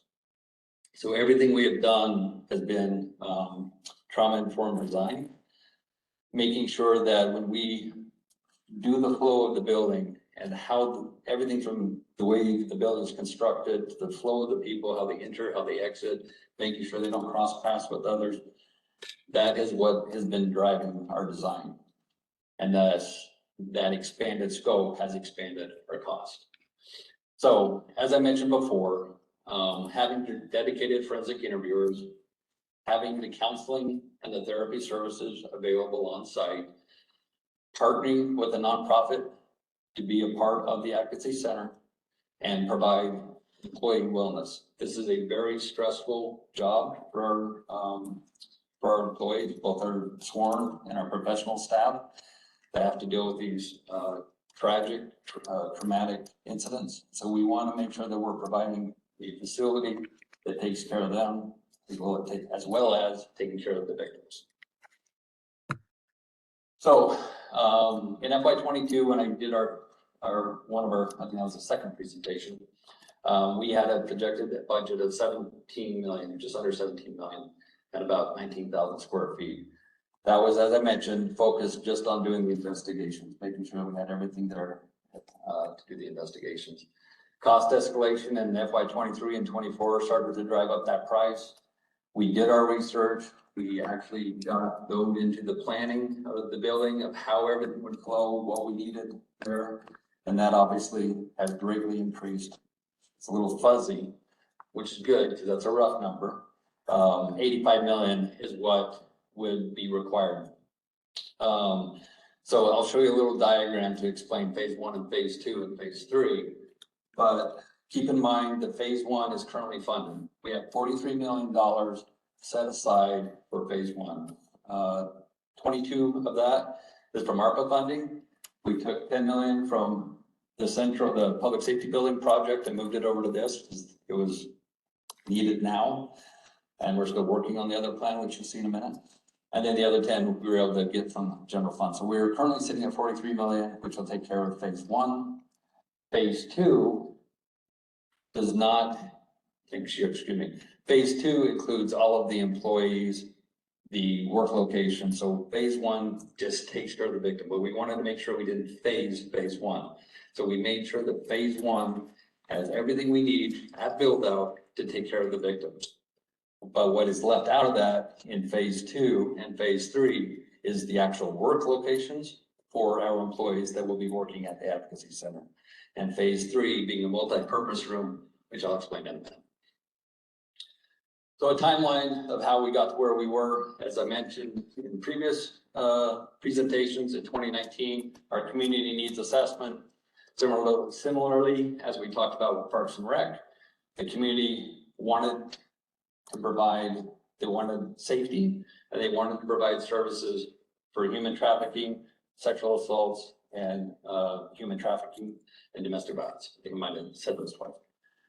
And so was the support we needed to, we knew we needed it, but that helped validate our justification. So we started with a pre-design, with that preliminary discussion. We received the ARPA funding.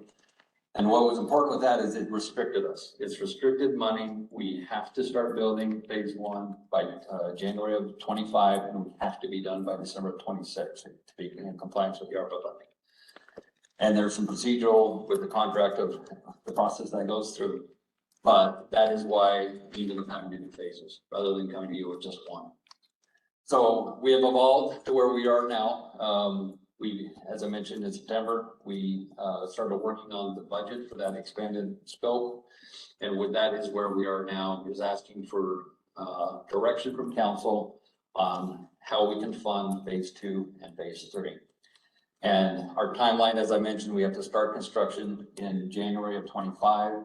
So on phase 1, we will continue to work on that design and the contracts, and that's what you'll see in the summer for approval once we go out to for contracts for construction. So the Advocacy Center, just a little preview of what it's going to look like. You can kind of see, so phase 1, and there's another map that I'll show you in a second, which outlines it a little bit better. But phase 1 is the advocacy and counseling side of it. So it's on the northeast corner of our complex, on the southwest corner of American Heroes Way and Civic Center. So the existing parking lot, we add a little bit of parking, and then phase 1 is directly to the south. Phase 2 which is not funded, will actually connect to phase 1. So when it's done, it'll look at one building, but we've designed it to where we could go with phase 1, knowing that phase 2, we've got to wait for the funding. That can be added on easily to be one building once we're finally done. Phase 3 being the training and conference space that's essential. We just didn't have enough money to put it into phase 1 or phase 2. Plus there's space constraints. And I'll show you the master plan when we do that now.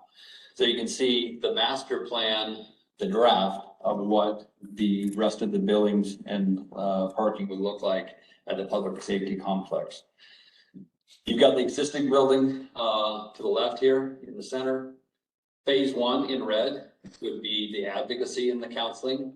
Phase 2 is where all the employees and the employee wellness would go, attached to phase 1.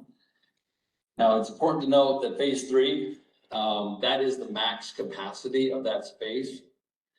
Fire has a project which you'll hear about. They need to expand and remodel their administration, but they also have other needs. So that could potentially be phase 3, a multi-purpose room, plus additional needs of fire or any other needs the city may have. And then there is space for another building down here. Nothing is planned for that yet, but there is space for that. But it's important to note that if or when we add either of these 2 buildings, anything beyond these 2, phase 1 and phase 2, is going to require another parking garage.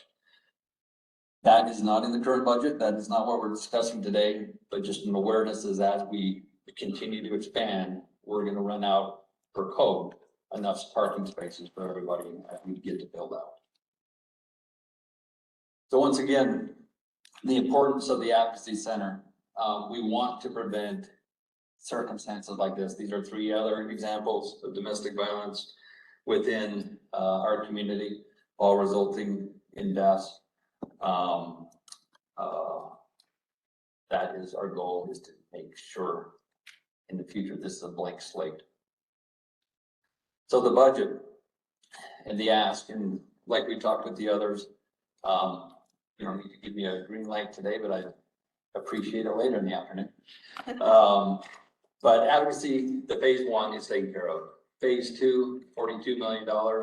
That is a high priority for us. Phase 3, it's essential to the Advocacy Center being successful. Part of the accreditation process is we need a meeting space for the MDT team to meet pre and post conference for a case, but also we do quarterly kind of risk assessments. We do evaluations, and those travel throughout all the different advocacy centers, and we would be a part of that mix, so that we need meeting space for up to 100 people to meet and discuss issues going on with advocacy centers, everything from sex, domestic violence, homicide, whatnot. So this is the budget we're currently at, the 13.8. When I showed you that 85 million with the star is the 13.8. 85 million is phase 2 and phase 1, and then the 13.8 being phase 3. That adds up to 55.8 that we would need to complete the advocacy center. All right. Next, tribal needs assessment. So hopefully you all enjoyed the report that we gave you at the retreat, and you thoroughly read through it. I'll give you some reminders on the crime lab and some of the consequences of not having a successful crime lab. We talked at the beginning of my presentation about the safety and the expectations of the community of having the proper resources to keep our community safe. The crime lab is an essential piece, just like the Advocacy Center, to make sure that we have the proper tools and resources to provide for our community. These are just some examples of cases, some locally, some not, in where crime lab mistakes or errors or backlogs have resulted in additional victims being victimized, cases not being prosecuted, cases being dismissed because there were evidence was either lost or never tested or improperly tested. We don't want that to happen to us. So the history of our crime lab services. So since 2012, we have partnered with Mesa PD with their crime lab to provide services for us. In 2017, we extended that IGA for a 5-year contract.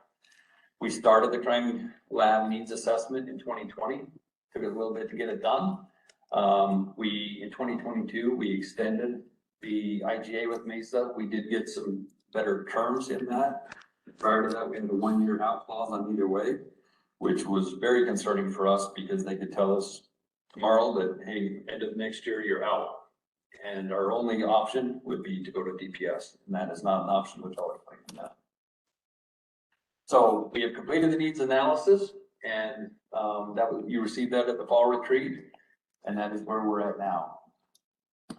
The crime lab services, we currently, so prior to 2012, as I mentioned, there was no cost. The state DPS is required to provide those services to us. We do our own fingerprint identification, digital forensics, and process our crime scenes. We're starting to do some of our fire.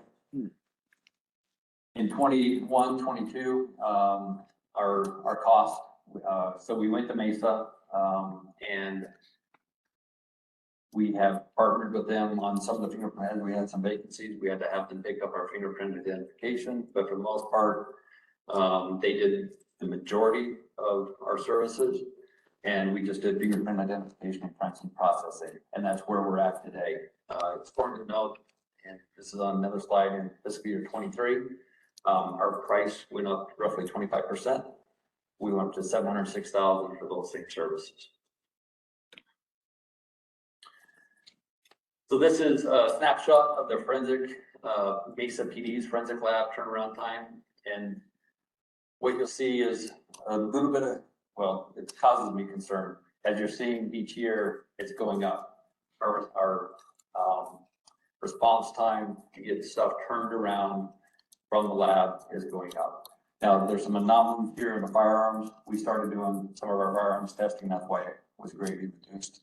Because of that backlog, some of our employees were certified.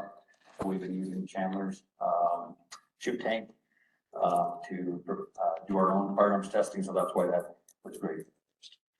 But there is a concern that this continues to rise. And another slide, I'll explain why. So we have our IGA with Mesa. Some of the concerns with that, we don't have the ability to prioritize cases that come through.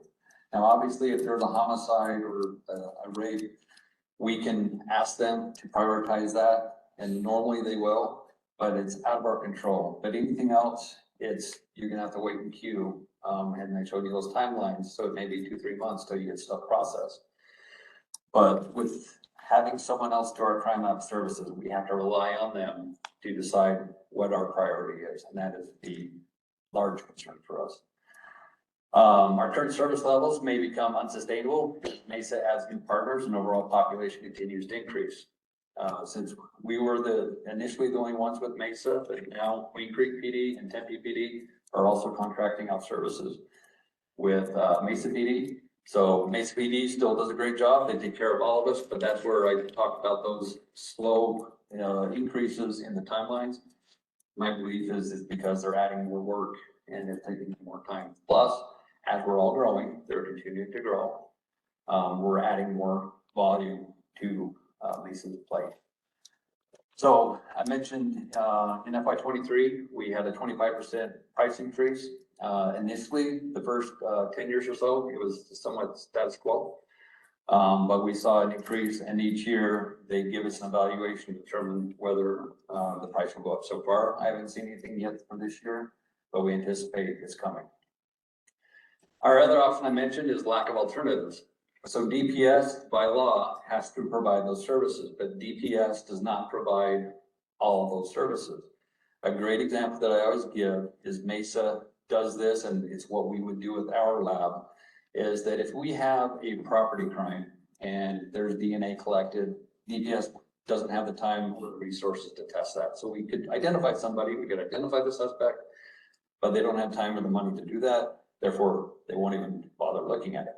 With Mesa and with Gilbert, our intent would be to process DNA on property crimes.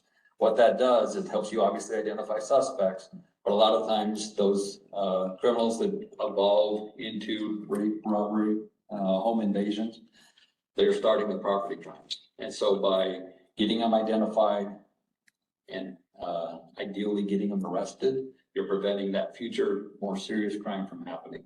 So that's a very important component for both our vehicle burglaries, our residential and commercial burglaries, that we're processing those for all evidence, not just fingerprints. We did look at private and federal labs. Federal will help us out if it's a major incident, especially if it's terrorism related.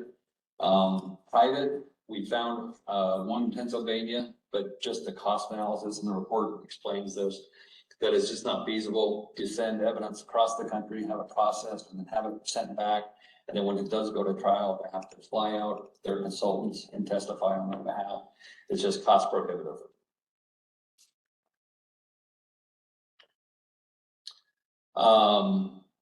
So I mentioned the PPP, the public-private partnership. That is not an option based on the cost that we saw and the issues with the evidence.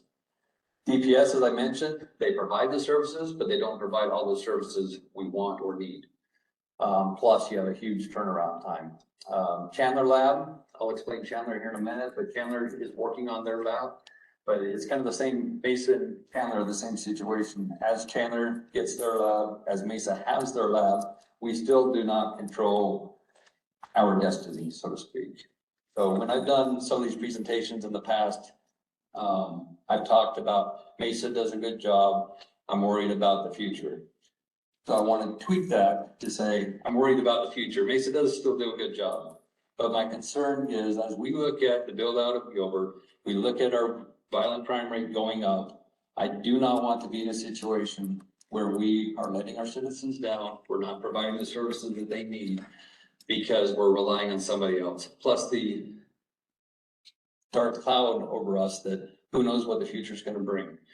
Some of those examples that we talked to you before about with the training academy, I mentioned that thank God we got our training facility done, because right when we opened, Phoenix told us, sorry, we don't have the capacity to train anymore. You guys are out along with everyone else. Just talking to the Mesa chief over the weekend, they're at full capacity. So now they're telling the other agencies they can't take them on as well. So we've got other agencies. We already provide those services. They're now coming to us saying, hey, we need help. I don't want that to be us knocking on doors in 5 years, asking other crime labs to please let us in and take care of us. So we have the opportunity now to invest in the future. I'll get into the time frame. It's going to take us a while to get where we need to be. But just like you go to the doctor and you get some bad results, you got some polyps or you got some cyst, you don't just ignore it. Well, we'll see what happens in 5 years. We'll deal with it then. We see on the horizon a problem. We're letting you know it's coming. We're asking for your help to make sure that we're prepared to handle it when it gets here. So East Valley population growth, I mentioned all 5 cities are continuing to grow. These are all the cities that we looked at. Well, Scottsdale we didn't look at as a partner, but just to show you their example of their population growth. We have seen, I gotta look at my notes because we 831% increase in our population from 1990 to 2021.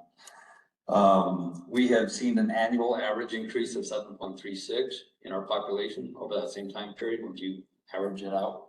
So we're growing. We're going to continue to grow. We know that. Queen Creek is going to continue to grow. Mesa still has some growth, as does Chandler. So we are growing. The demand's only going to continue to increase. So just a little snapshot, we talked a little bit more about this on one of the prior presentations, but the impact of forensic evidence. Just 3 examples. Cases without forensic evidence, you're 21 times more likely to be charged, obviously, if you have forensic evidence, as opposed to no forensic evidence. In rape cases, they're getting convictions, roughly 20% more convictions when we have forensic evidence that can be processed by the lab compared to those that don't. Robbery cases, almost a 30%, over a 30% increase in cases that get resolved in conviction, either through a plea or through a conviction. So the impact of physical evidence is enormous. So in our crime lab partnership, we looked at several partners, us, Tempe PD, Maricopa, Queen Creek, Chandler, and Apache Junction.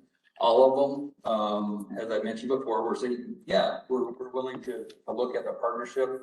But keep in mind that that's with no investment, that they're more than willing to come to us if we provide services.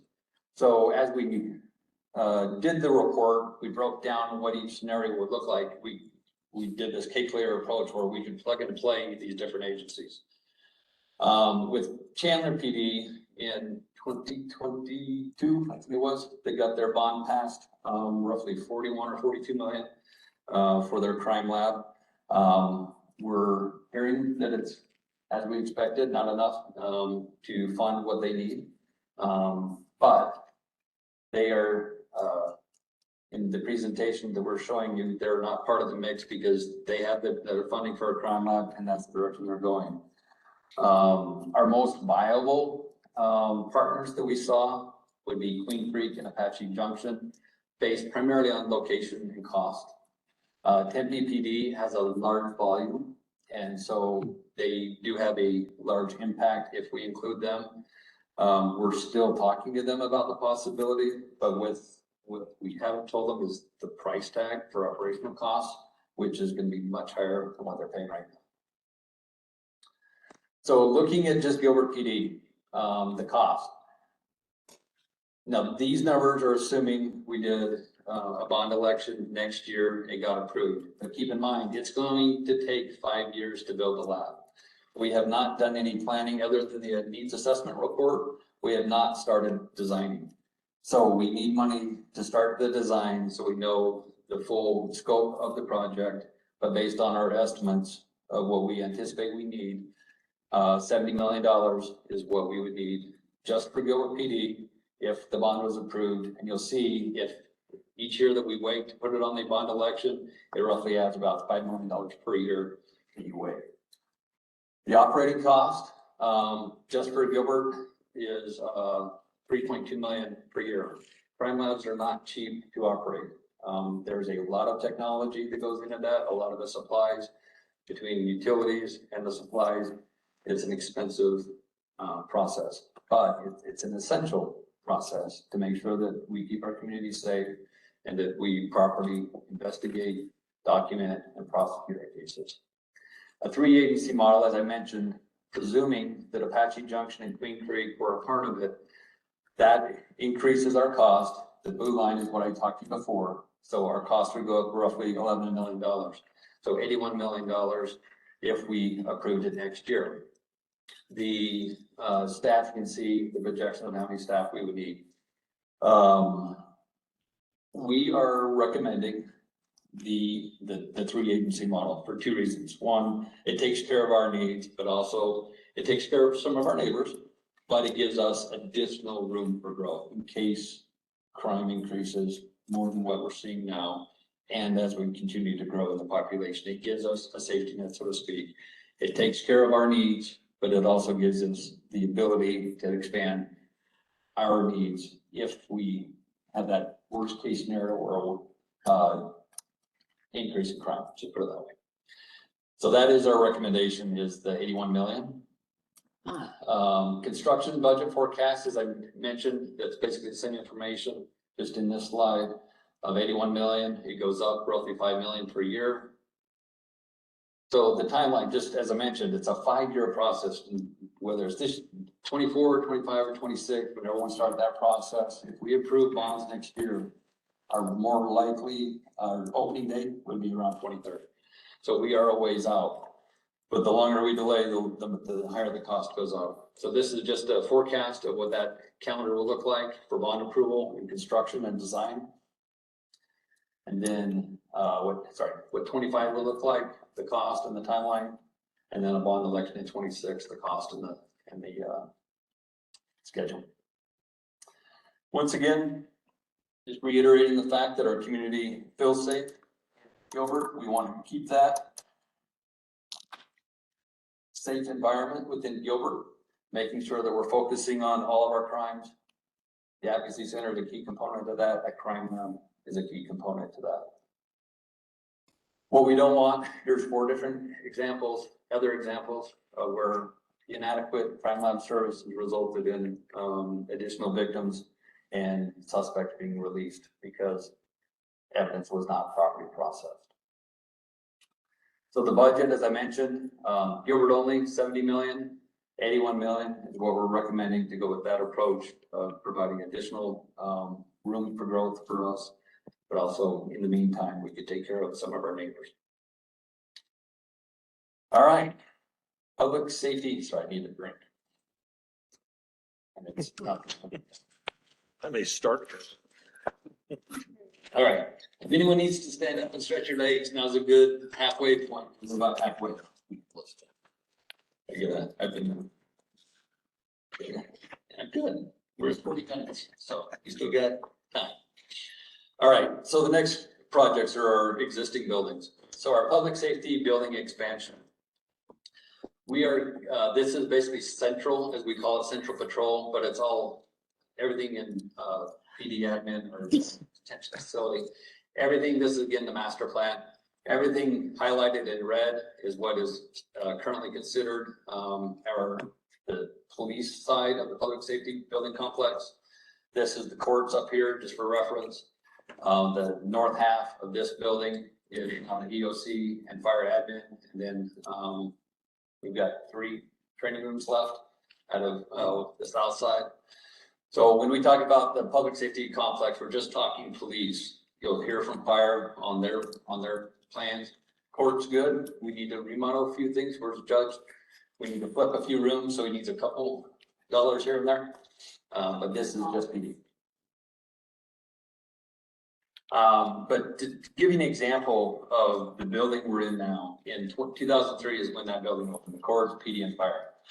At that time, we had 208.25 employees in PD, all working out of that station. Since that time, over the next 21 years, we are now at just under 500 total employees, 330.5 working out of the central station, 122 down south at Santan, which I'll talk about in a minute. 23 at offsite locations, 15 out of the training facility, and then 8 at the out at the property and evidence warehouse. That is just looking at the PSB building, that is a 58.7% increase over those 21 years. Now, granted, keep in mind, like we're doing now, they planned for the future. They had some additional space at that time, but we are at our limit. We have outgrown the facility at this location and at Santan. Give you some examples here. Before I get into examples, sorry. So some of the consequences when the community and police staff, consequences to the community and the police staff when communities fail to fund police facilities. So increased response times. What you will see is that as we run out of room, we have to start moving people to different locations, whether it's trailers, other locations, whether it's Santan to Central or an old fire station or wherever we can put a trailer. We're going to have to spread out our resources because there is not enough room for them to be in one location. And so when you do that, you are increasing your response times. you increase your response times, and there's a few studies I have here. When you increase your response times, your results in increased crime, increased accidents, increased fatalities. It's that slow degradation of services. Your facilities start to decay, you start to run out of room, and then that has a net effect of transplanting some of your resources and thus delaying the resources to the community. Part of that degradation of services, increase in police personnel vacancies. We have seen in other departments where you do not provide proper resources, whether it's equipment, building, innovative technology, people start to leave. And so you start to see that increase of vacancy, both on the sworn side and the professional staff side. And we have seen with our training facility, at least on the PD side, I'm assuming on the fire side, that is a recruiting tool. Having state-of-the-art, nice facilities, plenty of room for you to comfortably work within your work location, that is an attractive thing, especially when we look at lateral employees, especially from back east, where they are totally overcramped. They're never going to see a new building because of their budgets. They come here and they see, I actually have room to spread out my arms. I can actually work at my location. And so it's that circle where as you start to degrade your facilities, the mentality of your employees, they start to get stressed. These are the last 2 points. They get fatigued, they get stressed, they feel cramped. There's not space to work out. There's not a place to relax. We've got our meditation, our wellness rooms, our nurseries, everything we can to make sure that we're taking care of our employees. Those start to go away as you run out of room. So now this is the example that Patrick keeps giving of, we turned a closet. It is a large closet, but it was a storage closet that we turned into an office. And I'll show you some examples then at Santan where we've been very unique in making more room. But the scope of the central building, the remodel, the public safety building remodel, is basically everything that we haven't already done. So we just did the EOC, we just did the PD admin, which includes hiring, internal affairs, and counseling and towing, and our dispatch expansion. So those are good, but everything else needs to be expanded and remodeled. Some of the new items that we don't currently have, a real-time crime center and areas for our employee wellness at that location. So while we're looking at what do we currently have, we are looking for the future of what do we need and how much space do we need. And so that would be inclusive of this project of including not only what do we need now and for future growth, and what do we need for future programs. Oops. So the public safety building, this is just examples of, we've crammed cubicles in anywhere and everywhere we can. This was an open work area. We've had to add lockers. And this is upstairs in the CID area, the criminal investigations area, where we've added locker space for their gear, putting them in the middle of the hallways. There's our quartermaster. It's where we ran out of room. We are currently using the garage to store half of their equipment that we store for officers. This is again upstairs. This is the briefing room. When we have a double squad day, we will have anywhere from about 15 to 25 people, depending on the day. There are not enough report writing stations for them to work. In the briefing room, we're at capacity. For report writing, we're over capacity. There's more bodies than there are places to work. So they gotta find somewhere else to go or go back out in their car and do their reports, which makes it more difficult. We've added storage, lockers, filing cabinets everywhere we can. We've shoved more into there, but we are out of room. So the public safety building expansion, the cost for that is estimated to be $41.6 million just for the central location. So Santan, down south. So at the South Area Service Center, the Santan Patrol Station, Police Station, this thicker orange outline, that is the space that we currently occupy at the Santan Station. The center is the lobby, training room, primarily this is all public works and fleet that occupy. the building, and this is where Rob will be talking about fire fleet. But we're out of space, not only for bodies and for personnel, but for cars. We are out of space. We are looking, we own this 15-acre lot that's in red, which is just in between, the mortuary and our hazardous waste here. So that is owned by the town now, and we would need roughly 6 acres, out of that 15 to put our police station there. So that is our recommended location.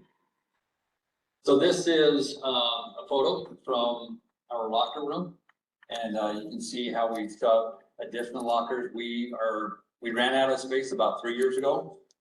We looked at remodeling, and it was gonna be about just over $2 million to remodel the locker rooms, but we knew that was just a drop in the bucket of what we needed. So we did not spend the $2 million, knowing that we were gonna have to rip it out within a couple of years. So we may do. I'll show you. All right, so this is an old office that we turned into a locker room. So, facilities, Milan and his crew, did a great job of outfitting this. They put, everything we needed into it. But even with this additional space, we are at capacity. So this allowed us to get to capacity. We were over capacity before. If we add any more officers, which depending on how the budget goes, there's a plan to add more officers down there. We will be once again over capacity for locker room space. This is their briefing room. You can see how cramped they are. This is a double squat day. As we continue to grant, as we continue to add more bodies, we will continue to run out of room.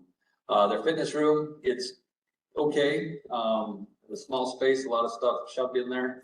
Report writing is entirely inadequate. I showed you the one for Central where there's roughly about 12 spots. They have 2, 4, 6 writing locations. And you look at, I've got more than 6 officers up there. So same thing, they're fine. They're either writing at the sergeant's cubicles if the sergeant's not there, or they're writing out in their car, or they're finding some Starbucks or wherever they can write their paper. They're going somewhere else. Back to our list. Similar to what I mentioned up at Central, everything down here needs to be remodeled, revamped. That's why our recommendation is a new building, not a remodel. Additional photos of what we've done with the locker rooms, cramming more in there. Like I said, we're just at capacity.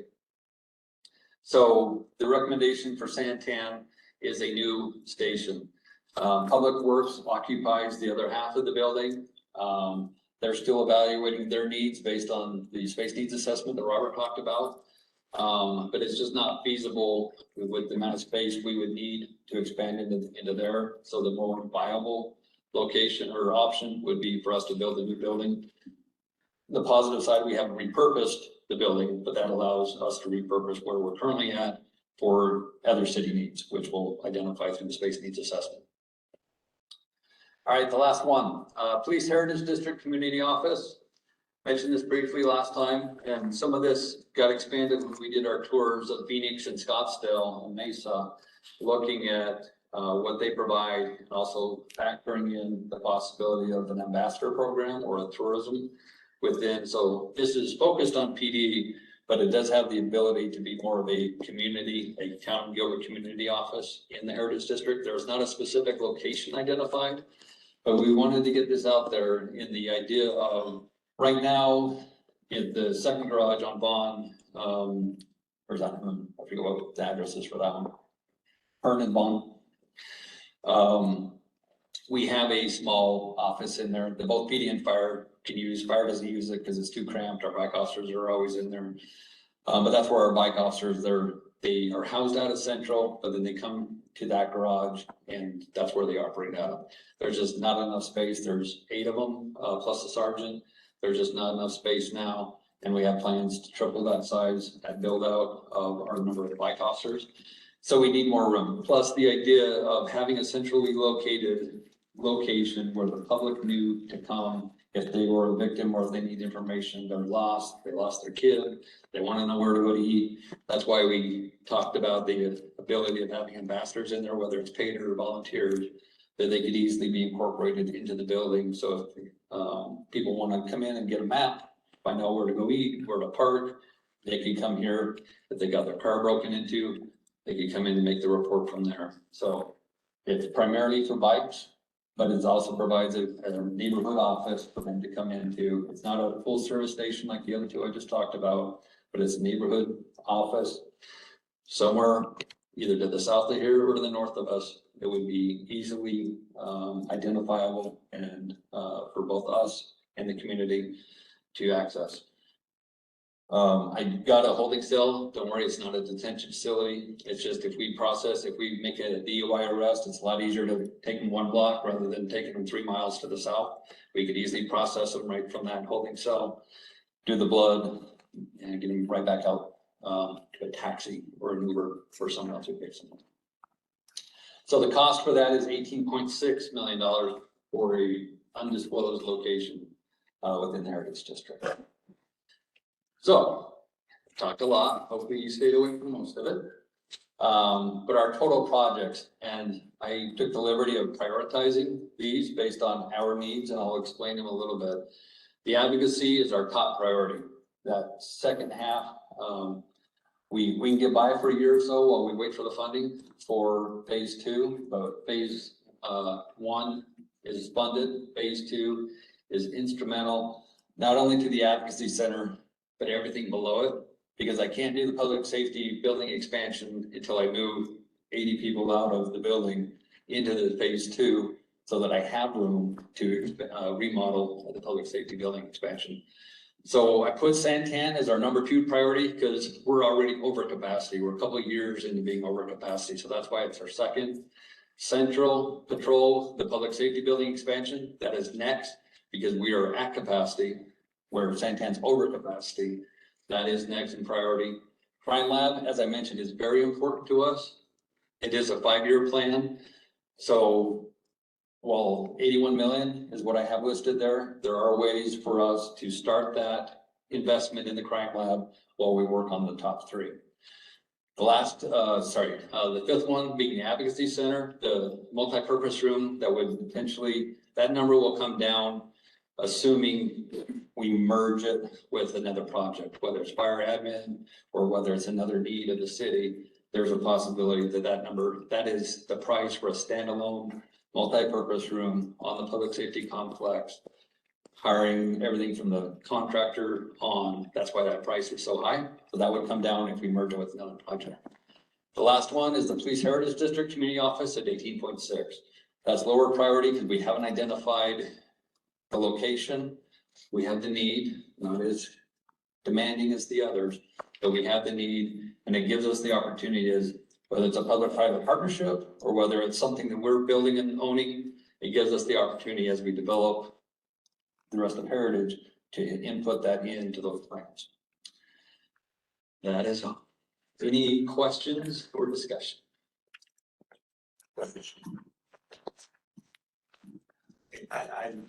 It's an overwhelming number, but I'm just gonna look at priority number 5. Granted, it might be able to be shared, but the cost will be the cost, whether it's just police and fire, whatever. That's $2,300 a square foot. That's an amazingly high number. How are we getting to $2,300 a square foot in buildings? So I kind of alluded to that that is budgeted as a standalone project, hiring contractors, the planning, everything that we would do for any other project. That is not included. That price includes all those contract services to give you a real estimate. If we just built that, that's what the cost would be. Now, we think we can bring that number down significantly by merging with another project that's going to have all those administrative costs with it, but we can reduce it because it's part of that scope of an additional project. But yes, it is a high number.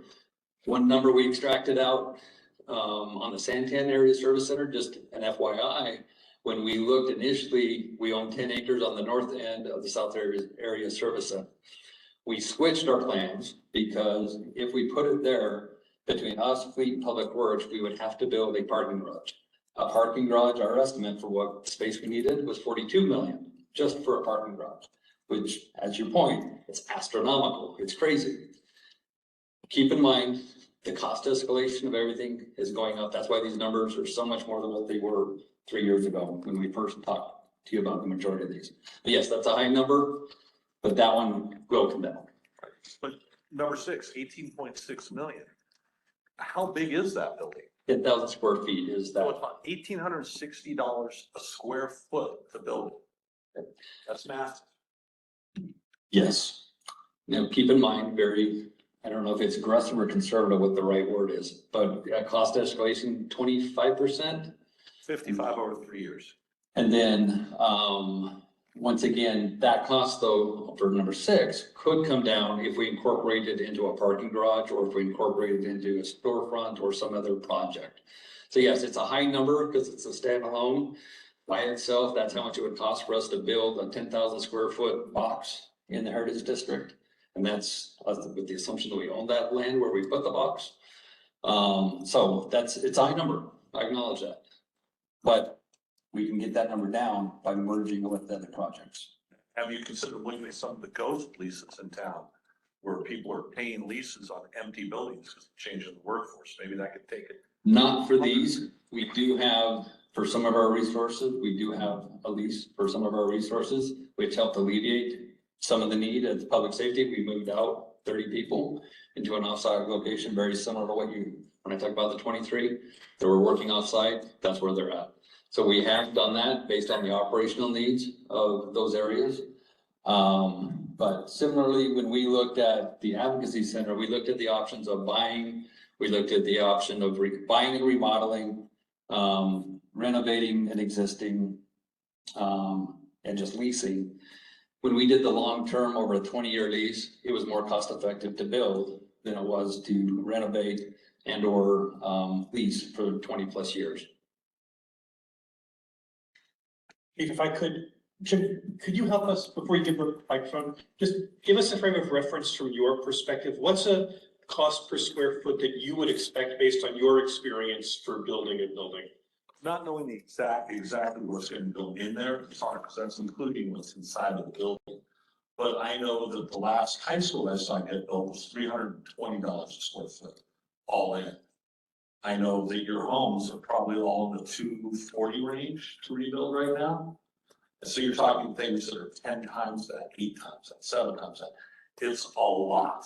And understanding also we're working at the speed of government because people have to jump through different hoops to justify and have, there's a process, it's an expensive process to go through. It is just a staggeringly high number to look at 6,000 square feet for $13.8 million. And it's going to take an entire education for me to understand how to justify that. Yeah, was it 10,000 square feet? It would. I know I said 6, but I'm trying to remember if it was 10,000 or 6,000 square feet. Chief Solberg, so the line item 5, thank you. Thank you, Chuck, here at CIP. Oh, sorry, yes, you're right. You're talking advocacy. I thought you were talking the community center. I'm sorry. Center's 10, advocacy's 5. Yeah, thanks. Yep. So 6,000 square feet. 6,000, yes. Chief, this addition, Space 3, will literally assume as a ground up, standalone 6,000 square feet space, which we would never do. That would be incorporated in some other project. Based on that model, I believe we use $500 or $600 per square feet plus soft cost, plus escalation, plus FF&E, plus technology, and ended up with this number. This would not be a number to spend. It's the budget. As on any other project, we would try to find any efficiency which could be available there. Thank you. One quick thing to add as well is these buildings are fundamentally just so different from a typical maybe classroom construction or a new home build, where the type of construction that needs to occur and the technology investment, especially with security concerns, needs to be significantly greater. And so it's like an apples and oranges or apples and pears at the very least in terms of comparing building costs. But there is a very healthy estimation for cost escalation since our projects have been so significantly impacted over the past several years. And that trend is starting to stabilize, but it is not going back down necessarily. I just wonder if it offers the suggestion that since this is such specialized kind of construction, that perhaps somewhere in the yellow light area, there's a comparison to similar constructions in other cities that lets us know that what we're doing is on par with what's expected for this kind of construction, because our frame of reference is just so different. Jim, is that pretty much what you're saying? Take Mike. No, that's correct. I can refer to a high school which has more needs than a home. But if you're called 300 for the high school and 2,300 on an advocacy center, I gotta figure out what's going on with that $2,000 per square foot. Right. Per square foot, this big, $2,000. I need to understand how that occurs. It's all about frame of reference is what you're saying, and it's a very legitimate point. There's another question, comment, Chuck, did you have? No, okay, I'm sorry. Okay. Chief, I may have missed it. Did you say where the crime lab would be located? I did give you a map, but we have two locations. So the primary location would be, where Fire Station 1 is and our property evidence warehouse in the south, to the north. There at Williamsville, just east of the 202. There is that dirt lot where they fill the sandbags. So that lot would accompany, it'd have to be a 2-story building, but that lot would accompany, it's big enough to take the crime lab. And that's an important location for us because it saves us money long-term because we can just cart the evidence across the parking lot rather than having to load it up and drive it like we do now to Mesa, where we're doing either a daily run or 2 or 3 times going back and forth and picking up and dropping off evidence. It's a simple, the evidence tech takes it over to the crime lab, they check it in, they process it. When it's done, we go pick it back up a lot quicker. So that's our primary location. A secondary location would be that future public safety building that I showed you on the master complex. On the south end, we could put it there. But our ideal choice is on Williamsville next to Fire Station 1. Thanks. Just looking at my notes real quick. Is there opportunity to phase some of the other desires, like you're doing the advocacy center, to help spread the cost? So there's always the potential, give you the politically correct answer. Advocacy, we can't dice up anymore on what we already have. For Santan and the public safety building expansion, like I mentioned with Santan, we looked at fixing the locker room issue, cost about $2.2 million. That was as of 3 years ago. It's probably $4 million now. So we could look and dissect that, but you're gonna end up spending over the long term more money than what you would now to fix the problem, get them what they need to take care of their needs now and to our future needs at full build out. So yes, you could always split up as one of these problems and pay for a little bit now, but only how far does that get you? It gets you maybe a year or two, and then are we gonna go get money again to do another piece? So we've done, an example is we did dispatch, EOC, and the PD admin and counseling area. So yes, we did do pieces of the building now. We could continue to do pieces of the building in the future, but it's just going to increase your cost. So doesn't, your end goal, you're better off, you're saving money in the long run. Just like if you delay it 1, 2, 3 years, we're adding $5 million per year to all these projects. It'd be the same thing if you dissect it, just do a quarter of what we need now, a quarter in 2 years, a quarter in 3 years.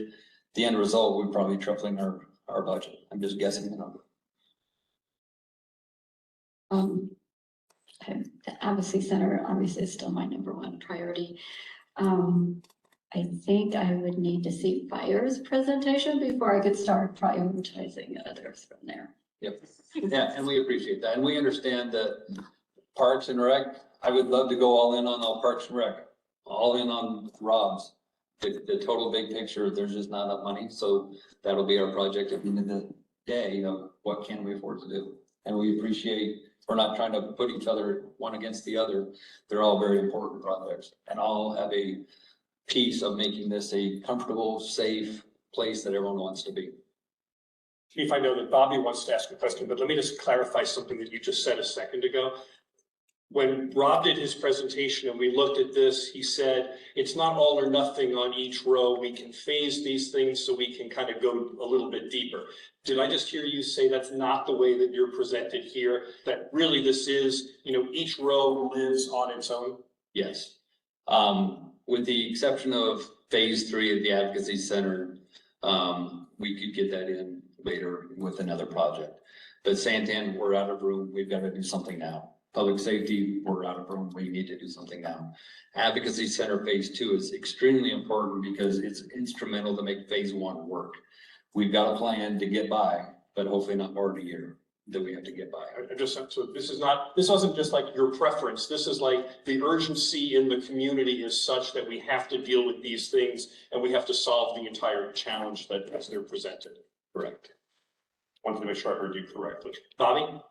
Okay, I think you guys probably answered my comment, but I did want to bring up that phase 1 is already paid for. Correct. Correct? Yes, 43 million. 43 million. 43 million, yeah. So we already have invested in this $43 million. And, if we can phase it in, and like you mentioned earlier, if I recall correctly, phase 3 is something that is not totally needed to make phase 1 and 2 work, that we can do that in a year or 2 years or 3 years. Yeah, we can get by with the delay on phase 3. It is essential to the success of advocacy center, but we can use other resources until we get that completed. Right. But long term, it's essential. In the immediate need, that is not the highest priority. Phase 3 being, but phase 2 is. Right. I mean, it is obviously from things you showed us a priority, and one I think you didn't mention either was, the woman that committed suicide in one of the parks. Had we had something like this available, those are things that can be prevented, hopefully. Yeah. And, okay, well, I just thought it was important to note that phase 1 is paid for and bring that back to the forefront. Yes, thank you. Appreciate it. This one that's paid for is not part of this. It's already assumed for this chart. Yep. Okay, correct. Young?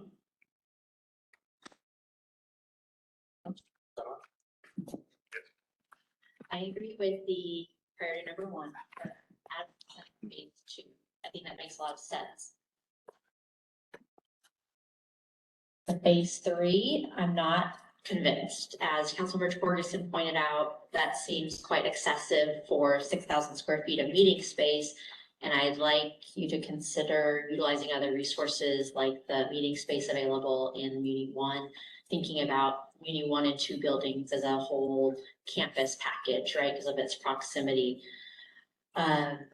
The Santan Police Station, I think that does make a lot of sense. It seems like that's, been planned. We're exceeding the space there. My question, Chief, to you is, can more people be shifted to the Santan Police Station and avoiding the public safety building expansion and increasing the Santan Police Station? So are you saying if we build a new Santan station, could I move more there? Potentially, and that's when we, with the 2 project, because there's some variables, our SROs, our traffic division, and there's a few others that they could be at either location. And that's how we're getting by now. We've moved people from one station to the other. The SROs, half of them are at Santan, half of them are at Central. Traffic is still there, but that's my next move. Because as I need more space, I gotta move traffic somewhere. I don't know where yet. But that would be my next move. So yes, some of those parts are interchangeable. So as we progress on either one or both of them, we can design it for what that future needs of who should be there. And that may be, we build for that growth. And so I can move a couple pieces from Central to there. If that project is ahead of the other, ideally they're on the same track, and we can make sure that between the 2 of them, they're properly outfitted. People are in the right locations at both. And so that they're congruent, that we're not missing anything. Because if we do one, then anything we missed is gonna have to go to the second one. Vice versa, either way.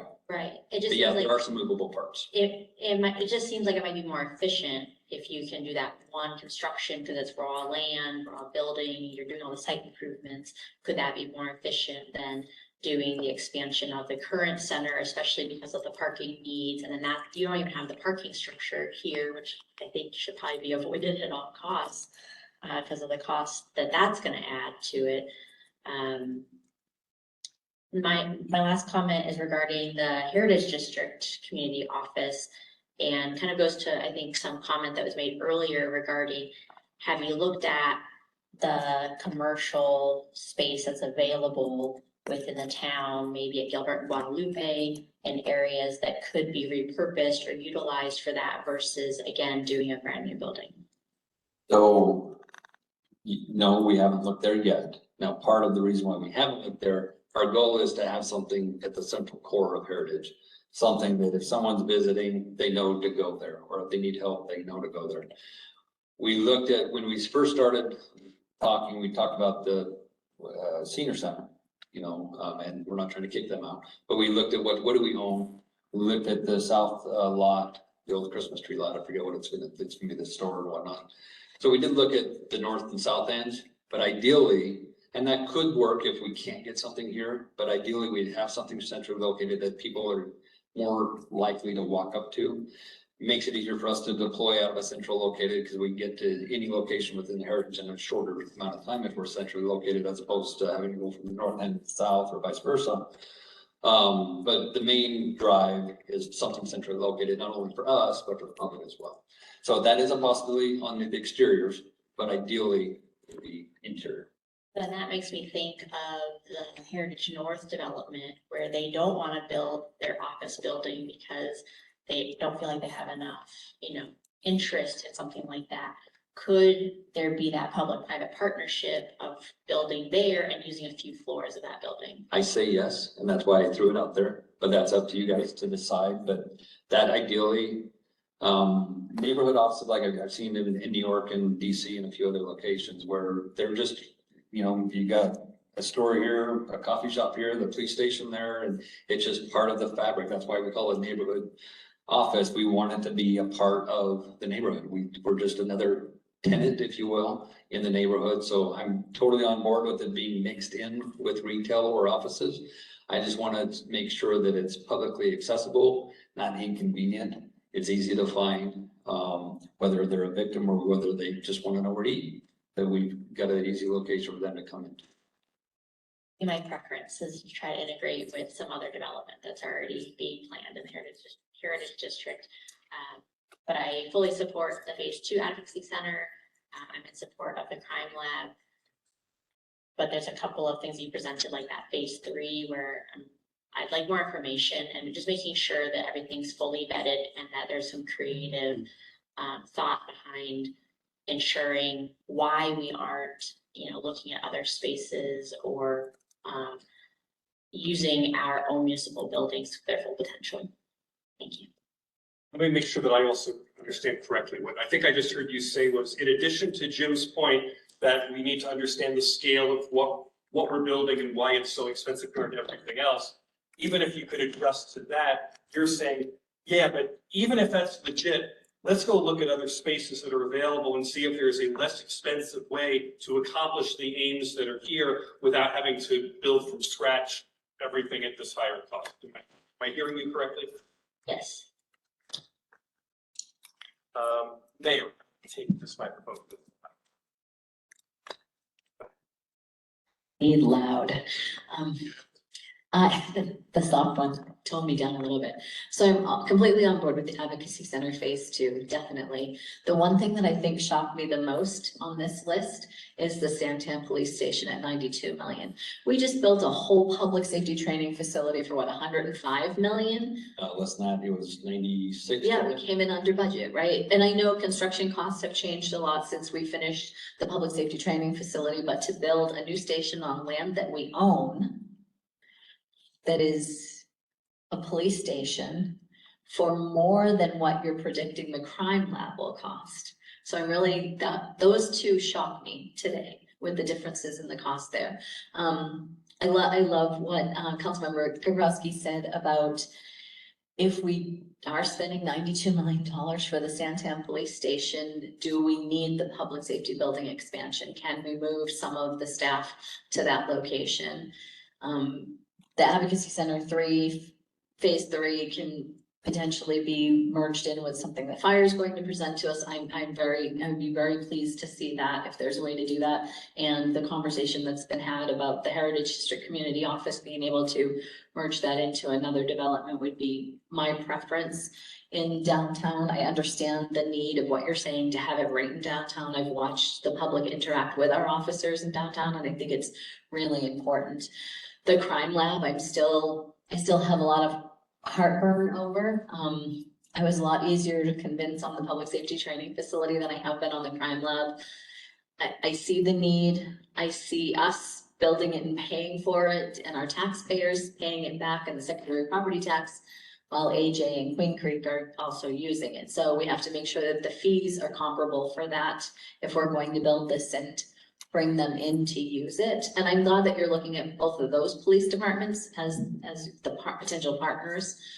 So why is the cost of the Santan Police Station so high? Do you ever answer? Maybe you and Leah together, I don't know. Yeah, all I can say is based on the cost per square foot, the scope, and I forget the square footage, we're adding 12,000, or was it? So Chief, 45,000 square feet facility. 45,000. Yes, about 6-acre development. 3.33 acre development site. Thank you, Leah, Jack here again. So yes, about 45,000 square feet, office space for PE, so it's a little bit different space than typical office. Some safety security measures, as well as the, I believe 6.3 acre development. Right now, we are estimating $1.3 to $1.4 million for acre of development with drainage and utilities. It has parking for, I believe, 300 vehicles. And I think we assume some canopies there to protect the assets long term, with some even the solar panels, if the pro forma return on investment would check during the pre-design phase. I'm trying to think what other features are there. These are main features. About, I believe, $600 per square feet of the vertical building, plus FF&E technology, soft costs, and of course, significant contingency for escalation. We hear that escalation is improving. We don't see it, but if we hear it, it means that it will come. It's a ripple effect. We will start easing up on those contingency. They are not targeted to spend. They're just siloed in our budgets, and we will be removing them or shaping them off as we come closer to dates and the scope, if that helps. To follow up on 2 of your points, Jack and I have talked about this, we're talking about it this morning. We're going to ask CORE if they could just give us a comparison. If they built the training facility today, how much would it cost? We're guessing 300 to 400 million based on the escalations we're seeing with everything else. 3 times as much. Yeah, but look at the Advocacy Center, that went from 20 million to 88 or 85 with phase 1 and 2. But your scope We changed. added scope, but the cost is just so astronomical compared to what it was in 2018 when we got the bond approved for the public safety training facility. So times have changed. We want to get that just to get a comparison, because I look at that and like, I could have, with almost, well, the Advocacy Center and with Santan, I could have built the training facility. I could have built 2 more, but it's just a different time, different budget. You mentioned AJ and Queen Creek, or whichever agency we plug in there. One difference for us is that whoever we bring in, we've estimated the operating costs. Our intent is to pass on those actual operating costs to them. We don't necessarily do that now with Mesa. We're not paying all their operating costs. We're paying personnel fees and that's it. But that's where, when we look at it, we want more return on investment. If we're giving you something for free, you're gonna have to pay to operate it at least. Yeah, they'll benefit from having the building there, but you know, Jack just talked about basically an office building for the Santan Police Station, and I understand there's security and technology built into that. And I'm talking surface parking for 300 vehicles with some covered parking. 92 million just still seems very excessive for that kind of a building. even with today's cost. So, who does AJ use now? I can't remember if you had that on your. For their crime lab, Yeah, they're using the state. oh, they're using, okay, the state. Thank you, just something that stuck with it. So I do like your order of priorities though, and I do agree with your order of priorities, the way that you have it, laid out today. But I'd really like us to look at that Santan Police Station and see about that cost, because that's way high in my opinion. Thank you. Mayor Chuck? That total agreement with everything's been said so far with emphasis on number 2. Yeah, that seems very excessive for me too. And number 6, I really like the potential idea of partnering with someone on that to get that cost down. The other thing that I would, and I'm sure we're gonna talk about this later, is are we looking at, and you don't have to answer this, I mean, are we looking at one bond for all of this stuff? Looking at different bonds, for Parks and Rec and police and all different times? That would have a big effect on how I would look at this also. Again, you don't have to answer them. That's what this afternoon's for. I'm ahead. Thank you, Chuck. We'll go to Jim and I'll come up to you. It's something to look at number 2 again, that's over $2,000 a square foot. This isn't much shy of a square foot right here, ladies and gentlemen. $2,000 a square foot. You could buy an empty office building. You could put a 10-foot wall that's electrified with gun turrets around it for less than half of it, easily. We have to, if this is what's coming back to us as costs, we need to look at different construction companies, period. I don't care who's been doing business for how long. Coming in with numbers this high on land we own is not acceptable. There is no way. Police office buildings should not cost $2,000 a square foot. You could line each one of those with a bulletproof piece of poly, layered plastics, and it would cost you a third of that. So I want people to go back to the drawing boards, anything. I can't in good conscience tell people, well, it's just kind of where it is.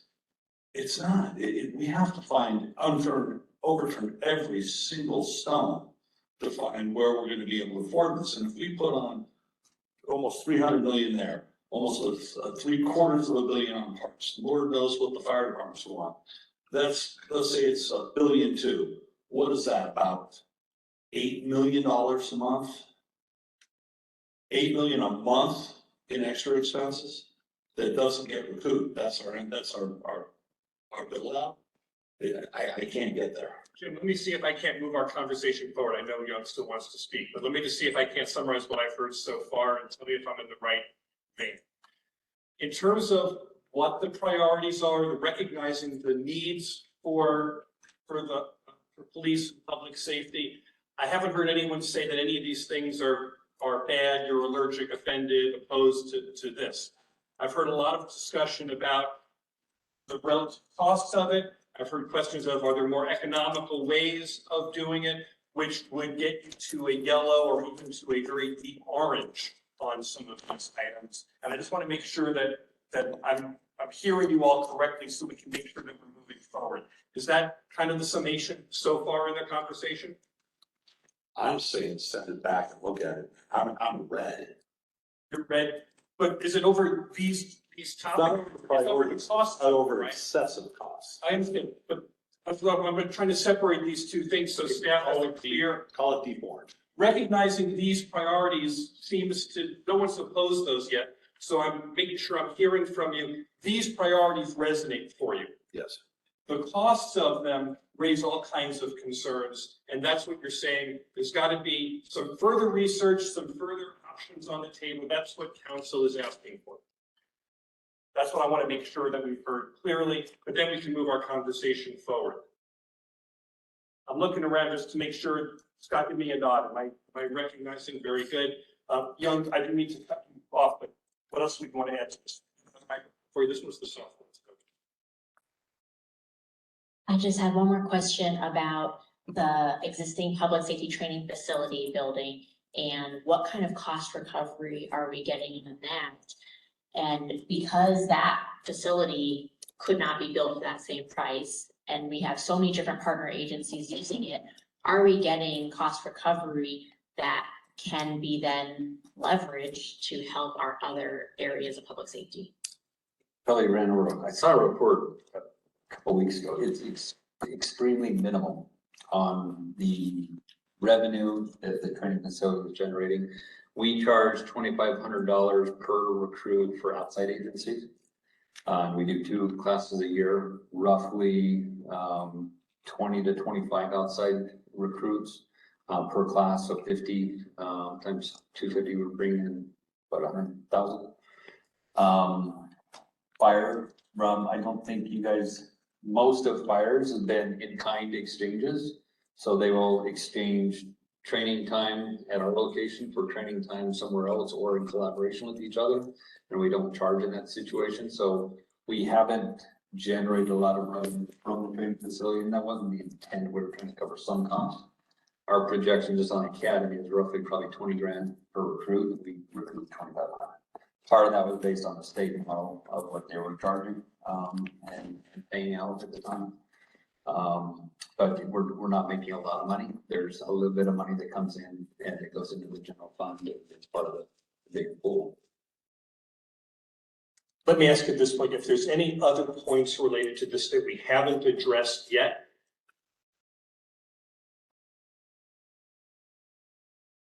Chief, anything else from you? Nope. I was gonna moonwalk, but I'll bring it on. So. In that case, I'm gonna say we've accomplished the objectives of this section. We are still 15 minutes ahead of our schedule. We will take our 15-minute break now and resume promptly at 2:45. Thank you. Thank you, Chief. Agreed to get started. Okay. This is the penultimate, second to last presentation of the day and discussion. And we're going to talk about public safety and the fire department. I want to make sure I have everyone's attention, so I'm not going to hand it over to you, Chief, until we have everyone sitting down. If I can invite you to take your seats and we'll get started.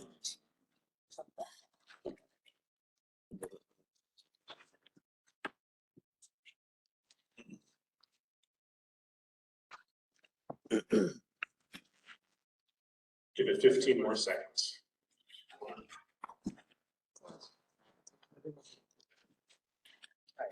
Okay, it's time for us to get started. You trusted me with your schedule and I take that seriously. Chief Duggan, the floor is yours. Thank you, Matt. Appreciate it. I'm going to offer a spoiler alert right off the beginning so we can settle everyone's mind. Unconventionally, and for the first time in the history of fire departments, we are going to provide you a number that is less than everyone else's. So just a little teaser of what's coming. Well, now we're getting a step too far. We're going to walk you through it. Part of what I'm going to talk a little bit up here also is I was my daughter's math tutor from first grade all the way up through high school. Junior high is where it turns the corner. So she's not good at math, so I would do math for us. So we'll total things out as we're going along the way. So it's kind of like the Price is Right. It'll build through the presentation. So as we talked about before, repeat of what we've seen before, but with a lot more detail on some of the whys and also specific costs on these. And we always talk, these are the known projects. That space needs analysis is starting. We know there's going to be additional projects related to that. Some of those are going to be covered in this presentation, but we just always like to temper and realize that we want to do as best as we can towards build out as we go through this. I think this is my clicker. And I'm assuming, perfect. All right. We're going to spend just a little bit of time on this first fundamental slide. Because this kind of sets the table for the why and the purpose behind all the fire department projects. So we're going to spend a little bit of time talking through this and really the 3 fundamentals. It's all about people in our response, which is 3 fundamentals: maintain service levels, protection of our people and our community, and impact to the community. And I want to talk about what maintain service levels means for a fire department. First and foremost, response times. We're measured to those our benchmark standard that we have at the town of Gilbert to attempt to achieve, 4 minutes, 40 seconds.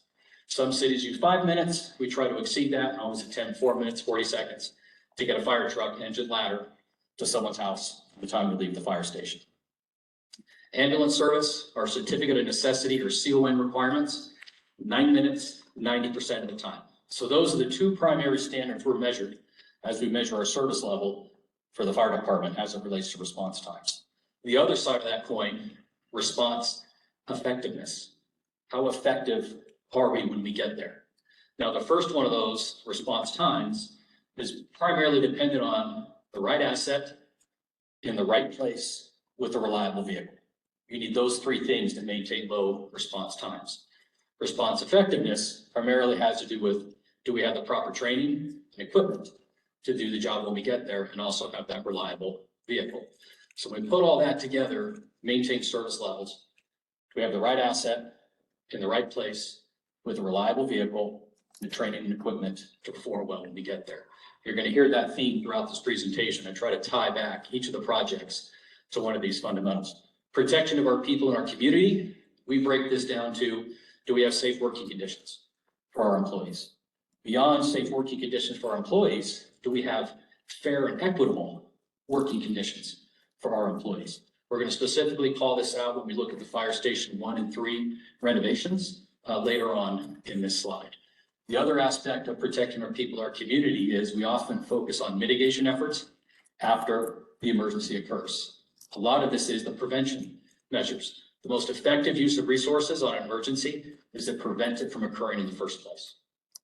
So we have an entire prevention division team that does occupancy inspections that make sure each building is built with proper fire protection systems and alerting systems. We also have our community risk reduction team that's looking to identify risk in our community and eliminating things like falls, which is our #1 call for service. What can we do to mitigate falls? How can we mitigate if someone's bleeding to stop the bleed campaign, AEDs? These are the types of things preventive measures we try to do to try to reduce risk in our community. Last, impact to the community, what that means. Well, in its simplest sense, we look at fire loss. We talked about that before, which is fairly easy math equation. When we arrive to a house fire, we try, if it's an active fire, working fire, we try to stop that fire before it escapes the room of origin. If we can stop it there, that'll protect everything else in the house. We can go in and catch it in the room of contents phase. If it breaches that compartment, extends to the attic and the rest of the house, now we're risking all the other contents inside. We can save the house oftentimes, but we might not be able to save what's inside because it's been damaged from heat, smoke, and water. When we run a fire, hopefully we get there within our 4-minute, 40-second. We're equipped well, the apparatus worked well, we're trained well, we mitigate that emergency. We have a math equation for every fire. How much was lost? How much was saved? That's a basic math equation based on value of the house, square footage. But it really just has a general term on contents, not specific, but really looking at the square footage. So we're based on how effective we were on that loss versus save data. It's important to note the impact to the community-wise.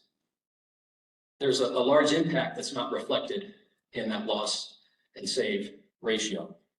And when I give talks to community groups, I do this exercise. We'll kind of do it here today for those of you who haven't heard it before. And what I ask people is, imagine you're in your home. I knock on the door and I say, okay, you have 2 minutes. Outside of people and pets, what's the most precious thing to you in this house right now? You have 2 minutes to remove it from your house. As you think about that, it's different for every business owner. Sometimes it's a computer that has all the information from a business. I have to have that. Some people, a lot of times, it's pictures that are on their walls, or scrapbooks that were made, or family heirlooms. Whatever, guns comes up, not infrequently in Gilbert. That's something they want out of the house. I get that, particularly if it's a law enforcement person. They want their guns. Totally get it. So as you think, I won't ask you individually, but think to yourself, what's that one thing? I'll share with mine as you're thinking about it before we move to the next slide. Mine is my kitchen table. That's an odd thing to remove from your house. But as I mentioned earlier, I was my daughter's math tutor. She's terrible at math, still terrible at math. She should have had a better tutor. But I was inexpensive and firefighters are cheap. So I was the best she had. But for my daughter, if it was 20 minutes of math for every other kid, it was at least an hour for her. Every day after school, we sat at the kitchen table and did math. It wasn't always easy. There were a lot of tears, sometimes mine. Mayor, as you know, I probably will up here today too in my old age. I cry all the time. I appreciate you, I am. But if that's where we spend time, when you look at the table just right in the light, you can see thousands of numbers and letters etched in the surface of that table. And that to me is kind of that physical manifestation of time I spent with my daughter. And now she's off to college. And I'm hoping that somewhere in the back or the front of her brain, she'll know that my dad was there for me as she moves on in life, wherever she goes. So it's a silly thing to think of a kitchen table, but that's my thing. So as you kind of think to yourself, it's an interesting study. You got 2 minutes. What are you going to pull out of your house? I won't call on anyone, but individually think that's what happens. What's the most precious thing to you in your house? Yes, sir.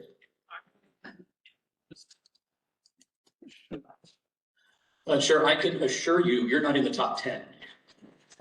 Yes, we've seen this. In fact, you might be pushed back into the structure in this particular case. So what's most precious to you? And I want to thank Dana Birchman and her team for bringing this forward. This is a very relevant experience just happened this week. Arizona Wilderness Brewing had a large service delivery truck smash into their awning, caused structural damage or was structurally unstable for them to open their business. Also damaged the sprinkler system. So now the fire protection of the building was inoperable. The initial quote the night this happened, they were anticipating to be out of service for 3 weeks until they could get a company come in to shore this up effectively and to restore the building systems. Our crews were there, Town of Gilbert were there and said, not on our watch. We already had Mesa crews, Mesa Fire Department respond as part of the collapse. That is their technical rescue team. So essentially we spent the evening shoring. That work was done in concert with Gilbert and Mesa Fire Department. They were able to shore it up. Our building officials came out and deemed, yep, this is shored up appropriately to where you can reopen the business. We worked with our prevention team to get the sprinkler system back on, open the next morning. So this is, to them, what mattered most was being open. You can imagine a restaurant bar being closed for 3 weeks, 2 weeks before Christmas and over New Year's, what that would have cost their business. The impact of the employees that were counting on this income in those 3 weeks. This is the type of impact to the community. As we read through some of these. And again, thank you, Dana, to your team for putting this together quickly. This happened really, really fast, but also how social media now can help us spread the impact of the community. So lots of opportunity. Again, this is an example of what was most important in this business and what we do for the fire department and the town. There are lots of talks about having some sort of event for the firefighters in a place that serves beer. That's a bad idea. We won't let that happen. But they're, again, deeply appreciative of what we're able to do. Outside of this, we typically know saving lives response is what we do. Another brief story I'll tell you about, this happened also recently. This is one that trips me out there.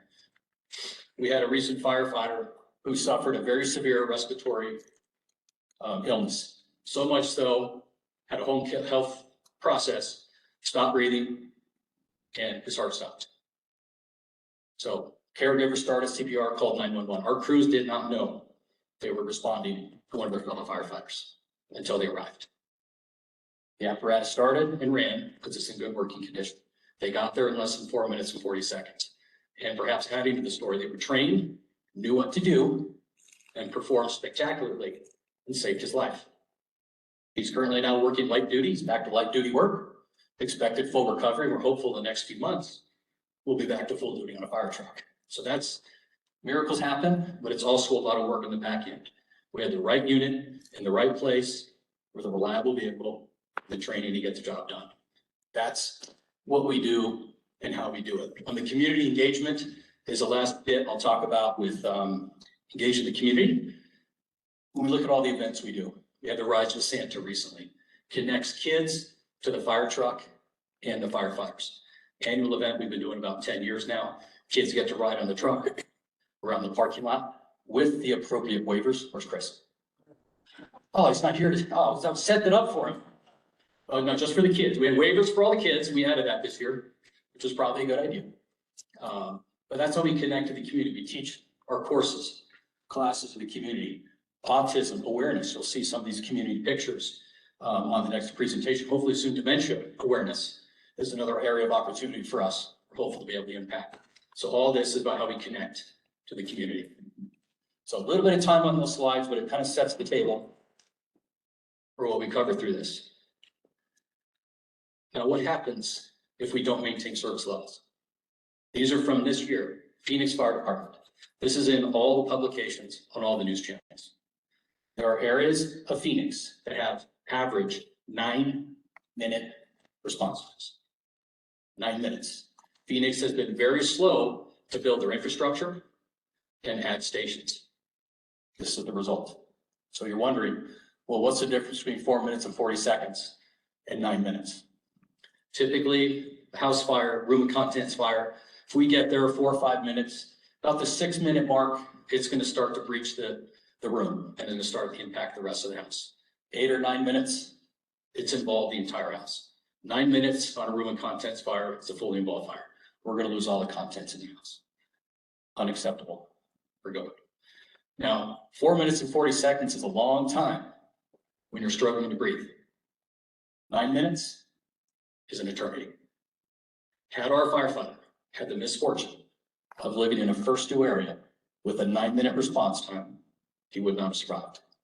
If he did manage to survive, would have tremendous deficits as a result of that time of brain without oxygen, even with CPR. So we believe this is what we cannot become. They just passed, excuse me, just passed a bond in November. I don't know exactly how many dollars they're going to public safety. So they're going to start to build up infrastructure and additional stations. Residents and businesses in these 9-minute response areas, probably still another 3 years of enduring 9-minute response times when they should be there in half that time. So this is a story what we don't want to become if we don't have the right asset, the right place with a reliable vehicle and proper training.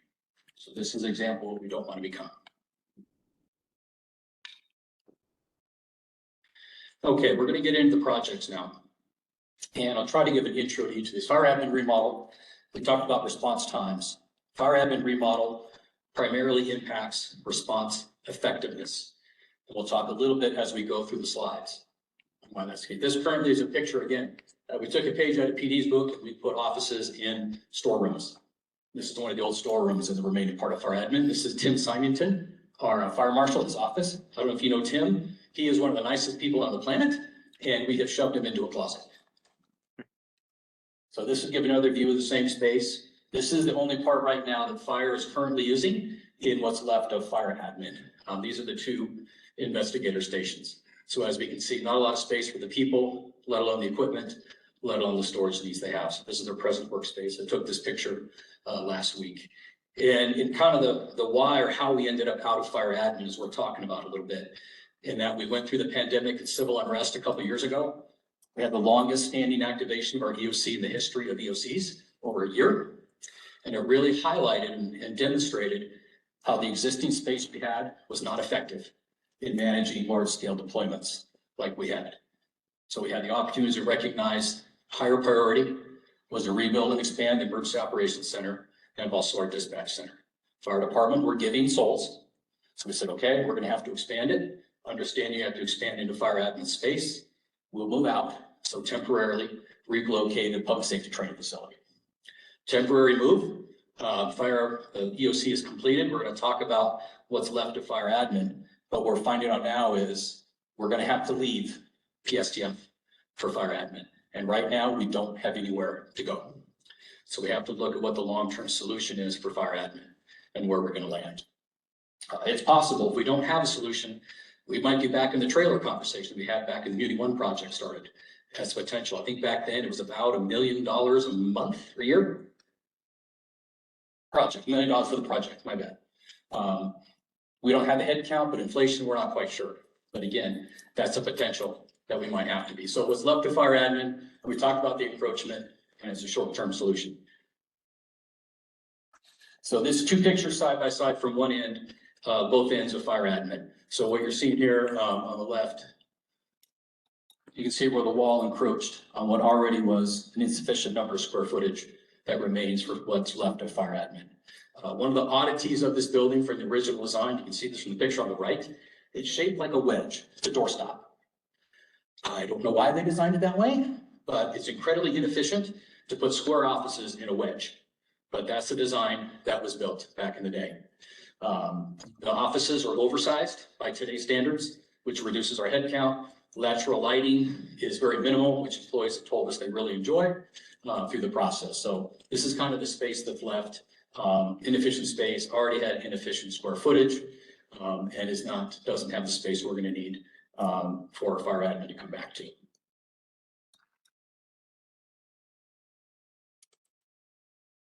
Okay, talking a little bit about the impact with fire admin. How does it impact our operational effectiveness? I talked earlier about this is about response capability when we arrive on scene. Obviously, we need the space for our positions now, also looking to build out. We're in the scoping phase right now in program. We want to program this one time. The build out of Gilbert's future is just over the horizon, and we feel pretty good. We want to scope and program this and build this. So a fire chief 15 years from now doesn't have to go, what was Duggan thinking? Why do we have to redo our fire admin that we did 15 years ago? Trying to have a scope and a program and to not do that at cost, even more dollars downstream. One of the newer aspects we're finding is support of advancing technologies. This is a new thing in the fire service. We're just on the front edge of. I'll talk a little bit about this is right now we're getting to the point where we already have manned drones that we can fly. We have robots that we operate. Soon probably in the business of autonomous drones that are providing footage. All our equipment now, future next generation of SCBA, self-contained breathing apparatus we wear. We're gonna have XY coordinates so we know where our firefighters are. Well, we know where their air pack is. So if they know where their air pack is, we know where they are. Build into that 3D modeling of all of our pre-plans. So we can actually put those firefighters in a 3D model of the building and track where they're at. Not far off from having biometric information so we can track temperature, heartbeat. These are all things that are coming in the next 15 years. And all of us are looking at how do we support all that information. There's too much information for a battalion chief and a safety officer to manage. So we're looking at, do we need to create a central location that we can help manage that almost as a tactical operations center we would stand up if we had a major event. That's where the business is heading. There's so much information coming in, it can't be managed. So you still have your BC, safety officer managing what's in front of them. And perhaps you have your tactical operations center or fire admin that's tracking where the people are, where in the building they are, air level, and things like that. So we want to try to make sure we design this understanding. We're going to have to support that level of information coming into the fire department. Community support. We want fire admin to be a place where the community comes for training. We talked about the impact of the preventative side. Matter of balance classes, prevent falls, home safety inspections, potentially dementia awareness, autism awareness, all these types of classes and courses. That's important for us. Now the retirement cliff. I've talked about this a few times, especially during my tenure. The cliff, we're on the leading edge of it right now. By FY26, 85% captains and above are eligible for retirement. 85%. Odds are will retire by FY32. So we have a significant number of captains, engineers, battalion chiefs we're going to have to replace. Call it our next gen opportunity to make sure it's next personnel. Also focus on recruiting and training of firefighters. Right now, with fire admin being a public safety training facility, we're limiting the effectiveness of that facility because we're limiting the number of training staff we need to train our captains, train our battalion chiefs, train our engineers, advanced officer training. We are limiting our ability to train the next gen. We're running out of time. This is an area we're running out of time. When the cliff comes, we have to be ready for it. Paramedics is another aspect we're looking at. Critical that we replace and train all those individuals through that process. I believe that a large part of the legacy of my time as fire chief is how we manage the cliff and how effective are we to replace everyone through that process. We really can't fail, because if we fail, we reduce and fail to maintain our service levels. That's part of the reason we talk about response effectiveness as it relates to fire admin, because of the negative impact we're having on public safety training facility and the mission of that building. Okay, start to build out the costs. And the way we did this cost is we took 5,000 square feet of what was left of fire admin, and we added another 5,000 square feet. How that would arrange, haven't determined, but that's how we built the project scope of 15.6 for this project. Including, as you'll see, when I have the cost pictures, it always includes some of that community impact. It's one of the early years of one of our rescues in the Gilbert Days Parade. It was the first year we had the rescues as part of the community. So you'll see that when we have all of our cost controls.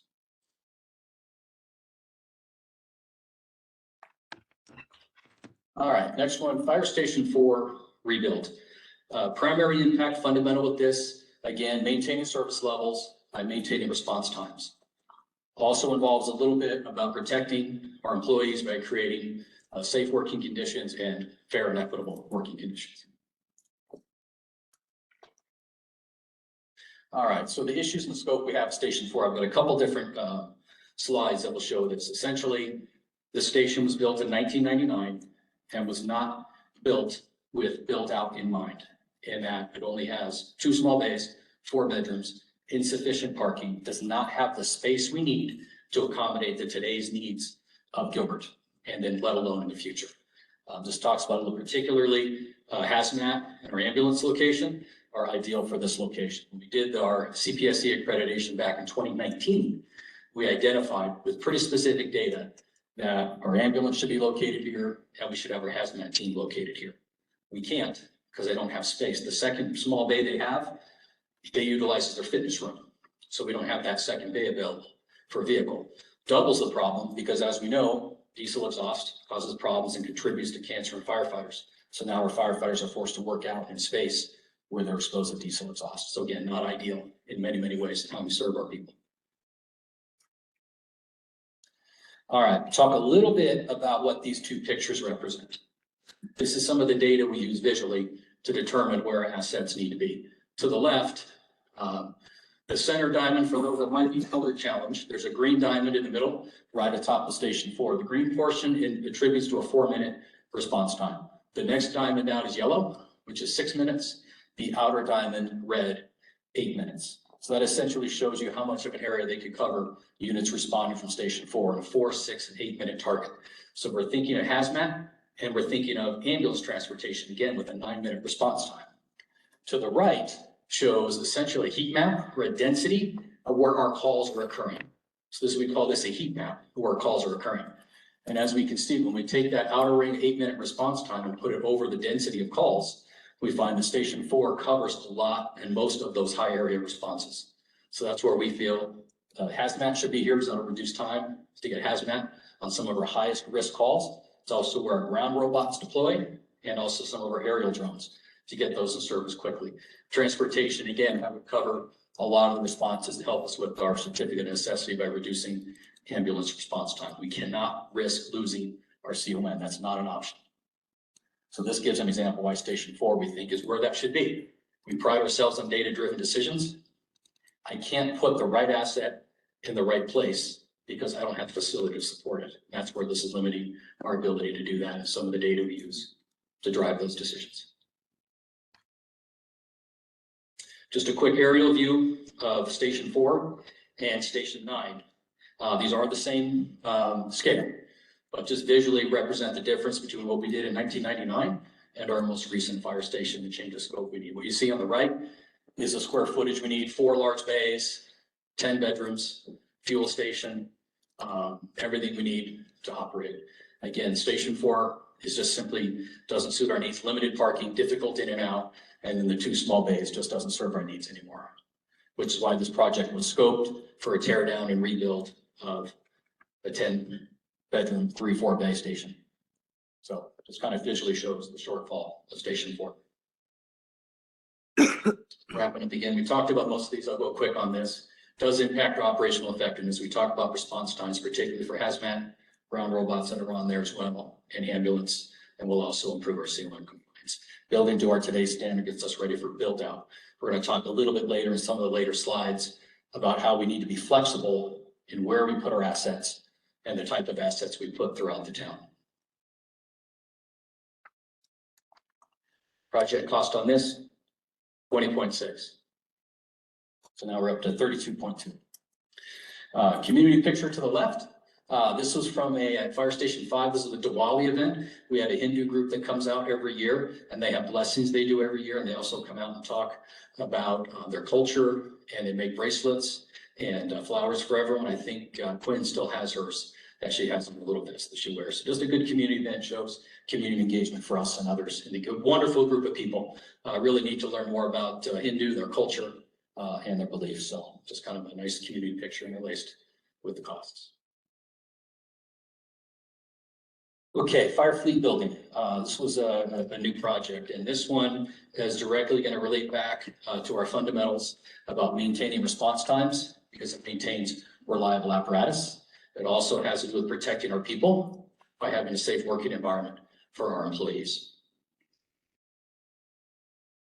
This is the same slide we looked at back in November. It talks about the shortcomings of the existing fleet building only having 2 bays, the very limited parking, and open, no coverage, so UV exposure for all of our expensive apparatus that are parked outside.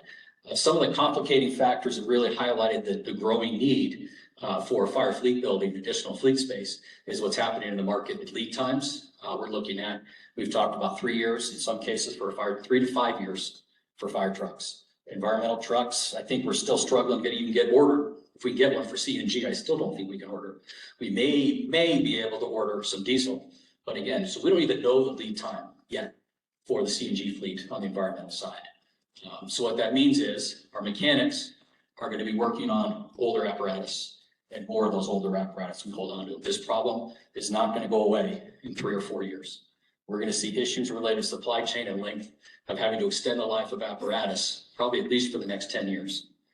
So older vehicles for us, once they hit about year 15, 16, we see a dramatic increase in out of service time because we struggle to maintain those vehicles. We struggle to get parts for those vehicles. So this supply chain issue has become the new normal for us. We don't yet know when it's going to stabilize.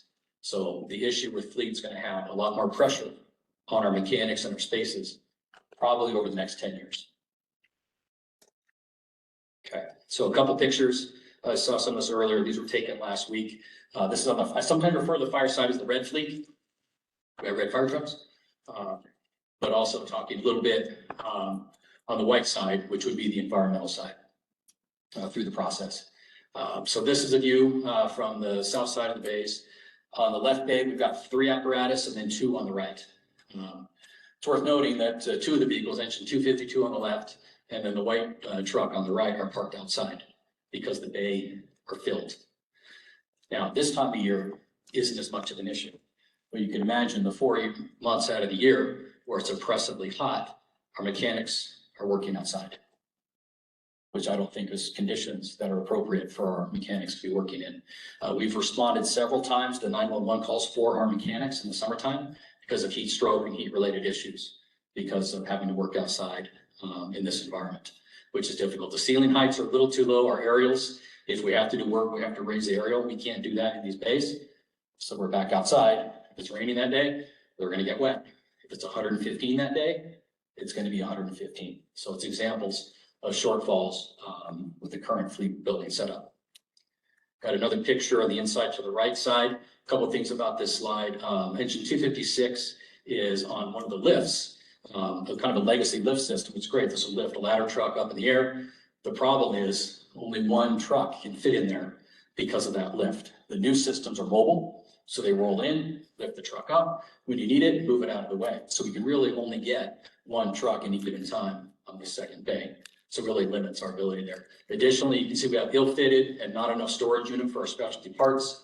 More often than not, they end up having to use the floor, the bay floor of the apparatus area to store parts and equipment, which again also is unfavorable. Now, if you're wondering, what does the white fleet side look like? Same day, almost identical pictures, truly almost identical pictures on the white side. We have 5 apparatus being worked on, 2 of which are outside. And so this is a daily occurrence, the same issue with parts, same issue with storage, same issue not having enough bays to keep them inside and climate controlled for our crews. So this is kind of the state of where we're at and kind of representative of the opportunities we have to provide some support for fire fleet building. This one's scoped out at 23.8. One of the opportunities we have here is a potential public safety bond. If we have a dedicated fire fleet building, that allows us to utilize public safety bond money because the Fleet Enterprise Fund does not have current capacity to build an additional building right now. The thought being if we have a separate fire fleet building, probably with 3 bays, then the white side of the fleet environmental could take over the remaining 2, which would increase their capabilities as well. So really, in this case, fleet and fire all benefit because it has additional capacity funded through a mechanism that fleet might not have had normally. So this is a good example of utilizing that. Again, picture ladder 253 again from the one of the Gilbert Days parades, showing a little bit of community involvement, a great day, how much the public loves seeing the fire crews and the fire truck. And something I mentioned earlier, I forgot to mention earlier, is that as far as community engagement goes, I believe that fire department has the best brand of any brand in the country. But what I mean by that is every person in the country knows when that fire truck is responding, what their mission is, what they're going to do, save lives, save property, and engage the public. And it just shows this community pictures kind of show how important that is. And it's a lot of work by a lot of people here at the town over generations that we've earned that level of trust. And at the end of the day, I like to think people sleep good at night, knowing that we're there for them.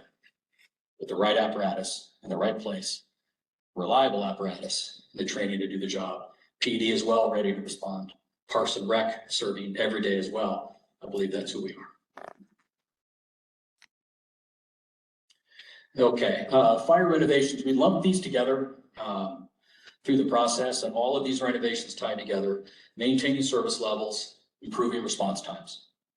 Right asset, in the right place with a reliable vehicle. So that's where the focus of the renovations for these is primarily going to lie. So the limiting factors, we're going to talk about stations 2, 8, 6, and 5 first. We did a much better job with these stations in scoping, getting ready for Gilbert's build out. We missed it by just a bit. What I mean by that is they were only built with 8 bedrooms. We need 10. And we'll talk a little bit about why we need 10 in each of these. So we need to add some square footage to these stations. Right now, we're going to look at some call volume in the next slide that talks about how many call crews are running. Call volume would say, I need to put potentially another engine with 4 people at station 2. Station 2 has an engine, has a medic unit. I've only got 2 bedrooms left. So I don't have the capacity, the square footage of the bedroom assets I need at station 2 to deploy the assets that I need to. So again, data-driven decisions, limited by bedroom decisions. And that's the challenge we've got. We're also going to convert, we want to convert our legacy locker rooms into individual bathrooms. I'll spend some time with this item when we talk about station 1 and 3 renovations. And then again, as we're adding vehicles, additional apparatus, infrastructure, support additional apparatus at the stations. Okay, so deployment data. This is kind of the why behind the renovation projects. And let me kind of walk you through the top. I already mentioned engine 252 out of station 2. When they reach 3,000 calls, that's probably going to happen FY26 or 27. In parentheses is the number of calls they ran in calendar 22. So each calendar year, we look at the number, we forecast 5% above that to see roughly what the growth looks like, and then we track that every year. Sometimes it's 5, sometimes it's 10%, sometimes it's a little bit less, but that's how we forecast. So the first question most people ask is, well, why do the residents and businesses care if engine 2 is running 3,000 calls? I don't see how that matters to me. It matters to you if you happen to reside in station 2's area, because when you hit about 3,000 calls, that's when we start to see a degradation in response times. Because what happens is with increasing frequency, station 2 is on a call in their area and another call kicks out in their area. When that happens, either engine ladder 3, engine 210 in Mesa, or engine 256 in Gilbert has to respond. Now that 4-minute 40 response time that engine 2 can do for you, now is going to be 6 or 8 minutes, depending what we already talked about, where Phoenix is at with 9-minute response times. That will increase in frequency as we get to 3,000 calls. So we look to deploy additional assets to help offset call volume so that we can protect our response times. So that's why 3,000 calls is important to the residents and businesses of those areas. Station 8, our next busiest, we think about FY28, we're probably going to hit. Okay, this is the interactive portion. Any guess why stations 2 and 8 are our busiest? Coolest people. Not the coolest people, although they may be. It's an oldest. Oldest. Partly true. Healthcare corridors. 15 years ago, we didn't have the healthcare corridors. 2 and 8 were not our busiest stations. What's happened is we developed the healthcare corridors. What has sprung up around them? Congregate care facilities in surprising quantity. That's the primary reason 2 and 8 are going to be our busiest companies. The market is shifting. The needs of us to put specific apparatus, the right apparatus in the right place, shifted when congregate care came to Gilbert. And that's happening to every jurisdiction across the country. We'll talk a little bit more about that in a future slide. 7 and 10 will hit next. Good news. They already have 10 bedrooms and enough bays, so no renovations there, and individual bathrooms. So it kind of goes down the list. We prioritized our renovations based on this data here, so that we could get relief to the stations before they hit their 3,000 calls. That's the priorities we did as we put together the renovation list. Okay, talk a little bit about this. It's kind of 2 fun slides, well, fun in my world. Left side shows basic where the response areas are for each of our fire stations. If you're color challenged, that one probably looks like a big gray mess because the colors aren't that distinct. Sorry, Dan.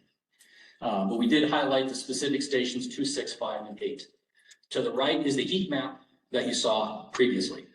What's very interesting about these heat maps is when you run them every year, they change. So you can actually see how the town is shifting with where calls. We already talked about congregate care. Now, why is that such a big deal? Well, you could have 1,000 people move in to single family homes. You'll get increasing call number, but not dramatic. 1,000 people move in even into apartment complex, multifamily. About the same increase in call volume. Congregate care, 1,000 people, it's about 10 to 1. So it's almost a 10 to 1 ratio because the pressure on that congregate care facility because of the age, complex medical conditions, we run there a lot. Gravity is relentless and never stops. And it's waiting for you. And when it teams up with karma, people fall. And that's a tremendous, number one call type and has a tremendous impact on our finances, individual finances, our healthcare system, and then pain and suffering for individuals. Next door neighbor to me moved in 2 weeks ago, 4 generations of families. Wife called me last week. She turned the corner. There's a fire truck in front of her house. I go, well, okay. I'm pretty sure someone would have called me. Those crews know where I live. So they have an 85-year-old great grandmother, first 2 weeks in the house, fell, broke her hip. Turned, tripped, fell, broke her hip. And now I'm going through that process again. This happens on a daily basis for us now, not part of the congregate care home, but just the frailty and how much damage can come from falls. So talking a little bit about this slide, this particular heat map's from a couple of years ago. You can see the concentrations where some of our healthcare corridors are. Now in the future, how is this map going to change? Well, we talked a lot about Southeast Regional. There's not a lot of cluster down there, but as that builds, as we have more events, and as there's more people coming to play pickleball, those people are crazy about pickleball. I don't know if you've ever been out there. They're awesome people, but the passion, you wouldn't believe. We start to see incidents down there. Station 6's area up top, light industrial is coming, a lot of it. We don't yet know how that's going to impact call volume, but it's going to change this map. The investments we're doing in the Northwest growth area corridors, increase the number of events of Dan's work in economic development to revitalize that area, to bring tremendous dollars to our community, is going to impact the call volume there. Potentially increase our hazmat calls there, depending what industry comes. That's just part of what comes with industry, our ability to protect our community. Increasing densities, what we're going to see in the Heritage District with the mixed-use high-density development, which we need because the economic development is going to change this map. Cooley Station, coming out of the ground now with the increase in densities, going to change this map. Rivian in the future beyond that.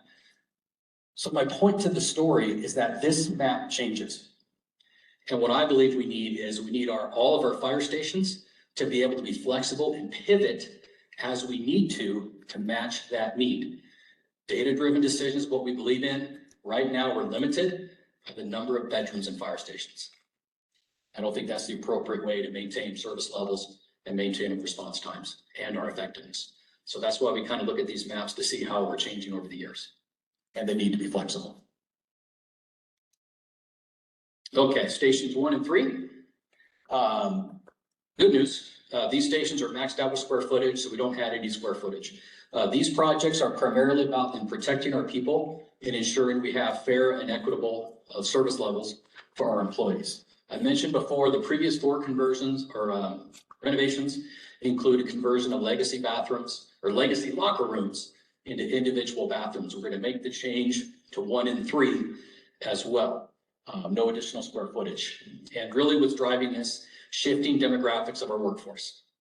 What we're finding is there's a much larger number of talented, capable, and qualified young women out there that are applying to the fire departments. And we believe it's important to be representative for all of our employees and that all of our employees share the same level of service in our fire stations. It's a commitment to that. For example, the legacy locker rooms we built, it's about a 4-to-1 ratio. So if you were to go into a male locker room, 4 showers, 4 toilets. Go to the female side, 1. And that's a disparate, I believe, disparate treatment of our employees, particularly knowing the demographics are changing and that ratio is no longer valid. And that we need to provide the same level of service.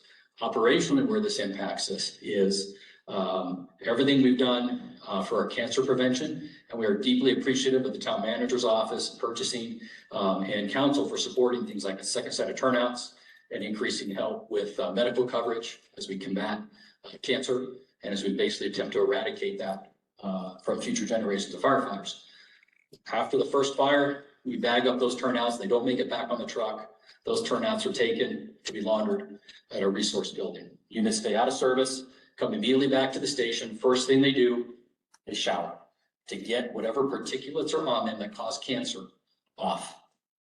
Well, if you happen to be a male firefighter, we have enough resources for you to hop right in the shower and get cleaned up. If you happen to be on a truck that has 1 male firefighter and 3 female firefighters, you wait in line.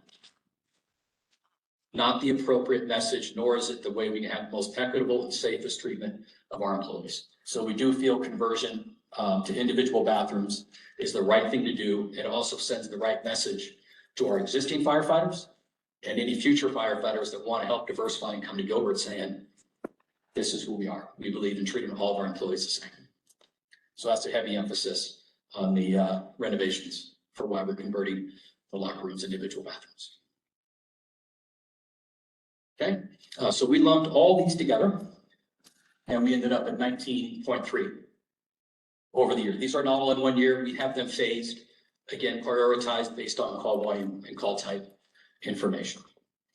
Community picture I chose for this one, this was the unveiling of our 9/11 memorial. An amazing project we were able to accomplish 10 years after the 9/11 attack. People come all across the valley for our annual event here.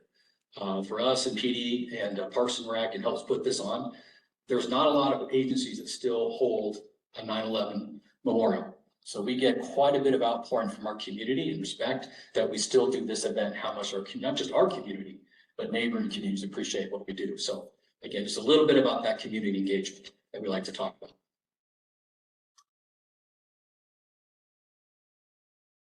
More good news. This is the last project. And I've got to be ahead of time, right? Yes. Maybe we'll give you the gift of time. We may have a lot of questions, so I might want to reserve that. So Station 11, like the other renovations, this one has a remodel.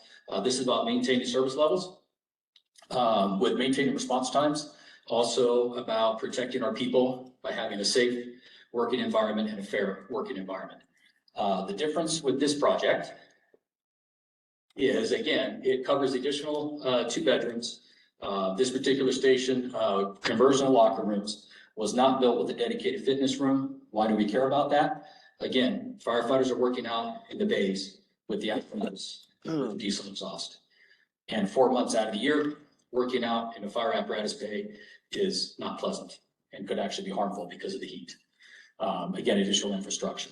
What's different about this is this also includes a full remodel of the station. Both of those projects will be done at the same time. We would not do those as separate projects. We talked earlier, the efficiency of combining projects. The remodel in 33 This is one of the other changes we made in working with Office of Budget, Kelly's team. Initially for the repair and replacement fund or renovations for our remodel would occur at year 25 of the life of the station. Looking at most all of our stations, they're built very well. And in support of kind of stretching the general fund dollars and repair and replacement funds, we pushed all the remodels to year 30 of the lifespan. We may have some little project in between that we have to fix before year 30, but this is an area that we programmed at year 30 instead of year 25. Again, this is just part of working and realizing where they were at with the repair and replacement fund and the next, 10 years of general fund dollars. It just seemed like the most prudent thing to do is to stretch those remodels out to year 30 instead of year 25. So it's just worth noting on this particular side. Okay, so station 11, 20.5. Grand total, double digits, barely, 99.8. Total cost for all of our CIP projects. I gotta talk about this picture. One of my favorite, and I think best visual displays of the town of Gilbert, what we do, not just public safety, Parks and Rec is a part of this event, although they're not pictured. I've got sworn PD, civilian FD, sworn FD, Parks and Rec a part of this. This is one of our autism events at Laura's Institute for Education. This is one of the patrons there. And for her, this is one of the only opportunities she's ever going to have to interact with firefighters and police officers. So the goals we always do with these events is to get them familiar. Again, people connect to the uniform and they connect to the truck. So every chance we have to connect with the community creates that goodwill, lets people sleep at night and understand that brand. Because someday, this little girl, we may have to respond to her. And the fact that she's seen us before, she knows what we look like, helps us on the call. And more importantly, look at the smiles in the picture. I'm talking about our staff. This is community engagement, and where, here I go again, Mayor, they get as much out of this as we do. We sometimes get more out of being a part of things like this. And having Parks and Rec as a partner and PD as a partner really is a force multiplier in everything that we do. So I just love this picture because of who's pictured here and just the look on all their faces. So thanks for letting me spend a little bit of time there. Okay, so the ask. Let's get to the ask. Then we'll talk about the picture. The ask on this, again, is continued support. We've had tremendous support from council and town manager's office, ensuring our ability to maintain service levels. I've repeated this a lot, and I'll say it one last time. The right asset in the right place with a reliable vehicle, the proper training and equipment. This discussion isn't about equipment, but it's certainly about the right asset in the right place with the proper training. The last picture that shows the incredible collaboration for public safety and police and fire. I just want to make sure I get a good look from Richie Silver. Look at the smile on that police officer's face. It doesn't matter. It was a fire. Look at that face. That is pure joy that got to play firefighter. We allowed him to play firefighter this day. It's proof in the pudding. Every cop deep down wants to be a firefighter. This picture says it all. Yeah. But again, we know the relationship here. Offer just a little, you guys, this has been some difficult discussion today, hard items. I just thought it was nice to finish with just a bit of levity and to have some fun out there, because it's okay to have fun too. And clearly the crew had fun with this, a small fire that really didn't have any life present. Let's let the police officer play firefighter. They asked to take the gun and play cop, but he said no. And last, just want to say thank you. Picture from, I think it's last year's Ride to Santa event. Through that, again, this last kind of community engagement picture. Our recruits were out in force for this one as we put the kids on the truck.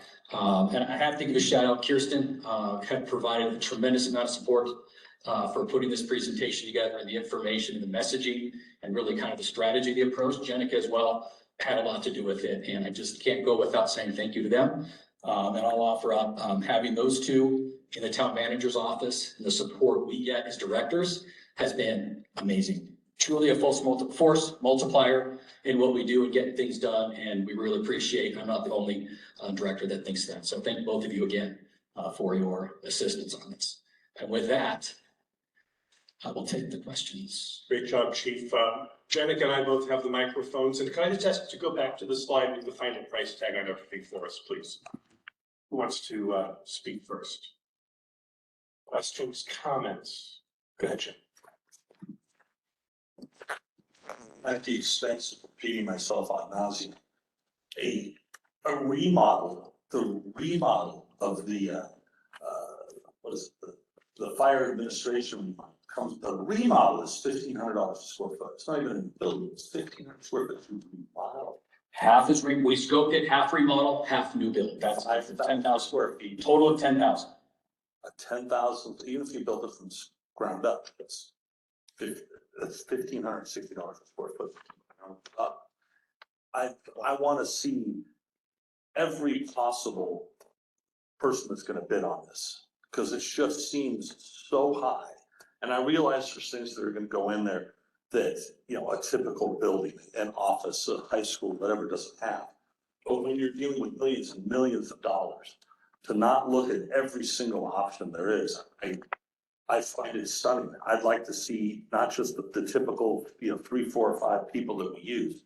I want to see a half a dozen bids from people that we don't use to see what we're missing, because we're missing something here. It's just an awful lot.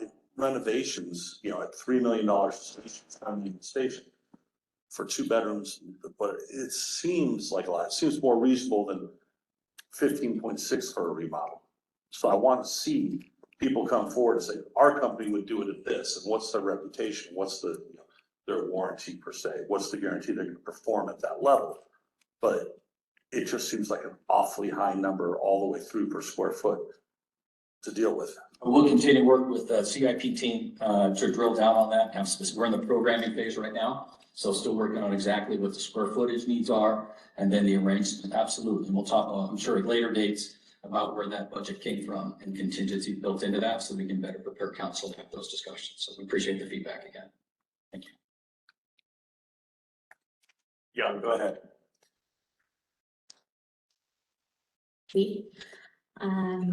My question is regarding the Fire Station 4 rebuild. When you had first presented it or hinted at it at our previous retreat, it was a bit surprising that you'd be tearing down the fire station and rebuilding it. I think the map of the location of that fire station was a bit more compelling in terms of maybe the need in that area or just the versatility that it provides. But was it considered to add another fire station instead of tearing down and rebuilding that one from that cost perspective? The initial, to be fair, the full project details, the first dollar spent at Station 4 will be to assess, can we add to that existing space to satisfy the business needs? So we're going to spend those dollars first just to validate that. I don't think we can, based on where that station was put on the site plan, how they managed all the runoff and water retention. But we are going to validate that, in fact, we do have to say tear down and rebuild. But as far as available land in Station 4's area, I'm not aware of any land that's even owned by the town that's available for a fire station that can provide us this level of response time. But we will validate and make sure if there's a way to add on, we are certainly going to consider that, whether it's a second floor or addition. The first dollar spent will be to assess that and compare what are the costs of just to add on to versus tear down and rebuild. So we will do that math. Chief Scott has one over here. Actually, how did we miss planning for the proper number of bedrooms in so many of the fire stations? Didn't we know this was going to happen in the future? I'm pretty confident we did this. When you look at what we scoped Station 4, that was Colin DeWitt was hired almost the exact same time Station 4 was completed, the kind of 1999 version that fell short. For the most part, I think fire leadership and town leadership did a very, very good job looking at the future with the number of bedrooms we have. Never, ever did we discuss bringing on a transportation back then. We had a system that involved utilization of privates. There were no discussions back in the early 2000s, that early, about bringing on transportation and the impact that had. Right now, 6 ambulances, probably 7 or 8, certainly for build out. So I think they did a very good job. We just missed it. Now that we're this close to the end, I think we could really look and feel exactly where we're gonna need for the next 20 years. So I think they were 90% there. The good news is, when we built Station 10, Station 7, Station 9, the last stations we built, we did add bedrooms to that. So this problem wasn't magnified because we recognized that business was changing and we needed to oversize those. So it's really just kind of the evolution of it. Because when Colin DeWitt came here and built Station 11 was the first, we're like, what the heck did we just build? We're never gonna fill that place. And now what we're finding is, not necessarily Station 11's area, but in 2 and 8, we're gonna fill those stations in base. So they were 90% there. We did fix it as we built stations 10, 7, and 9. So Chief, the intent is to leave Station 4 right where it is? Is that what I'm understanding? The intent of this more than likely would be ultimately tear down of the existing building and rebuild it, probably with our new Station 7, which is a 2-story, because the site is smaller. When we scoped this, we scoped to do the analysis, tear down 4, rebuild new Station 7 on that site. So what will we do with the crew from 4 while we shut down the building and tear it down? That will be the project team. We'll come up with solutions to that as far as where that might be, temporary location. Are we gonna move them to a different station? This is the case where maybe have to put them in temporary building for that period of time. Our Station 7 crew had the best idea because 7 runs to the detention. So Station 7 recommended the Station 4 crew just occupy 2 of the cells in detention, put bunk beds. I heard that. That way they're already there. We have spare gear and they don't have to go anywhere.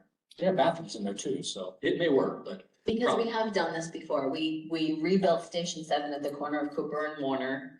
But we still had the crew living in Station 7 while it existed up on Cooper north of Elliott. So we didn't have to move the crew out someplace Right, else. this will kind of, Station 2, they were about 6 inches apart. So this will be the first time we have to relocate a crew and figure out what that looks like for the duration, but probably temporary housing and temporary base space. And for the rest of the renovations, are we looking at being able to renovate those without disrupting service in the buildings? That's how it's been done at other locations that have done some of the project.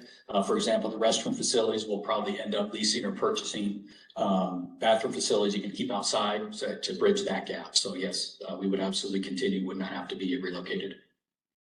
And I would I understand the costs and doing a remodel and how much that might cost to do. Sometimes I think remodels cost more than building from the ground up.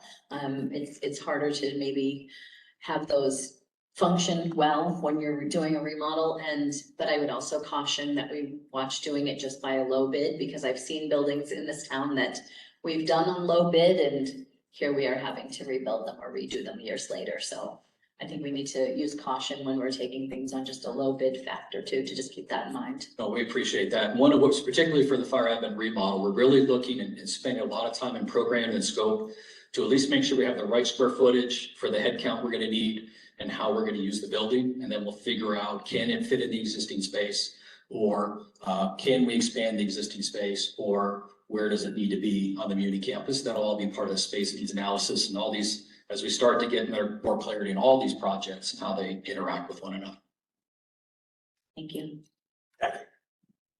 Thanks. Rob, did you mention where the fire fleet building would be? I did not, because we have not identified where that would be.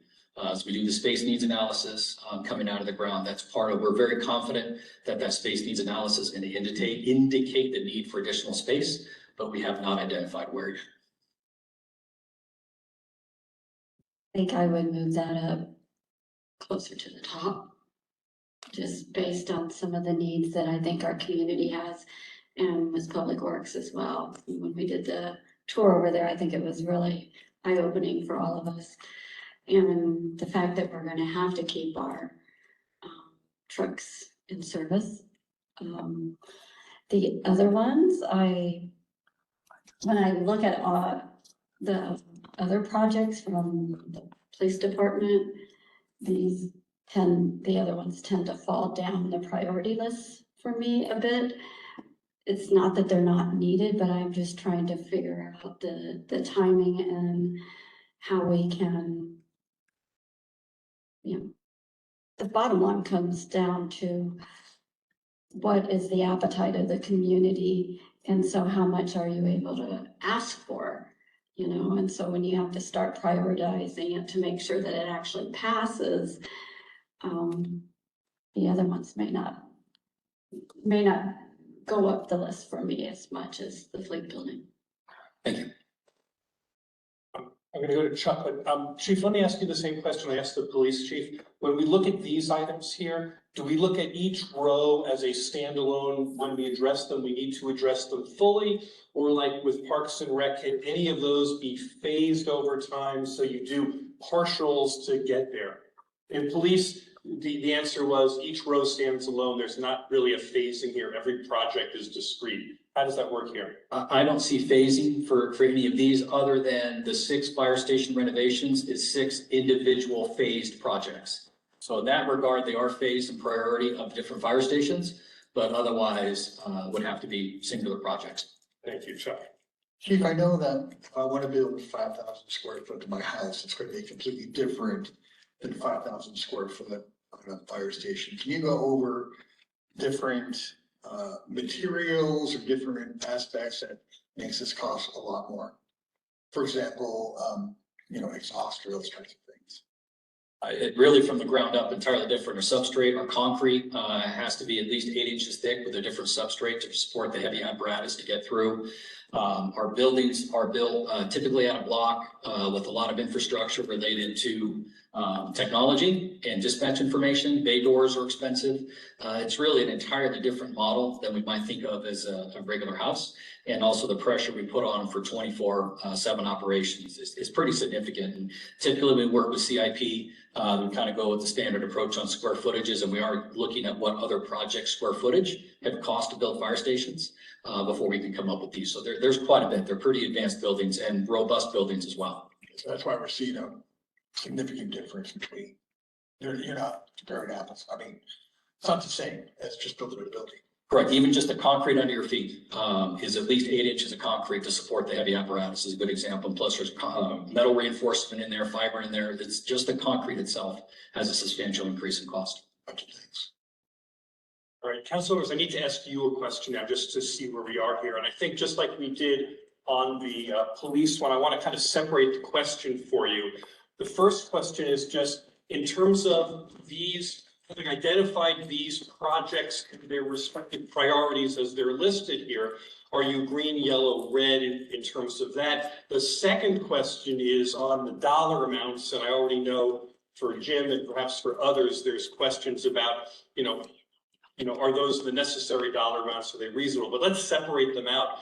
Are you green, yellow, red that we've identified, that the fire department has identified the projects and listed them somewhat in the priority order that you would expect? I'm looking for a green, yellow, or red. Young?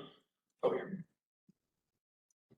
I think one more piece of information that I need is the timeline, because it sounded like the timeline on this was more like a 10-year timeline where the previous presentations were in a shorter timeline. So, great question, but for purposes of my asking this, I'm trying not to put police, fire, and Parks and Rec next to each other. I'm just asking, just in terms of this, are they in the right ballpark, just as we look at the needs for fire? There has to be a subsequent step where they're all going to get interconnected with each other, which is back to Kathy's point, but I don't think we're ready for that part of the conversation yet. Is that okay? So can I ask green, yellow, red, just in terms of identifying the priorities and of the projects and the relative priorities here? Green, yellow, red? Green on the projects, Bobby? Green? I lost Jim over there. Chuck? Green? Mayor?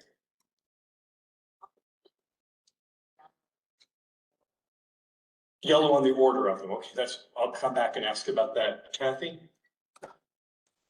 Same as the mayor. Scott? Same. Can I ask you, what's the yellow that that staff needs to know they have to provide some additional support or information? I think the vice mayor hit it on the head. I think the fleet building is probably a higher priority in my opinion. I know fire admin has to get into a space where they can be comfortable, but if we can't work on those vehicles in the manner that they need to be maintained, that's a bigger problem. And so I think, and it doesn't just affect fire, it's being called fire fleet building here, but it affects public works also. Kathy? To that? And Scott, do you want anything to that? That's exactly right. Okay, so we are green, yellowish on this, but at least staff knows that they can move ahead with these kinds of priorities.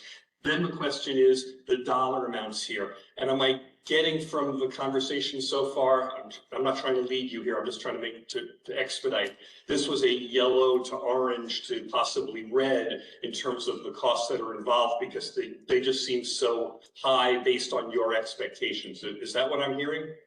Mayor, do you want to try? For me, on this group, I think that the costs are probably okay. I mean, obviously they're high, but I don't think they're as high as I would have expected them to be under the circumstances from what we've seen all day so far. And so I think I'm comfortable with the prices. And I know that they'll value manage everything, so. Green or yellow? For that, Chuck, I'm looking at you, green on these costs, Kathy? Green, yellow, green, yellow, Bobby? Green, yellow is okay. Green, yellow is we're passing, and the yellow, what I've heard you is say, but we still want to go back to make sure that we're not overpaying for this or overdoing. We still have to be fiscally responsible here, but this seems to pass the reasonability test, at least at first blush. Am I hearing correctly? Are there any other comments or questions associated with this? Let's thank the chief, a great presentation. Thank you. All right. I am also reading the room. I know we have another presentation from Kelly, but let us take a 5-minute kidney break and make sure that everyone is back in with full attention. 5 minutes, please.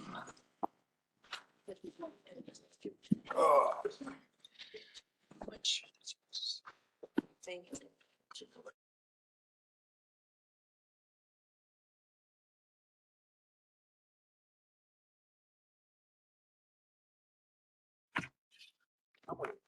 Okay. It is time to talk about funding strategies. Perfect, thank you. All right, down to the nitty gritty stuff.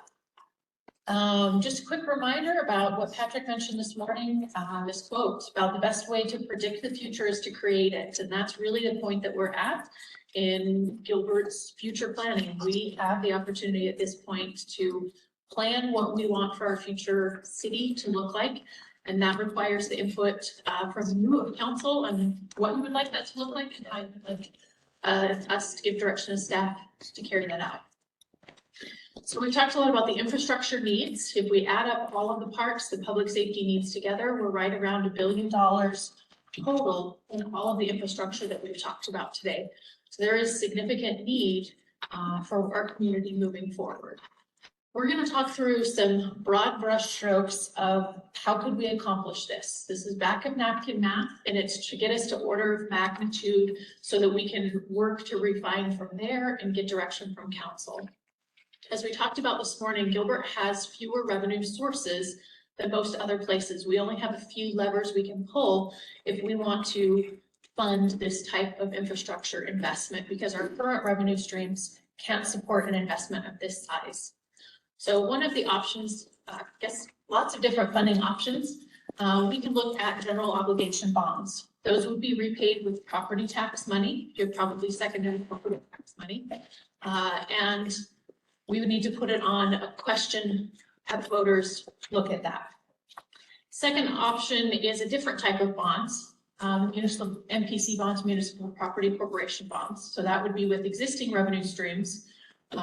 We can do bonds, those don't go to the voters, those go to the MPC board and then council as well.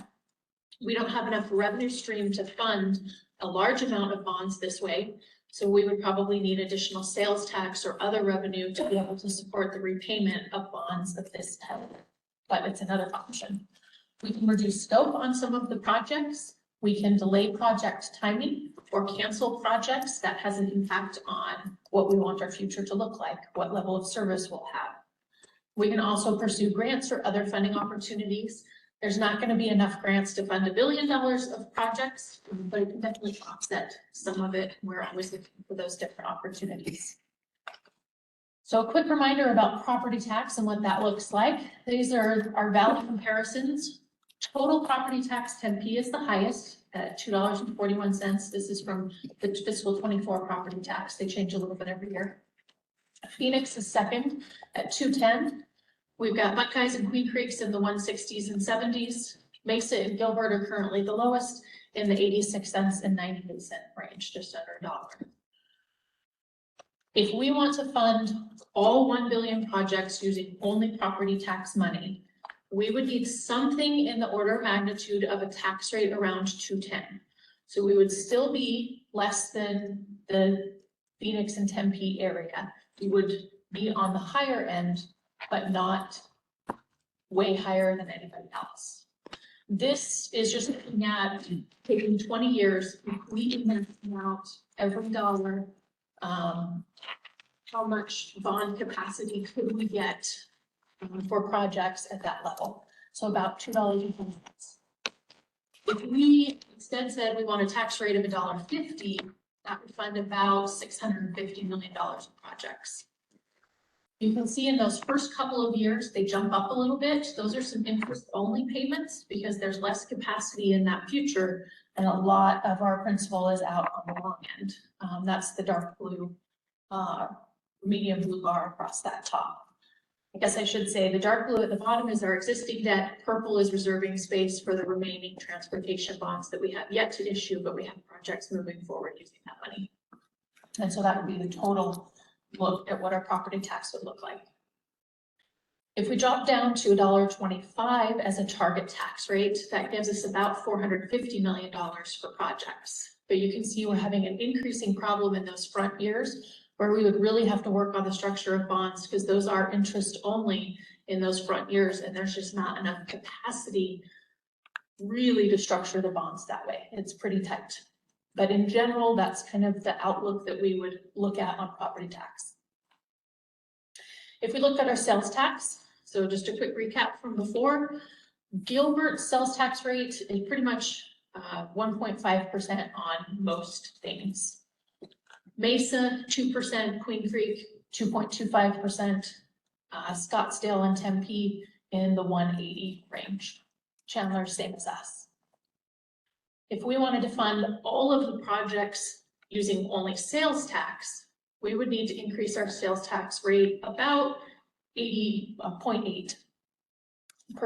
So our total sales tax rate would be in the range of 2.3%. And that would give us enough annual revenue to bond to be able to get about $1 billion in bonds for projects.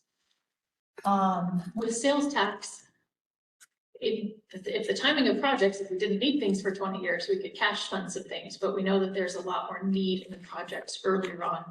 So cash flow wise, we would probably still need to bond. If we wanted to do about 700 million in projects, we would need about 55 cents more in our tax rate, so a total of about 2.05. $500 million would be about 40.4%, so about 1.9% total. One thing to consider is we don't have to do all one or all the other. We can do a combination if we wanted to. So a hybrid solution could look something like this. A combination of about $1.95, 1.95% sales tax would give us money for about $550 million of projects. This is a lower sales tax rate than both Mesa and Queen Creek, right in line, a little bit higher than our Tempe and Scottsdale. We could also do a target property tax rate of 1.25. Again, has a little bit of trouble in that beginning years, but we could work through it. It provides about $450 million of project capacity. And as a point of interest, Gilbert's secondary property tax rate was $1.25 between fiscal year 95 and 2001. So that's kind of going back to a historic rate, but it isn't unprecedented for what we have seen in Gilbert in the last couple of decades. Hopefully that gives you some information to chew on. Thoughts and feedback.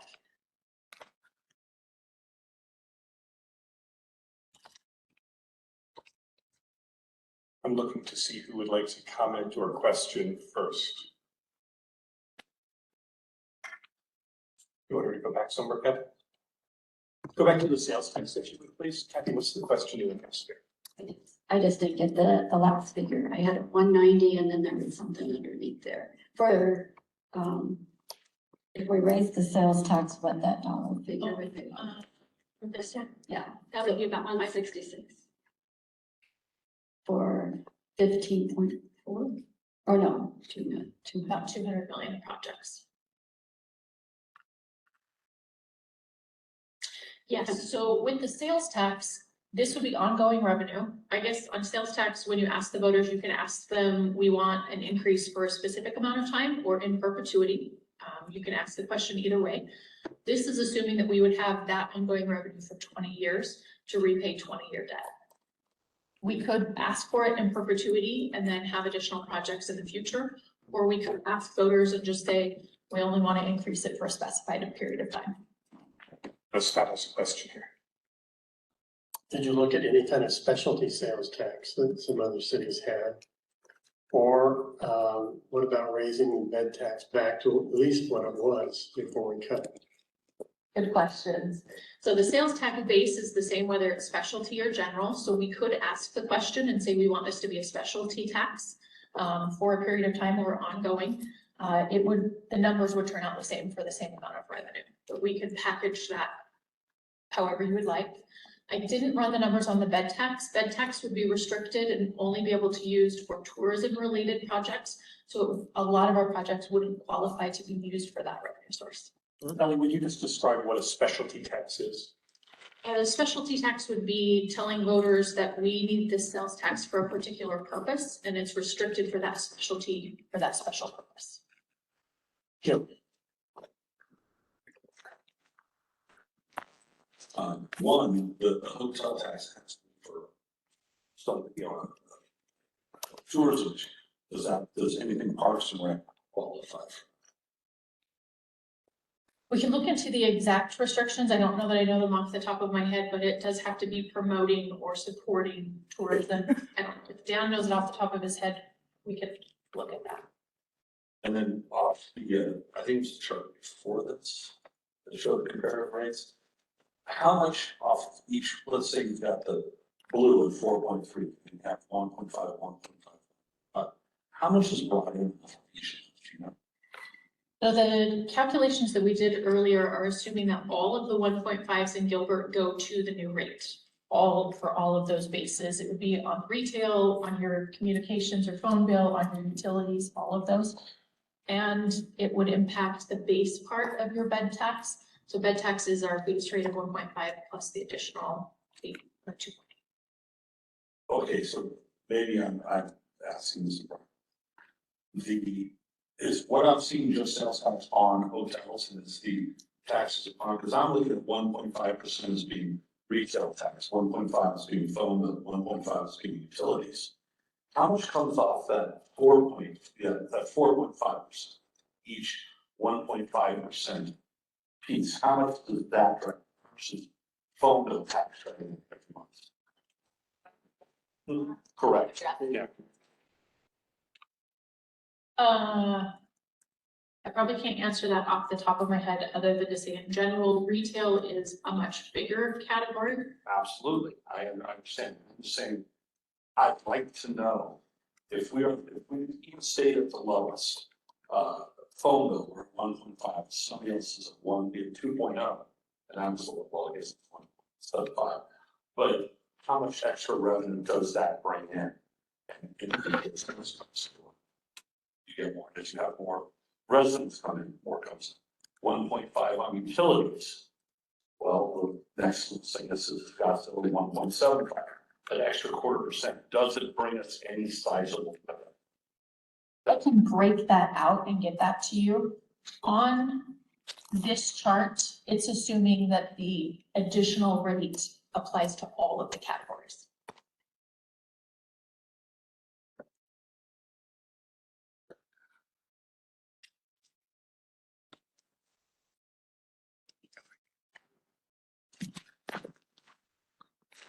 You were saying every category that's a 1.50 would change to 2.30 in order to bring in $1 billion to cover these projects. Exactly. Right, and Jim's question, you don't have to do the 1.5 for all of them at the same time. You might decide to do it for one and not the other, and he's asking which gives you the biggest bang for the buck, right, Jim? Yes, I mean, if it brought in if it brought in $10 million a year, that's probably absurd, but that would be more helpful to say, okay, we'll give you 1.7, still the lowest. It helps fund some. I think maybe what Jim's trying to say is too, what are we bringing in today, and are those dollars already towards something specific out of our general fund budget? On top of this, if we changed it, we'd bring in another $1 billion, right? Maybe, am I closer? Yeah. Jim? I can run those numbers. If we did it from 1.5 to 2.3 on all the categories, it would be about $77 million total. But I can break that out and provide that and what it is for the various category types. And I think you give us a monthly update anyway, but maybe annually, what do we bring in for revenue based on those tax rates? Might be good to know. So I have a question just to make sure, again, I'm processing, I'm not as detail oriented as everyone else in the room. Obviously, it's council's decision what combination of this to take forward, and I think I understand from your earlier presentation, whatever it would be, has to be approved by the residents of the community anyway, right? So I don't want to agenda jump here. I just want to make sure I understand the scope of your information that you're sharing, which is, it sounds like what you're saying is, there are options and opportunities for ways to fund this that, at least from this initial comparison to other communities, doesn't put the town of Gilbert out of whack with what other communities are doing. Is that kind of a bottom line I can take away from what you've said? Yes, that's a good summary. And so now I'm coming back to council. I'm just asking, do you see that and do you have questions about that? Does that seem reasonable to you, Young? Thank you. Thank you for the presentation. I just wanted to provide my, thoughts based on this initial information. To me, from what you presented, it seems like the sales tax is the area where we're kind of below the status quo from peer agencies. And that's where I feel that we have some good leverage there. I also like the idea that sales tax is paid for by both residents and visitors, so it might not just be such a big impact to residents directly through secondary property tax. Another aspect with sales tax is that it could be more equitable because someone who may not make as much money, may not spend as much money, so that burden can fall on people that may have more disposable income. So I like that aspect as well. I don't think I'd ask for the full capacity in sales tax, but you presented some other options on how we could potentially go through and try to do public-private partnerships, grant funding, or potentially defer a couple projects or delay or reduce the level of service. And I think that maybe through a combination of sales tax and those other strategies, that's where I would lean towards. Thank you, Young. Who else would like to comment? Just, again, we're looking at the appropriateness, the possibilities the council might be willing to consider. Who'd like to share what you're thinking? Kathy, I'm looking at you because you made eye contact with me. Can I call on you? I'm not trying to call you out. Thanks. We knew this was gonna come in a high number, and I think we're all just trying to absorb it. And I think we're gonna need a little time to absorb it. I appreciate the different options that you're giving. So again, because I totally missed that now sales tax increases have to go to the voters, I have a question so that I kind of understand the nuances. If we went out for a bond question, what we're doing is asking for the authority to use that, to spend that money sometime within a certain amount of time within a certain tax rate limit. We say that up front, and then I know we can change that every year, but that's kind of what we're telling the voters. If you go out for a sales tax increase, which goes into effect right away, are we asking for authority to spend that money? Is it restricted? I'm just trying to figure it, it's different to me. Yeah, really good question. In asking permission from voters to increase the sales tax, we would not be asking them about bonds, although it would probably be part of our messaging that that's our plan to use the money. So we could ask in several ways. We could ask just to increase our sales tax in general with no restrictions and let them know that was, our plan is to use it for infrastructure. We could make it specific like Peoria did. This is for debt associated with capital projects that the town needs, not be specific to public safety or parks and rec. And also have that in perpetuity so that whatever the next projects are in the future, whether it's, repair, replacement of roads, whatever was needed, we would have that flexibility.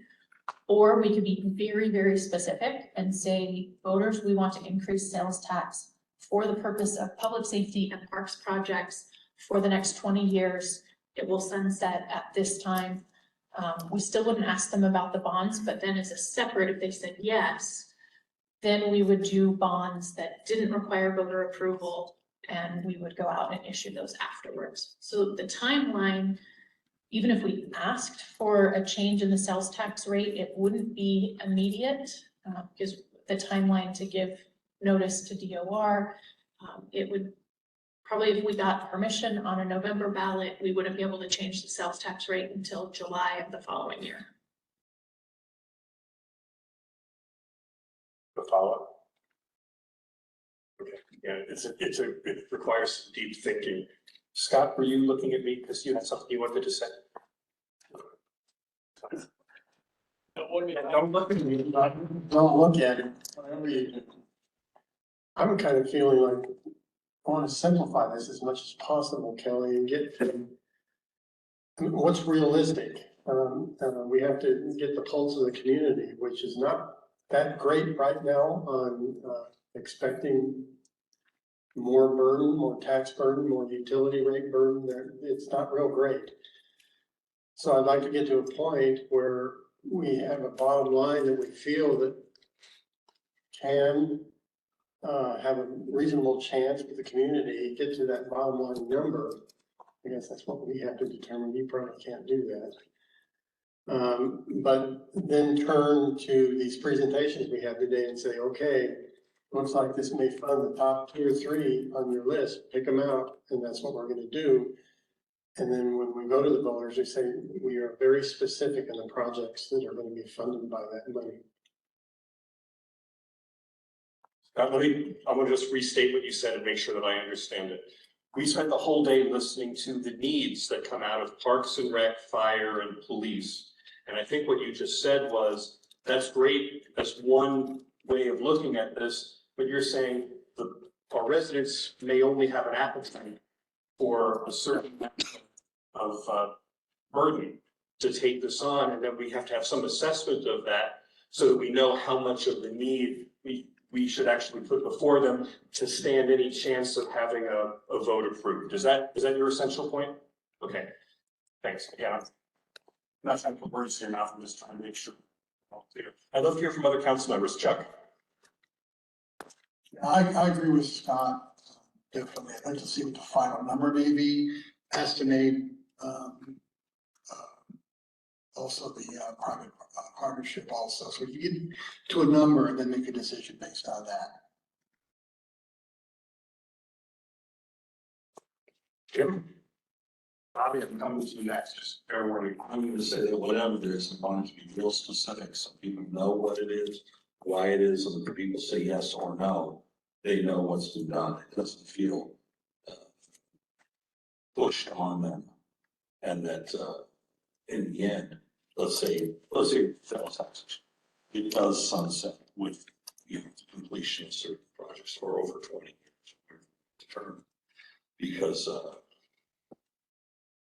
the general disposition is going to be it's a money grab. That's what people call it. It doesn't what the truth is. That's what people feel in that perspective. It's going to involve an awful lot of communication from the town, educate and show need to get.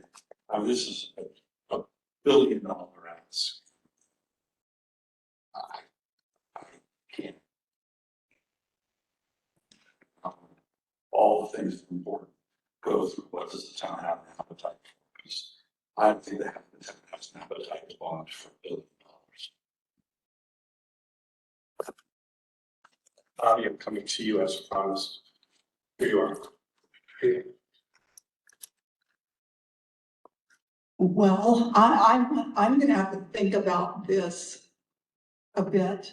I like what, Councilmember Anderson said. I like the thoughts that he has.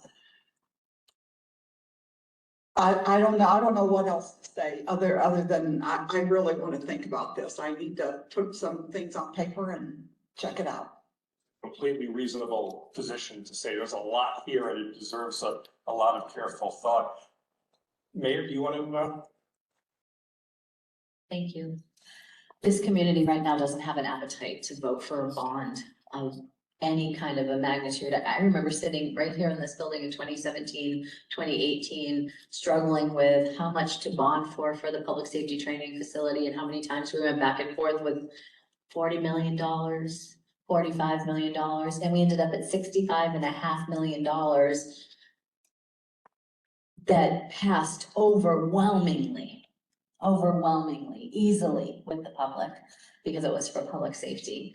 We've just watched school bonds in Higley go down twice. We watched school bond and override for Gilbert go down in November. We watched Queen Creek do the same thing, East Mesa do the same thing Mesa do the same thing. One passed and one didn't.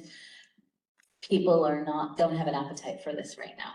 When we're just putting out information for increasing utility rates, the public is upset about that. And looking at putting a bond or even a sales tax increase on a ballot for next November, my bet is it doesn't pass. We have to find a way to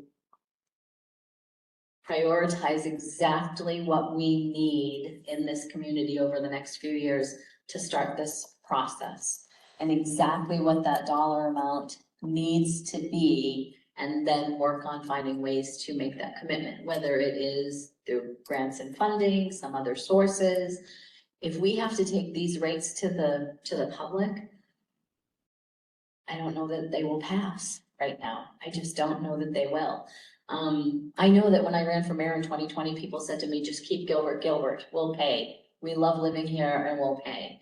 I think people have changed over the past 3 years, coming out of the pandemic, with inflation, with everything that we've seen over the past couple of years. People are not in the same mind space that they were in then. We watched our transportation bond barely pass, and we'd be looking for at least that much for another bond, if not more, to accomplish a lot of these projects.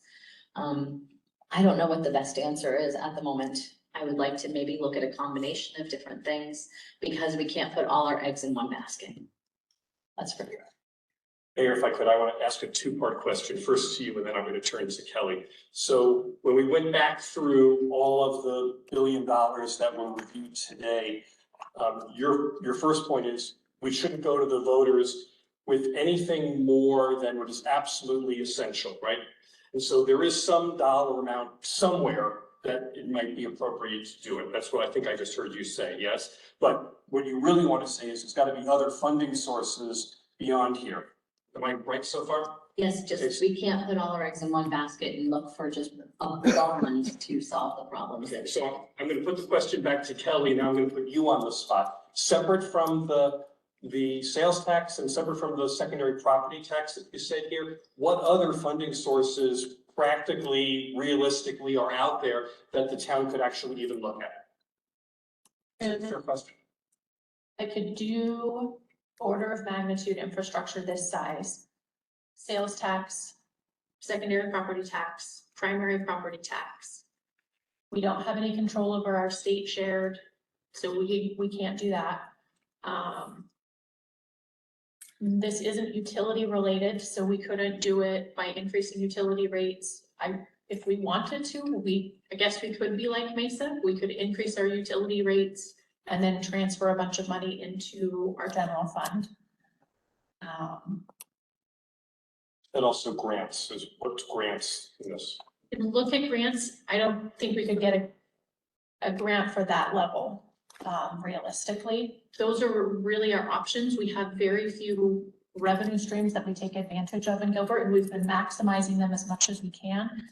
It just, there's not capacity to do this level of projects. And losing Mayor, funding. is Kelly missing anything that you're thinking of could be another revenue source? I want to make sure we're not forgetting something. No, and Kelly knows way more than I do about funding sources, but we're also losing funding sources as we talk because residential sales tax will be going away. Residential rental tax will be going away at the end of next year. So as we're looking for ways to pay for all of the things that we need and the things that we want, and I think those are two very different things, we also have to remember that we're losing revenue at the same time.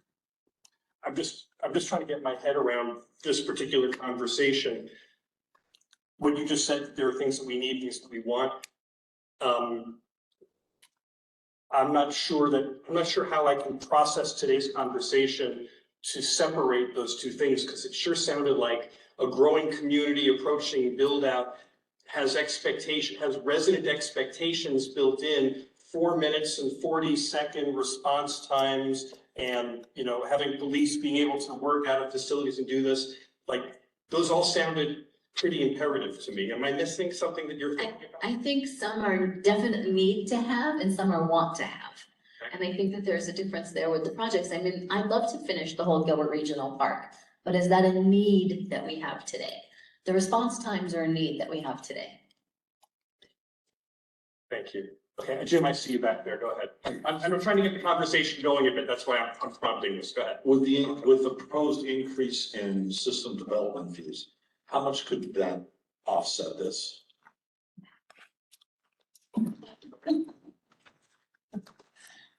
System development fees could not be used for any of the projects that are on these lists because they are anything growth related. We have already subtracted out of this list and it's included in the system development fee study. If we do system development fees that are lower than the maximum in statute, these costs may increase because we won't have the other funding source there for it, but we can't use system development fees to increase our level of service or to fix an existing deficiency. Bobby. Any system development fees that we can use for parks, we've already subtracted out of these numbers. Bobby, please go ahead. Okay, I'd just like to comment on bonds. And I agree with the mayor that the climate is probably not there right now. I don't really want to give up on maybe having a bond. I truly believe that it's educating the public for what we're going to use those bonds for. And I'm happy to, you know, try and work with, you know, some other council member and maybe do some reach out and have them do meetings, but I really don't think we should just give up on bonds. I mean, if we don't get it, we haven't lost anything. And if we do get it, then it's great. So that's my thought on that. Thank you. And real quick on that, the mayor had run through a lot of the school district issues and they are public agencies as well with a separate mission. The majority of the municipal bonds that were on the last ballot all passed in this region and even nationally. Kelly had run through that in her first presentation. The majority of the issuances passed that were placed by cities. Jim, did you have a comment? Nope, just wanted to give them a up. So I want to ask kind of a, sorry, Kathy, did you have one? Let me, or,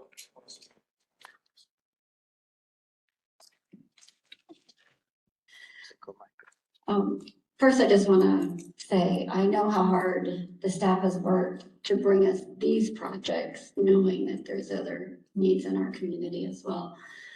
I think that where we are, we're kind of in the fork in the road a little bit about investing in our community long-term, and I think that's been the message. And balancing that with the will of the people, of what they're willing to pay. And I agree with Bobby that it is about communicating being out there and having these conversations. Is there an opportunity to do community outreach before we have to make this decision so that we can get a feel for some of these projects and their priorities to help us? It's a really good question. Patrick?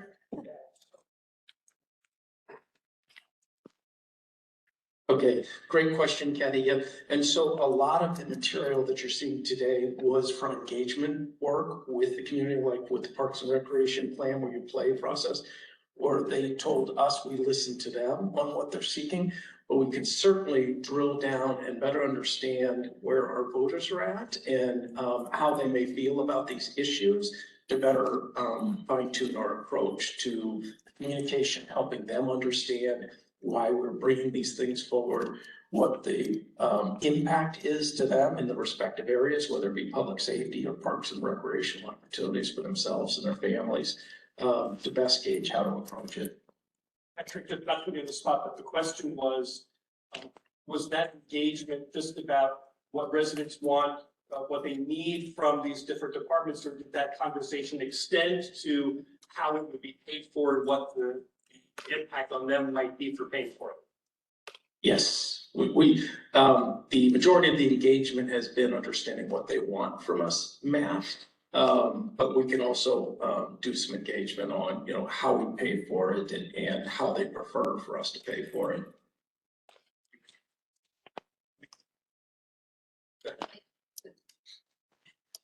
So I know a survey was done. I don't know what the outcome of the survey was, and specifically asked a question about bonding next November. Do we have any results from that?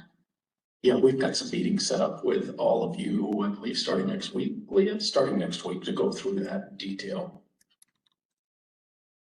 So I'm going to ask one kind of concluding comment on this, just to get a sense of where you are, council members.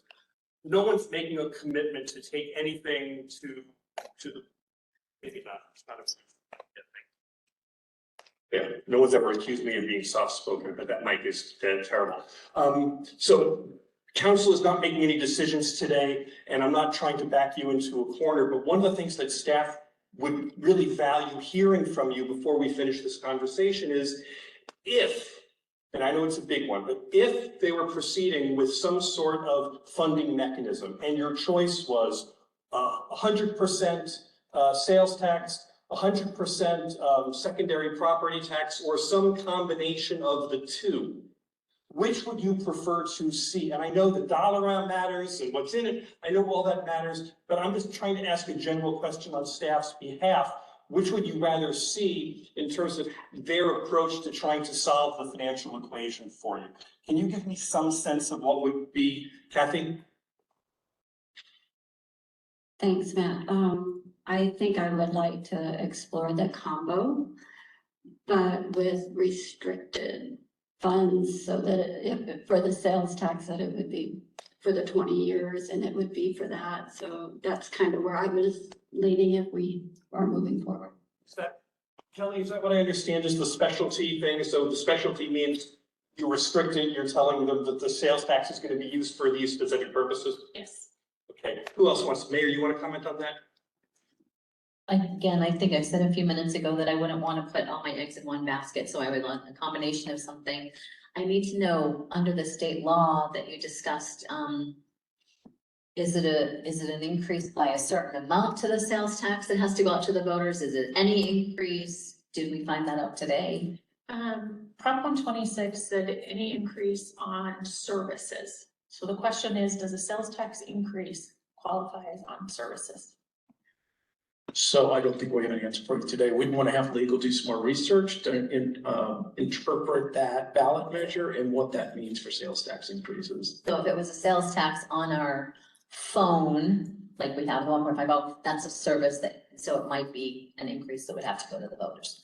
So I would, again, say not all in one basket, that it would need to be a combination of something, and we really need to look at the priorities. Thank you. I'm going to keep going around. Young? I'd be interested in seeing the combination. I liked, so I'd also want to see a majority in that sales tax realm. And the way that Peoria did it with like capital improvement projects, so that there's some restriction, but then there's also flexibility. But then we can point out what types of projects it would go towards, as Scott had mentioned, in terms of like the highest priority ones that are presented today. I'm gonna come to Jim, and then I'll come to Chuck. I would prefer to see sales tax in, since it's a little more voluntary. It's also taking advantage of tourism dollars, out of town dollars, et cetera. And I will continue to say that I view property taxes the most reprehensible of all taxes. Since you either own your house, you've already paid for it, or you borrowed money, now you're paying money on value that's not realized. I just think at least giving somebody an option of how much they're gonna spend is gonna help, especially with people that are financially challenged. And the big rollers, they can pay a little more. Jim, can I also just, was it also important to you that the sales tax percent doesn't get out of whack with your neighboring cities? I'd like it to. Thanks. Yeah, I'd like to see sales tax rather than the secondary property tax. I'd like to see us try to get that number down a little bit. Whether it needs some creativity as far as, the partnerships, or, are we better off leasing this building as opposed to buying it or building one? I think we could get significantly by much that one. Thanks, Scott. Hey, let's go all out and do an income tax. We probably have to get that changed at state statute. Yeah. Hey, Scott, I can still outrun you, so I'll see you between here and the car. Defend yourself. Yeah. I favor being a little bit more heavy on the sales tax because that is a progressive tax, as Jim was saying, and shared more across the board. And I do firmly believe that we should, I think as everybody's mentioned, we need to identify the specific projects. That is the only way I think we're gonna be able to sell this, is that we'll do specific projects over a specific amount of time when we're within sunset. Make sure you also just echoed something that Kathy said. I want to make sure I'm understanding it. The idea of a specialty tax, the idea that we're designating, you see this as a form of demonstrating fiscal responsibility so that the residents understand that what they're paying for is a direct benefit to something that they recognize the value of in the community. Am I hearing that correctly? And Kathy, that's the same point? Bobby? I guess it's already on. I, unfortunately, or maybe, but I am almost, and I am right on the edge of red as far as sales tax go. I am not a fan of, not sales tax, property taxes. So sales tax, I think I'm good, but I still, I'll do my own research and stuff, but I'm feeling okay about the sales tax, just not property tax. Yeah, let me clarify. The reason you like the sales tax, is it because it spreads it over a larger number of people, including visitors and things like that? Well, right, it does. It picks up anyone that's spending money in Gilbert. And so some of that could offset for our residents as well. Great. I think I've asked everyone on council, correct? I didn't miss anyone? Kelly, Patrick, is there any other question on this that you want me to ask of council before we move ourselves on? No, thank you, Dan. Kelly, thank you very much. Let's give Kelly a round of applause. This is a hard conversation.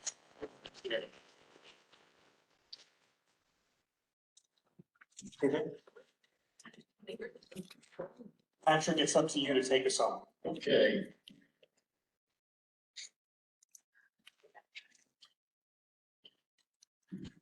Let me start with a huge debt of gratitude to everyone who helped make the logistics of today work. Our leads on this, Jenica and Kirsten, I know you had a team of people helping you behind the scenes.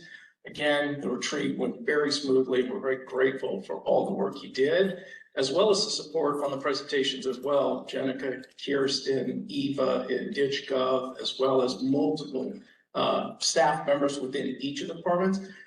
I know we covered a lot today. We covered a whole lot today and sifting through all those projects, all the engagement work that's been done, analyzing operational service levels to try to get to what do we need from a bricks and mortar capital project standpoint to maintain the quality of life, quality of services, to meet the needs of a growing community as we approach build out. Just a gargantuan effort, and I know we overwhelmed you with a lot of information today. And so this is just the next step in this process of understanding your priorities, your guidance to us. We're loud and clear on ways to fund this, the need for prioritization of the projects, bringing the most critical projects forward. What does this look like from a timing standpoint when we would actually bring things to ballot? There's a lot of work yet to be done. We have our financial trade coming up in the spring. In between now and then, as you have additional thoughts on this, please don't hesitate to reach out to myself. And we will continue to answer your questions, create some more clarity around what a package looks like, what potential funding options look like for further discussion with you. And we greatly appreciate the time and attention you've given us today to listen to the various needs and the projects, understand them, the great questions. I can assure you, from a staff standpoint, we have the same conversations about the cost tied to these projects. The one thing I know for certain is they're not going to get any cheaper. And we talked about the timing as well, and also compacting major reinvestments we'll need to make in this community. Within the next decade, some of those projects are already manifesting themselves early. So we've got a lot of work. We've got a lot of things that we need to balance for this community. But again, the most important thing we've been entrusted by, with each of you elected by our voters and the staff members that are here to carry that out, is maintaining this very special quality of life that we enjoy. Gilbert is a very special community. We're one of the largest cities in the nation. We continue to grow. I was just checking our population number. We're somewhere around number 75 right now nationally, and there's 19,000 cities and towns, as we've talked about historically. 75th largest city in the country, geographically bigger than Boston, DC, Miami, Seattle, St. Louis.